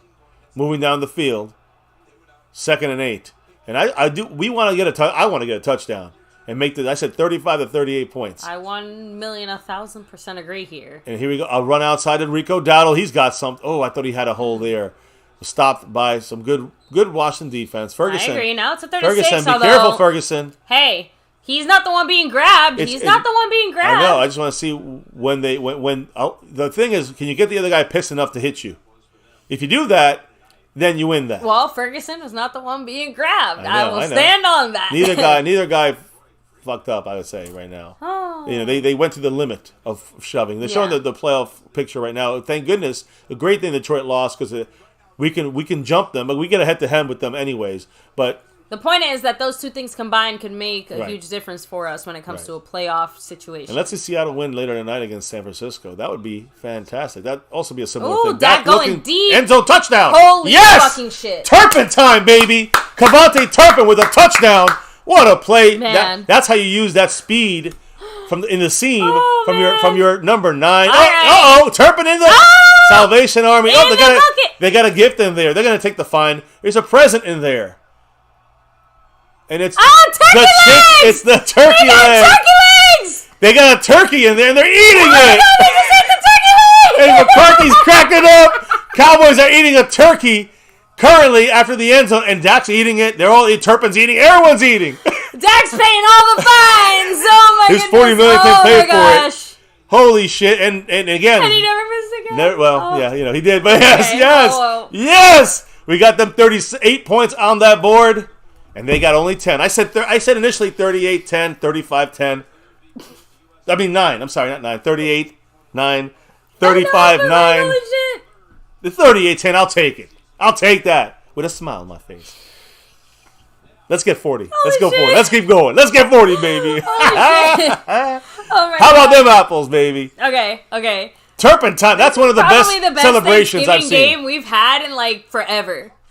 I'm sorry. That's one of the great. I don't think we've ever won a Thanksgiving game like this. That's probably the best celebration I've ever seen. Because I've been watching the Cowboys like this. Have you ever seen a celebration like this with food on the fucking field? The fucking turkey legs. They had that turkey and they're waiting the whole fucking game. Oh, there he is. Turpin goes in there. They unwrap it. Yeah, I think Dak is done for the night. How the fuck do you follow that up? McCarthy's laughing. They're all eating turkey on the sideline. Who the fuck put the turkey legs in the bucket? Who planned this? Listen, 10 different receivers caught the ball, 5 touchdowns by 5 different players for the Cowboys, 6 different players with a play of 20 yards or more tonight. And they're saying it's family style. My Cowboys family style. Woo! Happy Thanksgiving, family. I'm sorry. Happy Thanksgiving. How about them Cowboys? I get too crazy for these games, but damn it, it's worth it. Turpin, I've never seen a fucking celebration like that with actual food in the fucking game of play here. That's going to be a double fine, I think, for everybody. NFL's going to make Dak's game money here. Look, hey, Dak is still eating the turkey leg on the sideline. Ooga booga, man. Thank you, Ooga booga. Ooga booga, man, with that 5 on it. He said, "Salat! Woo! How about them Cowboys? Yes." What's the thought on this? Maybe in the chat and everybody. I'm sorry, I haven't have I updated things? I don't know. I'm going crazy here. I think we're all going a little crazy. The coaches are on this, but Dak's still eating the turkey leg. He's giving Zach Martin is coming in for that turkey leg. We're all eating a little bit of the turkey. Like, we're all eating. Oh, man. Deron Payne's crying on the sideline with a towel over his head, ruining his Thanksgiving. Oh, man, here we go. We got our starters still in here. 38-10. It ain't over. Micah's coming. Oh, don't get wrapped up in there. Come on, defense. You can't allow a touchdown after that turkey leg shit. Wow, man, that's some crazy shit. What is the family? Thank God Washington didn't look in there and do it before we did. I know. All we need is a pick six. Yeah, Mike shit. McCarthy laughing. That's the coolest shit I've ever seen. How long were those in there? That had to be after halftime. No, yeah, they were wrapped in foil too. Yes. So like they're There was probably some kind still of heating warm. blanket. Yeah, it was some kind of blanket on there too. You see Dak. Oh, here's Micah. Oh, he almost got there. It's a incompletion or fumble. That's incompletion, right? Yeah. Don't get hurt trying to get the ball. Woo! The Cowboy defense is feasting right now. Feasting. Let me fix the board as well. Family didn't show up all of a sudden, did they? Who did? Who what? Like, family didn't just knock on our door, did they? Is that just some random noise? Yeah, I think so. Sorry, we screaming loud here. We might have our neighbors coming over and knocking on our door. What the hell are we doing? By the way, right there, after that, Ooga Booga man breaking the top 10. He's now 7th on the board. Miles Nelson, that would have been my job. I'll take that job too. He said I could have been the guy that puts him in there. That's what I'm talking about. Like, Cowboys are fluttering through. Howell looking, staying to play. He gets it. He got it. Yeah, he did. Got to push him out of bounds and get him there. Come on. And they got to eat some dirt there, some turf. Turner. I don't even know who he is. Oh, boy. All right. There we go. So, big play there. Unfortunately for against us, they get a first down. We couldn't get it. Again, it just lets the turnover happen. It just has to be a little later in the game. Happy Thanksgiving indeed. What a play! That was like I've never. I mean, that's a memorable Thanksgiving. That's gonna be my cover tomorrow for our channel. Out of bounds on 1st and 10. 4 minutes and 50 seconds to go in the game. Now we're up 28 points. 28 points. Oh man, I'm sorry. At home, we gotta win this way at home, guys.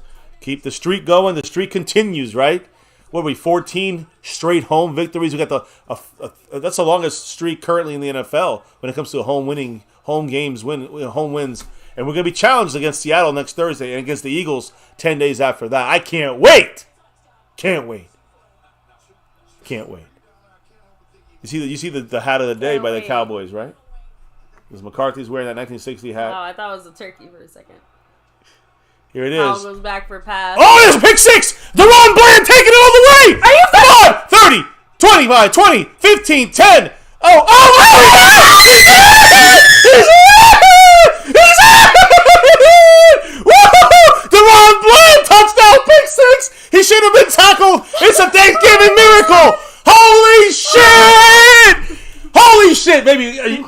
I don't know what's happening. That was for the turkey. The turkey was for him. Man. He's got the record. DeRon Bland. I lost my voice. DeRon Bland got the record on Thanksgiving. A big six. I'm sorry. Holy shit. I actually teared up a little bit. Like, I can't. That just happened for him. I never seen it. Incredible. I know it's just one game and against a shitty Washington team and it's a Does it blowout. fucking matter? But what a goddamn ending to this fucking thing. My goodness gracious, great balls of fire. How about the Cowboys? We're 40. Oh my God. You're crying? I'm crying a little bit. I'm not joking. Holy like, shit. How did he get through? 4 guys at the end and he just broke the tackles and walked. It's like they let him in. It's like a fucking movie. What the fuck? You're watching actual literal history being made. I don't care if it's against a shitty team. Great guys have played against shitty teams for all of the history of football. And no one did that before. I know, baby. It's but all right. now they did. They're reviewing it? Don't tell me they're reviewing it. Oh, my goodness. Oh, my goodness. Let me see his feet. Let me see his feet. Don't step out of bounds. Oh, don't let it be out of bounds. Oh, How out of bounds? Oh, my God. What a move. What a move. Keep that football, my guy, forever. Look at everybody. I gotta watch this a million times over. The sideline. Sounds of the sideline when it comes out. I don't believe that. I don't believe he did that. Oh, I'm gonna vomit. Oh, my God. Oh, my God. Oh, please no miss. Yes, he made it through 45-10. It is a pretty fucking unbelievably memorable Thanksgiving, guys. Shit. Holy shit. What happened? We were fucking freaking out here, and then look at what happened. My goodness. They put him in the fucking... Don't get Bland hurt. Oh, my God. They put him in there, and he's like, come on in. He's like, come on, guys. They all go in the middle. Let me try to compose myself a little fucking bit. One of the best. Let's just end the game right now. Fuck? Let's just end the game. They just want to party and end this fucking game, man. Let's go. Let's go, Cowboys. I'm sorry. Like, okay. Oh, shit. I'm with you, baby. I'm tearing up a little bit, too. Lost in Translation said the best Thanksgiving of all time. Have we ever had... I'm a little lightheaded. Have we ever had a Thanksgiving game? Oh, shit. Like, you know what every motherfucker's going to remember as they're eating their turkey tonight? Finally. Woo! Holy shit, baby! Holy shit! I mean, this is historic. The celebration and then topping it with a fucking bland. Thanks to you. Thanks to every single person at this game who is cheering their heads off for these Cowboy team to the like. We got our guys. We saw them on Halloween. Woo! Oh my god. I can't. House Nelson said, "I'm not going to season my food anymore in honor of bland." Keep everything bland. We're keeping it bland, baby. That was a badass pick six, unbelievable. Well, that's the congratulations. That's the record pick six of all his pick sixes, and he's had a lot of them. 5 this year. There's none better than that one, and it happens to be the one he breaks the record with. Come on, is there a better pick six to that ending? No. I can't wait to talk to the family about this. Oh my God. Do you guys tomorrow more about this? I don't. 25 points in the last 8 minutes and 57 seconds for this team. And again, it's a shitty team. And I'm going to try to say is we're not going to say we win the Super Bowl. But today, we won the Turkey Bowl. That's a damn sure. We earned this one. We took the fucking red out of the Redskins old team. Their old nickname. Anyways, Cowboys stopping on defense again. They're throwing our guys late. We're just having fun right now. Just no fighting, no injuries. No injuries. No injury. That's all we care about. Sam Williams gets up a little bit late, but he looks all right. I'm losing my voice for tonight, baby. Damn it. That was I got blindsided by that. And it was like slow motion again. I saw it going. I'm like, like a fucking schmuck. And I'm like, oh, he's not going to get it at the end. I can't wait to watch that in the replay. I'm pretty sure I broke my the eyeballs. sound I was barrier, like screeching. Like, what the fuck? Trying to get through the tacos with him. Some fucking crazy shit. Oh, man. Woo! We're going to celebrate tonight. Probably a flag there. All right, there we go. Woo. It's about a 4-yard gain on the run. Now it's going to be on Sam Williams being a fucking idiot. If there's a flag, it's on Sam Williams because he punched the guy in the face. And that can make you lose a game next week. So you got to be smart here. You got to stay composed. I'll get fucking 54 off the field. Get Sam Williams off the field. The ref is talking to him, but like... Bland's done for the day. He's chilling the sidelines with Stephon Gilmore and the backup are in the game. I lost my fucking voice. Ooh, it was worth it for this one though. I'm sorry. I should be paying attention to the chat right now. Oh, the Ooga Booga man celebrating here with us. Another slap. Another Thank you, Ooga 5 Booga. on it. They're running outside. They got a couple yards. They got a first down. Whatever. Ooga Booga said, slap the bitches up. Hell yeah. Let's go. How about them Cowboys? And happy Thanksgiving. Now everybody's... why didn't you hit up the chat? I can't talk. Gary... I know, but Gary, Clark, Jason... Everybody's making good points. You talk. I would be concerned if they barely beat a shitty team, but we blew them the fuck out. Yeah, until in the fourth quarter, like last week, we blew them the fuck out. It was 17-10 last week. But the point is, okay. At this, I don't care. I know, I agree. But I'm just saying, like, we blew out a shitty team. I agree with him. I agree with him on that. I'm just saying that we're not celebrating like we, and our defense still has issues. But again, like I said, what would happen in this game? Go back to halftime rewind and hear what I said. These are literally all our backups. And they're backups too. It's funny. But go back to halftime, what I say. I think it'll be a snowball effect as the game continues. If our defense can at least start, holding them a little bit. The offense continues scoring on them. And we did that. It didn't happen. It wasn't perfect. It wasn't beautiful. But we did that. Now, it's still against a shitty team. This should have been a score at fucking halftime. But nothing's perfect. No, I'm just saying nothing's perfect. My point here is, look at this. When Dak threw the touchdown to CeeDee Lamb, they alley-ooped it like the Eagles did it the other day. That was pretty nice. Dak alley-ooped it to CeeDee Lamb, who dunked it into the Salvation Army. That was 3 celebrations for 1 today. And those touchdowns came at a record pace. I wish I had a turkey leg now. We all just sit here eating turkey legs. I have to get a turkey tomorrow. I'm about to get a new voice box tomorrow. No. Jason Ramos said a 45 burger. Clark Kent said, I knew Blaine would be a Pro Bowler. We called it out too. We called it out before he even got in the draft. We called out him being a guy for the Cowboys. 2 words. Go Cowboys. Complimentary football. Our offense just had a touchdown and a touchdown celebration unlike any other. And the defense said, hold my turkey leg. Damn. Now hold my beer. Hold my turkey leg. So you're right. It matters that we beat the good teams. But we've said it before. When we have matchups like this or we're supposed to rock them the fuck out, if we don't, we're disappointed. But we did. And so we're not just happy. We're like over the moon because we're doing it in historic ways. Well, again, I do keep it in perspective. Trust me, Gary. I understand. So I'm with next you. week, we got to do the Seattle. Well, we got to beat them. And you know what we have to do after that? We got to destroy Eagles. But my point is that it's not just, to me, it's about the consistency. And we haven't seen consistency. Listen, I'm being negative for a quick second. We haven't seen the consistency in this team on defense for some weeks. And that's concerning to me. Now, we blew them out. So my point is... Talk about that tomorrow. I agree. I'm not even joking. I agree. Today, we have done too many good things. But I just want to... Even with the allowance of too many first downs or yards down the field or too many completions. We are all happy. Every Cowboy fan is happy about this. But we also know, and I think you know this too, we still got a long way to go. And the long way to go what long way to go means is that against the Panthers in the fourth quarter, 17-10, we're winning by 7. That's an example of what I'm talking about. You got this fourth quarter, 17-10, right? Was that not what it was? 7-20, 20-10, and it was 20. Yeah, it was 20-10. And then 23-10. I mean, my point is 20-10, 23-10, fourth quarter. That's not like blowing a team out, and they had other chances. So that's my concern. It's not that we blew out the Commanders late in the game. My concern is that we're not blowing these teams out earlier in games where we should. Now, we're not going to do that to the Eagles and blow them out early or the Niners blowing out early, but we're going to need our team to be ready and not start off so slow. That's my biggest concern is slow starts, and that entails what we're talking about here in blowouts late.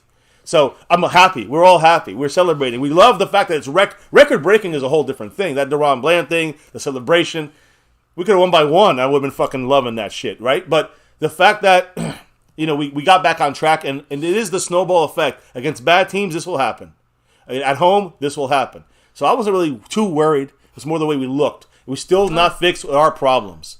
If you want to win a Super Bowl. I'm not running. I just had to get the doggy resituated there. By the way, great play there. I'm lost my voice. I know. That's going to be it for me. Can't really talk, so yeah. I'm going to... I want to see what people are saying in the chat, though. Because we got a lot of people in the house. And hit like, subscribe, hit the bell. Hit that. And happy Thanksgiving. They're just running the ball out. They're running the clock out, guys. What a way to, it's weird, too, the way it's ending. It's like... Washington's just like, we put up a white flag. We had enough. We gave you guys all your records. Guys, 84. Papa, don't hit me no more. Kick in the door. Listen, Dan Quinn. We've been the 4-5. Dan Quinn, since he's been in Dallas, I think we have, 64 takeaways, 84 takeaways. That's the most in history in that span, in that 3-year span. For Dan Quinn, it's Dan the man. And he fixed shit at halftime to at least keep these third downs from being gotten, right? I mean... Third downs, they kept being successful on these third downs and converting them in the first half. Second half, we did things differently. I think what we also did on those big third down plays, 3rd and 2s and 3s and 5s, we blitzed, we put pressure on Howell, and that's what something Dan Quinn either wanted to wait on or realized that we need to do in the second half, and we did it in the second half. Our defense looks so gassed right now. They're like... Luckily, mostly backups in there now, I know, or rotational players.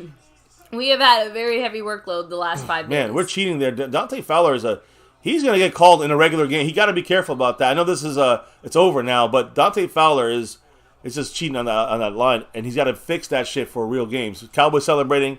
It is a happy Thanksgiving, and it is officially going to be a final here in Dallas, taking a victory like we should. The celebration is the bigger part. You didn't finish it, but it's okay.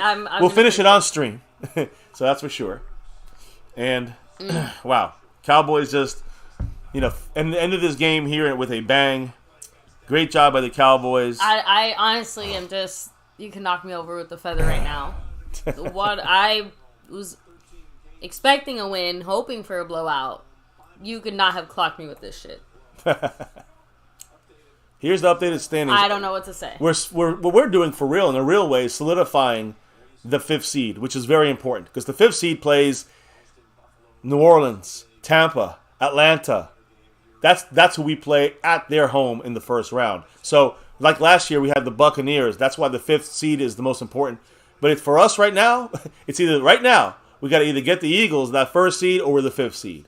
So that's what I'm trying to say. Now we get Seattle. And let's be real. Unless the Eagles somehow fumble it super horribly. No. It's gonna be tough. It's not impossible, but it's gonna be tough to catch them in that first seed. That's why we're planning for the more realistic option of the 5th seed. Remember, what are the Eagles? 9-1 right now. But it's more the fact that they're not just up, they're up on us because they beat us, but we also lost to certain teams. That means that they beat and all that other stuff. Even if we beat them, even if we beat the Eagles, and listen, they play the Bills on Sunday. That could be I think they'll win, but that could be an L. They play the San Francisco 49ers, which one way or the other, it's going to be. We want the Niners to win that game and beat the Eagles. If the Eagles falter on those games and we beat them when they come to Dallas, we'll be better than them. That's the only way, that's the way we can catch them immediately. They have to win. Accounting for a lot of stuff that's not in our control. And we really needed them to lose to Kansas City, but that's what happens when you start to you let those games slip away, whether it's the Cardinals or you get blown out by the Niners, but you also let the game slip away against the Eagles. That's why they have the tiebreaker. And even if we tie with them, they win tiebreaker on that. So it's very difficult for us to win the tiebreaker. My point is we have to pass them by a game. It's still possible. But the Cowboys got to handle their business. We've been doing that for 3 weeks, 3-game winning streak. Now comes the Seahawks, a playoff team, who we got to be ready for in Dallas. I don't think we're going to beat them by 20 or blow them out like this, but it'd be nice at home to get that win and continue the streaks and make our place a feared place to play at. And then we get the Eagles 10 days after that. And, that's going to tell a lot of the story going forward in the rest of the season. We go at Buffalo, we go at Miami, we're back home against Detroit, which could be major, and we finish against these same Commanders Week 18 before we go into the playoffs. We'll see where we're at there. But right now, it's either going to be the first seed. I guess if the Eagles falter and the Niners jump up and keep winning, I guess we can still be the 2nd seed. But in reality, right now, it looks like either a first seed to replace the Eagles is one chance there, or it's going to be the 5th seed, which is where we're kind of nestling up to that spot right now. It looks like we are corralling that spot. We win the next couple of weeks, we should clinch a playoff spot. But that we already know we should make the playoffs. That's expected. Don't get happy because of that. We got to do damage in the playoffs. And right now, I don't know if we're ready. I'm going to be honest. I don't think we're ready for that yet. I'm being real. But do we have a chance to still get there? I'm being real. I think we can. I just don't think we're there yet. We're not there yet. Even with a 45-10 blowout, whatever, they're a good passing team and blah, blah, blah. We played slow. This was a 1 or 2 score game. When this game was at the end, in 4th quarter. Last week, 7-point game against Carolina. That's not good to have those kind of situations when you're going into the final quarter and you're still kind of a little up on these teams. Because the good teams, you'll be a lot down on those good teams. That's all. I'm being real. Outside of that, the best celebration in history, turkey leg style there. And the other the other historic event is DeRon Bland's 5th pick 6. Incredible. He did it back to back. It's insane. I think it's insane. It's just insane. Not just back to back. I don't know about you, but I don't have a 5-day turnaround for top tier excellence. He got it in Sunday, 4 days. Did it Thursday. 5 days, yeah. Boom. Wow. But that's a good point. We have 2 back-to-back $5 haulers. I think you're going to have to read those. Oh. All right. We got, I think, is that Ooga Booga Man? Did it again? Mm-hmm. And then Marco Sepien. I think I got it right? Hold on. I think I got it. Okay, we got Marco. Okay, so we got Ooga Booga Man. Talk right now. Sorry, baby. I don't know. Okay. I'll leave it to you. Ooga Booga Man dropped that 5 on it. And he said, oh my God, let this be the year that DFW get a World Series, yeah? And OMG and, oh man, ... That's 6 and beyond. I'm gonna leave it there. We don't know yet. There's not yes or no on it. Well, but Blank yes, and Dak are being interviewed right now. We're going the right direction, baby. Marco Sepien dropping that 5 on it. We're gonna hear it. I'm gonna read Mark's comment in a minute. If it's anything I think he's going to say, it's probably going to be something like, we didn't play a good team. I agree. We got the win. Let's hear what Dak and DeRon Bland. And this is another way of they are the John Madden players of the game. On the game. Right down to you, Tracy, we go. Well, thanks a lot, Jim. Dak already had his appetizer earlier in this game, so he's going to hold this one off just for a second, because you told us coming into this game, this is the most comfortable you have felt in the offense since arriving here at Dallas. Why is that? What is working so well? Yeah, man, credit a lot of things around me. Obviously, the coaching, the players, the offensive line protected great. Go look at a couple of those touchdowns. They're giving us a chance. They're running the ball. We're balanced right now. It's free. It's a free offense, and it's fun. and you have the luxury of having a defense as strong as this one. Duran, that record-breaking pick six. Take us through that moment and what it was like to do it on Thanksgiving Day. Well, first of all, just doing Thanksgiving just means everything. Just having the fans, family, coaches there, and then just doing this on Thanksgiving Day, just another day to be thankful for it. But on that play, I just seen the ball, seen the receiver running out route, and then I just had to go get it. And then all I see was open field, and He's so nervous. What a moment. Is. Congratulations. He's not used to being in this kind of I limelight. know how bad you want Dak is very to take a bite of this turkey leg. So here you go. You get the first bite. We got two. We got one for each of you guys. There you go. Duran, come on, guys. Dig in. Happy Thanksgiving. How about them Cowboys? In memory of Mr. Jimmy Johnson. Don't go in the wrong Tracy, those are prehistoric looking legs. They were huge ass fucking turkey legs. Must have been King Kong like turkeys right there. Woo, man. All right. You're right. Just cracking up because they look so over the turkey there too. Like they took a very polite bite. By the way, Mark dropping another 5 on it. So we got, again, I said Ooga Booga Man's comment. Let's hear what Mark said for the first 5. He said, this is what we do. Blow out lame teams. I agree. Says Dax, the next coming of Montana, and then lose to better teams. I'm waiting for us to beat a good team. And I'm not, again, it's not Dak, and it's not the Dak Cowboys, right? But Dak, I think with our offense, we definitely played a lot better, a lot different and better against the Eagles this last game, right? Which we should have won, and that was a lot of play calling and some issues with Dak and others. But then you have that compared to the Niners. We get blown out because our offense is McCarthy mismanaged. So I think McCarthy's improved it, and I think we'll be a better team than we were the first half of the season against shitty teams or good teams. We're a better team, Mark. That's a fact. But I agree with you 100% on that. It always happens this way. It's always we're gonna blow out the team because we blew out 45-10, and the Commanders. People forget there was a 1-score game in the third quarter, a 2-score game, at the end of the game here. So I'm just saying, very close game with the Carolina Panthers. I agree with you. Marco Saban said you are spot on, Mr. MCF. Let's see what we do with better teams. Beating a Washington team with a third string is fun, but proves nothing. We've seen this before. Again, we agree. We agree there, right? And I still want. We're enjoying the victory as we should have won by this amount. But do you guys think that this is a? I don't know. This is a game. This is a difference maker in the way we're going to play in the playoffs. Because I don't. It helps to get you to the points you need to be at and see what things that you can do or not do. But I'm pulling this all the way over here. Yeah, what are we doing here? Anyways, yeah, we were all just enjoying the win so bad. I was screaming my lungs out, and now you guys heard me less. I hope you guys heard me. But Mark, thank you, brother. And yeah, we got to stay on top of this shit. Now, he dropped another $2 holler on top of that, and he said, "Orale, too bland."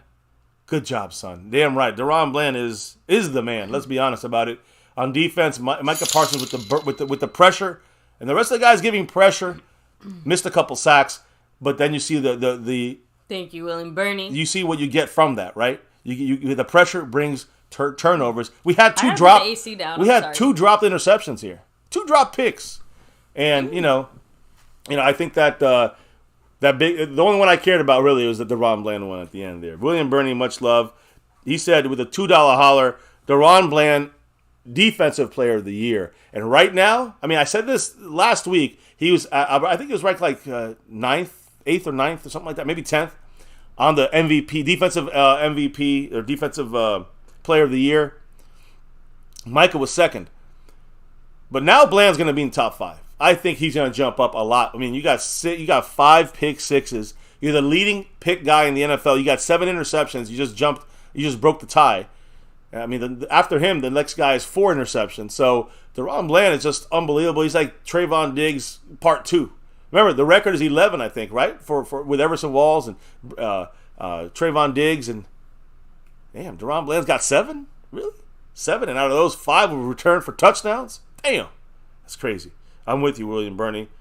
And then I see here on my side, I don't know if it went through, but there's 4 points left. A Dak drop takes it from Seabass, but I see Mark come with that 5 on it, which means he's taking that back in his possession. The cash, there it is. the stream boss, Mark Hosepian. We're going to talk about that in a minute. Mark got 100 points on the stream boss, and at the $5 holler, he said, when Dak puts together a good and complete game versus a good team, I will gladly agree with him. He feels comfy. Sure, BS, crap teams. He feels comfy, and I agree with you. Again, Dak, I think again, against, it's saying good teams, bad teams, I think it's against, it's got to be on the same page with what the game plan is for McCarthy, and it's got to fit Dak. It's never fit yet until after the bye week, where against the Rams, Dak looked great. Against the Eagles, right? The Eagles are a great team, a top team. They're 9-1, yet, we shot ourselves in the foot there. Most of that not on Dak, but my point is that is us hanging with a good team. In fact, the best record team in the NFL. I think you can't look at that Eagle game the same way you look at the San Francisco game when our offense was trash. And I don't mean the players, I mean the scheme. So that's the key difference. You gotta separate that. But yeah, I agree with you. We still haven't seen it really against a good team other than the Eagles. The Cowboys look a lot better and as a team against the Eagles, but still had issues on defense and still have issues, with not shooting ourselves in the foot in the end of games. This is a blowout, snowball effect. That's the way the Cowboys blow out teams all the time. I mean, this record, I think it's last time something like this happened, I think it was 1968 for the Cowboys. And in the NFL, it's like pre-century. All right, we're talking about that. I got to double check it. I know the Patriots had, I think we matched the Patriots blowout number here in history. So when that was in 2007, or what was the year when they lost? They went undefeated and they lost in the Super Bowl. That's when they blow out teams the way we're blowing out teams. But they blew out bad teams as well. So we're showing like we kind of got something, but we haven't put it together still at the end. And that has happened for not just with this team, but 27 fucking years to an NFC championship. And that's the key to me in the end. So, yeah, I hear you, Mark, and I agree with you, not just on Dak, though. To me, it's the whole offense, and now McCarthy's got it, got the guys in the mix that we got to see building up. And we got, Dak and McCarthy definitely on the same page. I think Dak was the lesser problem against good teams than it was Kellen Moore and Mike McCarthy. I think we finally found something here for Dak. Now, against better teams, we're not going to score 45 points, guys. A lot of people want us to blow out the Eagles and the Niners. That's just stupid, right? Or the Chiefs. It ain't happening. So, we just gotta hang with those games. Those ones we gotta be close. We gotta stay in them. We did against the Eagles, couldn't pull it out at the end. So our offense is 180 from what it was against San Francisco and the Cardinals, and even the games we won earlier in the year. It's a completely different, attacking, more aggressive offense. And we've broken it down all the time on the changes. And those changes are working with our players and our scheme and our concepts, and that works better with Dak when he gets out rolling, extending the plays.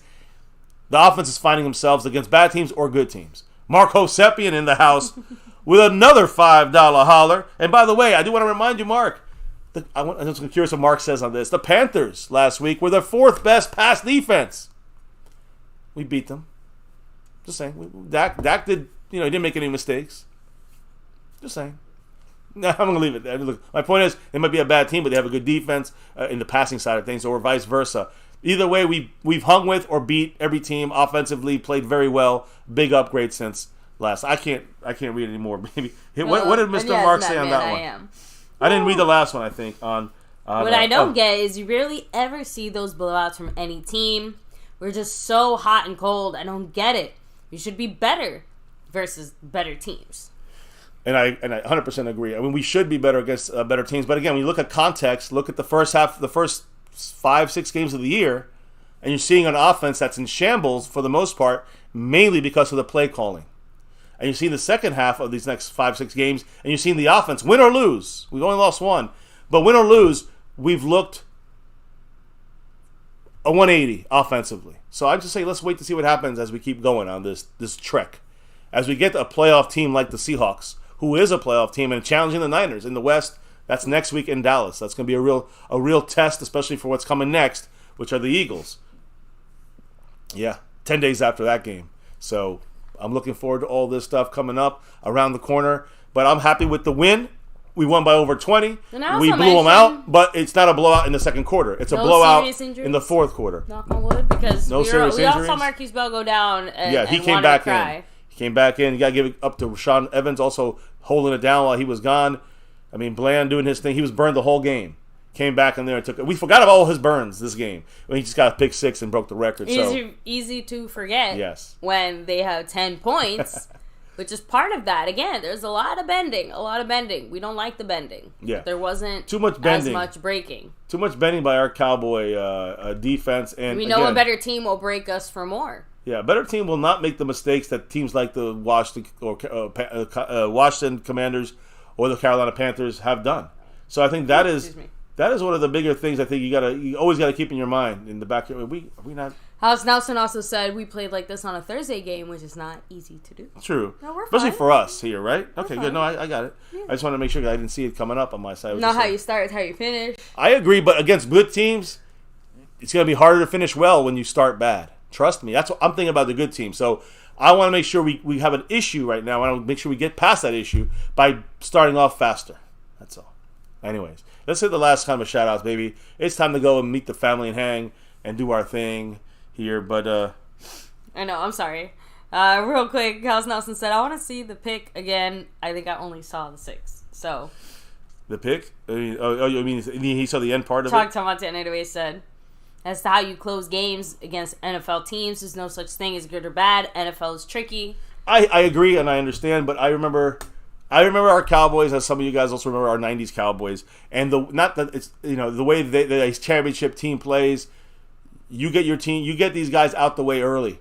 That's what a Super Bowl type team does. That's all I'm saying. Now, I said, Washington is not just going to go down the same way that these other teams did. And we were beating these other teams earlier. I agree, but this is what when it comes. Not really. Weren't we like 17-10 or 17-3 against the Panthers or some shit? And in the halftime. Fourth quarter, it was 17-10. In the fourth quarter. So I mean, it was 30-10 in the end. We beat Washington better than we did then. Yeah, I know, I agree, but it's the snowball effect, right? That's what I think we have to always remember when it comes to when we're up on a team. We just weren't up on the Washington Commanders until early fourth quarter. We were really up on them. That's when, and they made a couple fourth down, attempts. I would not if I was them, and they blew it. And again, we helped them, fall short. There you go, Snug. You got it. Yes. And by the way, I'm gonna give the shout outs to everybody who dropped one more in there. People that dropped the love from above today. William Burney in the membership there in the Navy Blue crew. You got Skeptical Fan, multiple drops in a gifting membership.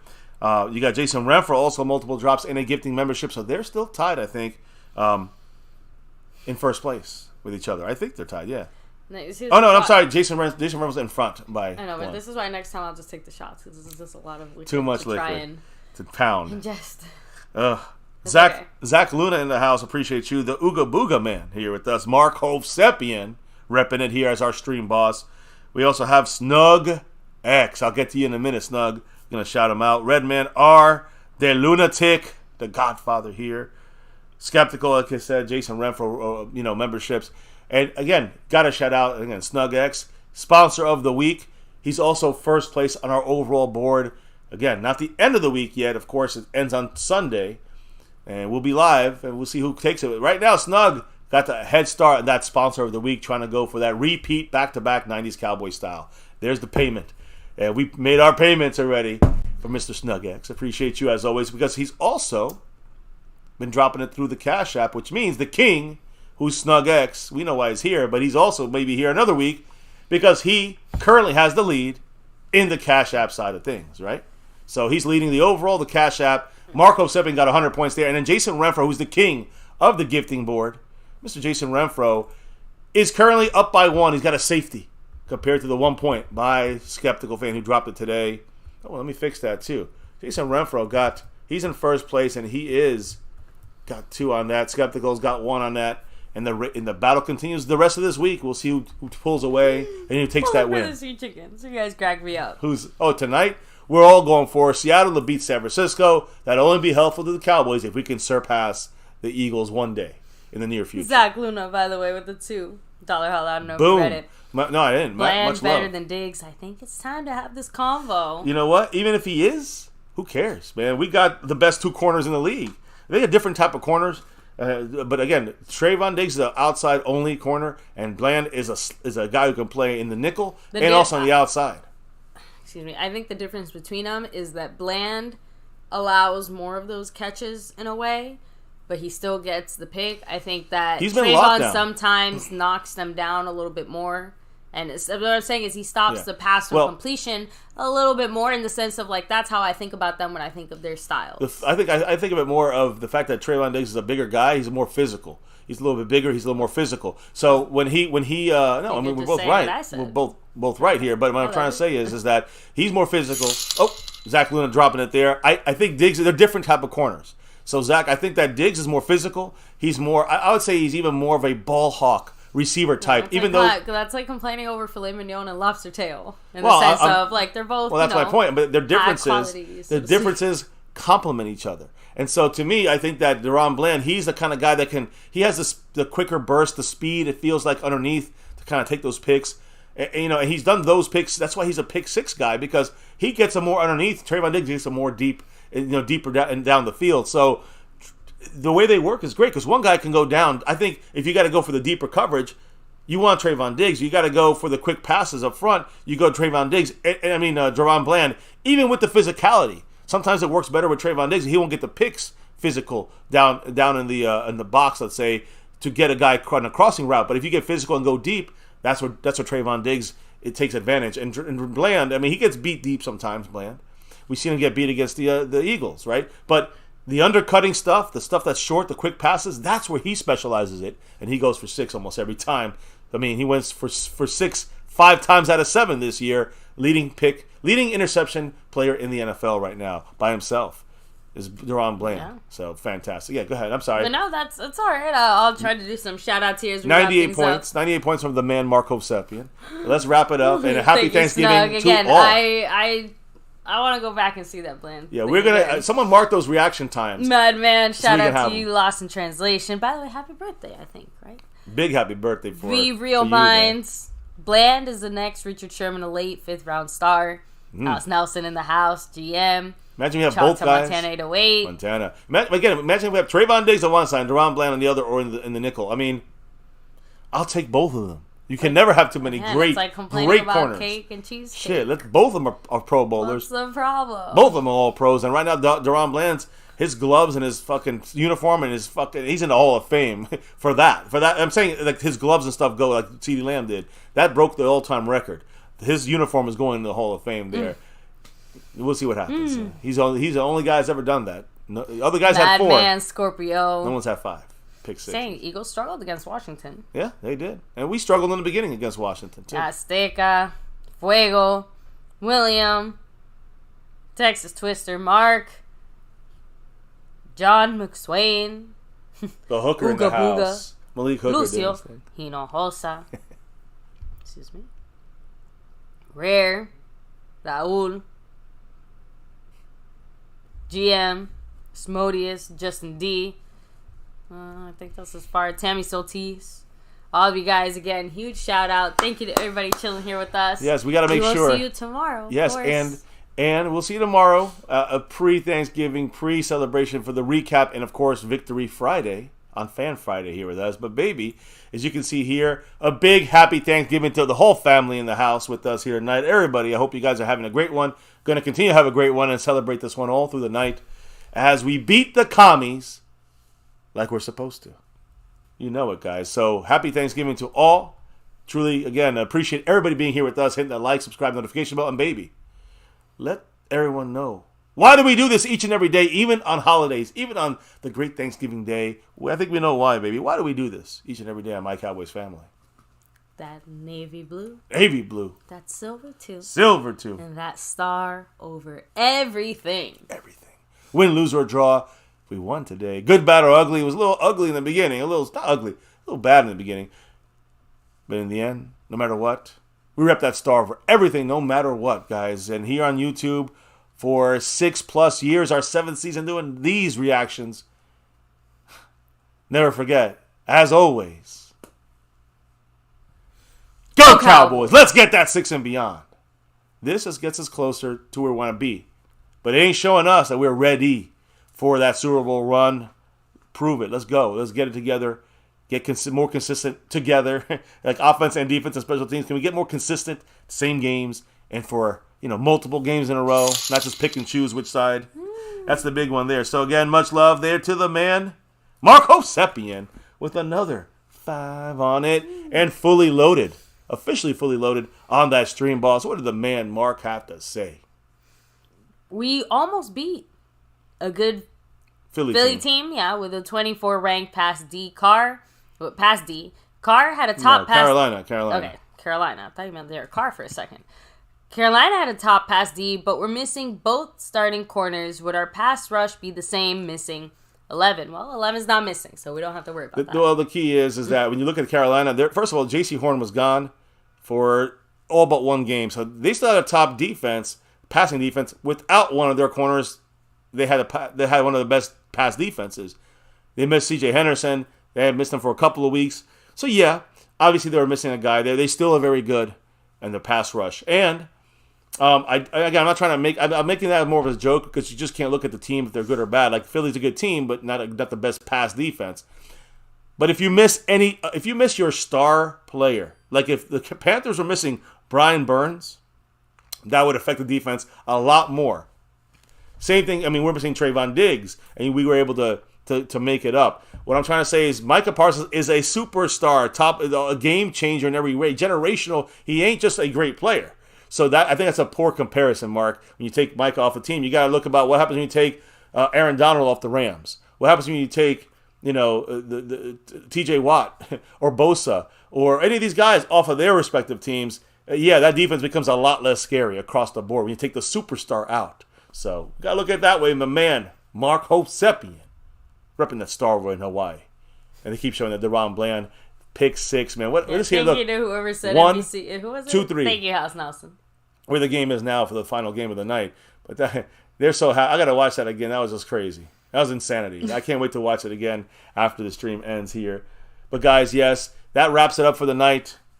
Shout everybody out. And again, this usually would be the end, but it's not. We got Fan Friday, Recap Friday. Of course, we'll have family. These shows may be a little... Victory Friday. Yeah, Victory Friday. We may do a shorter show here and there because it is family time this weekend and stuff. But Friday, Saturday, Sunday, 3 shows to go. We'll see who the champions are. I said everybody who's the leader. Wait, I already said to this week's champs, appreciate everybody here rocking with us, rocking that star over everything. Much love and appreciate your drops all day long during this game here on Thanksgiving in the chat. Cannot do this without your guys' drops of love from above. All game long, whether it's Cash App, membership, gifting, membership, everything, guys. It's Cash App. We bow down to the best fans of all YouTube. And again, a very happy Thanksgiving. But again, you're here with us here on My Cowboys Family. We'll be relocked and reloaded tomorrow for Victory Friday and recap this game as we kind of take we got to turn our attentions to the next game, Seattle Seahawks. They play the Niners, but our Seahawks game is up next. So let's get a preview, guys. When you finish here, enjoy your family, eat Thanksgiving, and then watch the game on TV because that's a quick breakdown. You get a quick glimpse of what Seattle has. That's our next opponent in 7 days on Thursday. So thank you all for rocking with us here, guys. Before we clock out for the night, relock and reload for another show tomorrow, baby.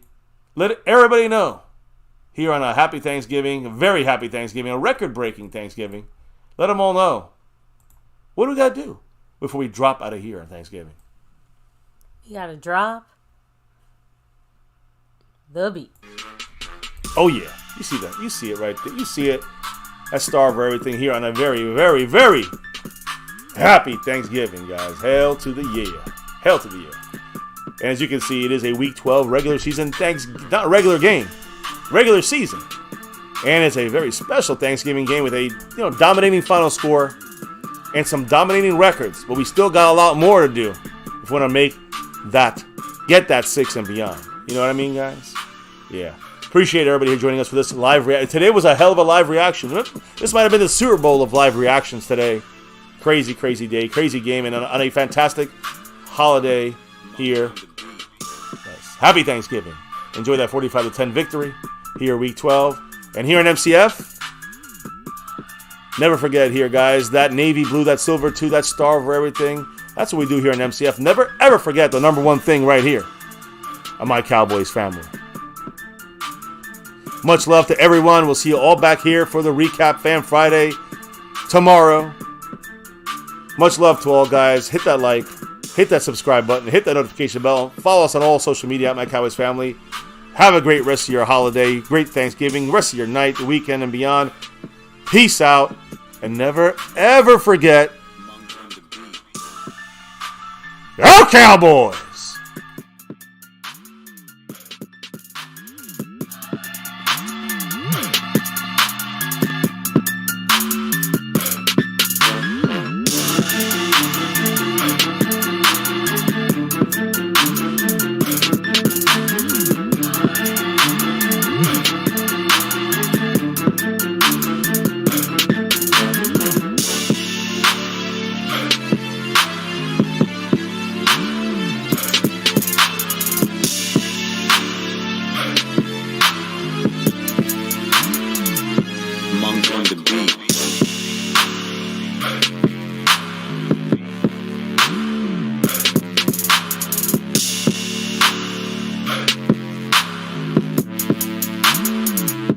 Monk on the beat.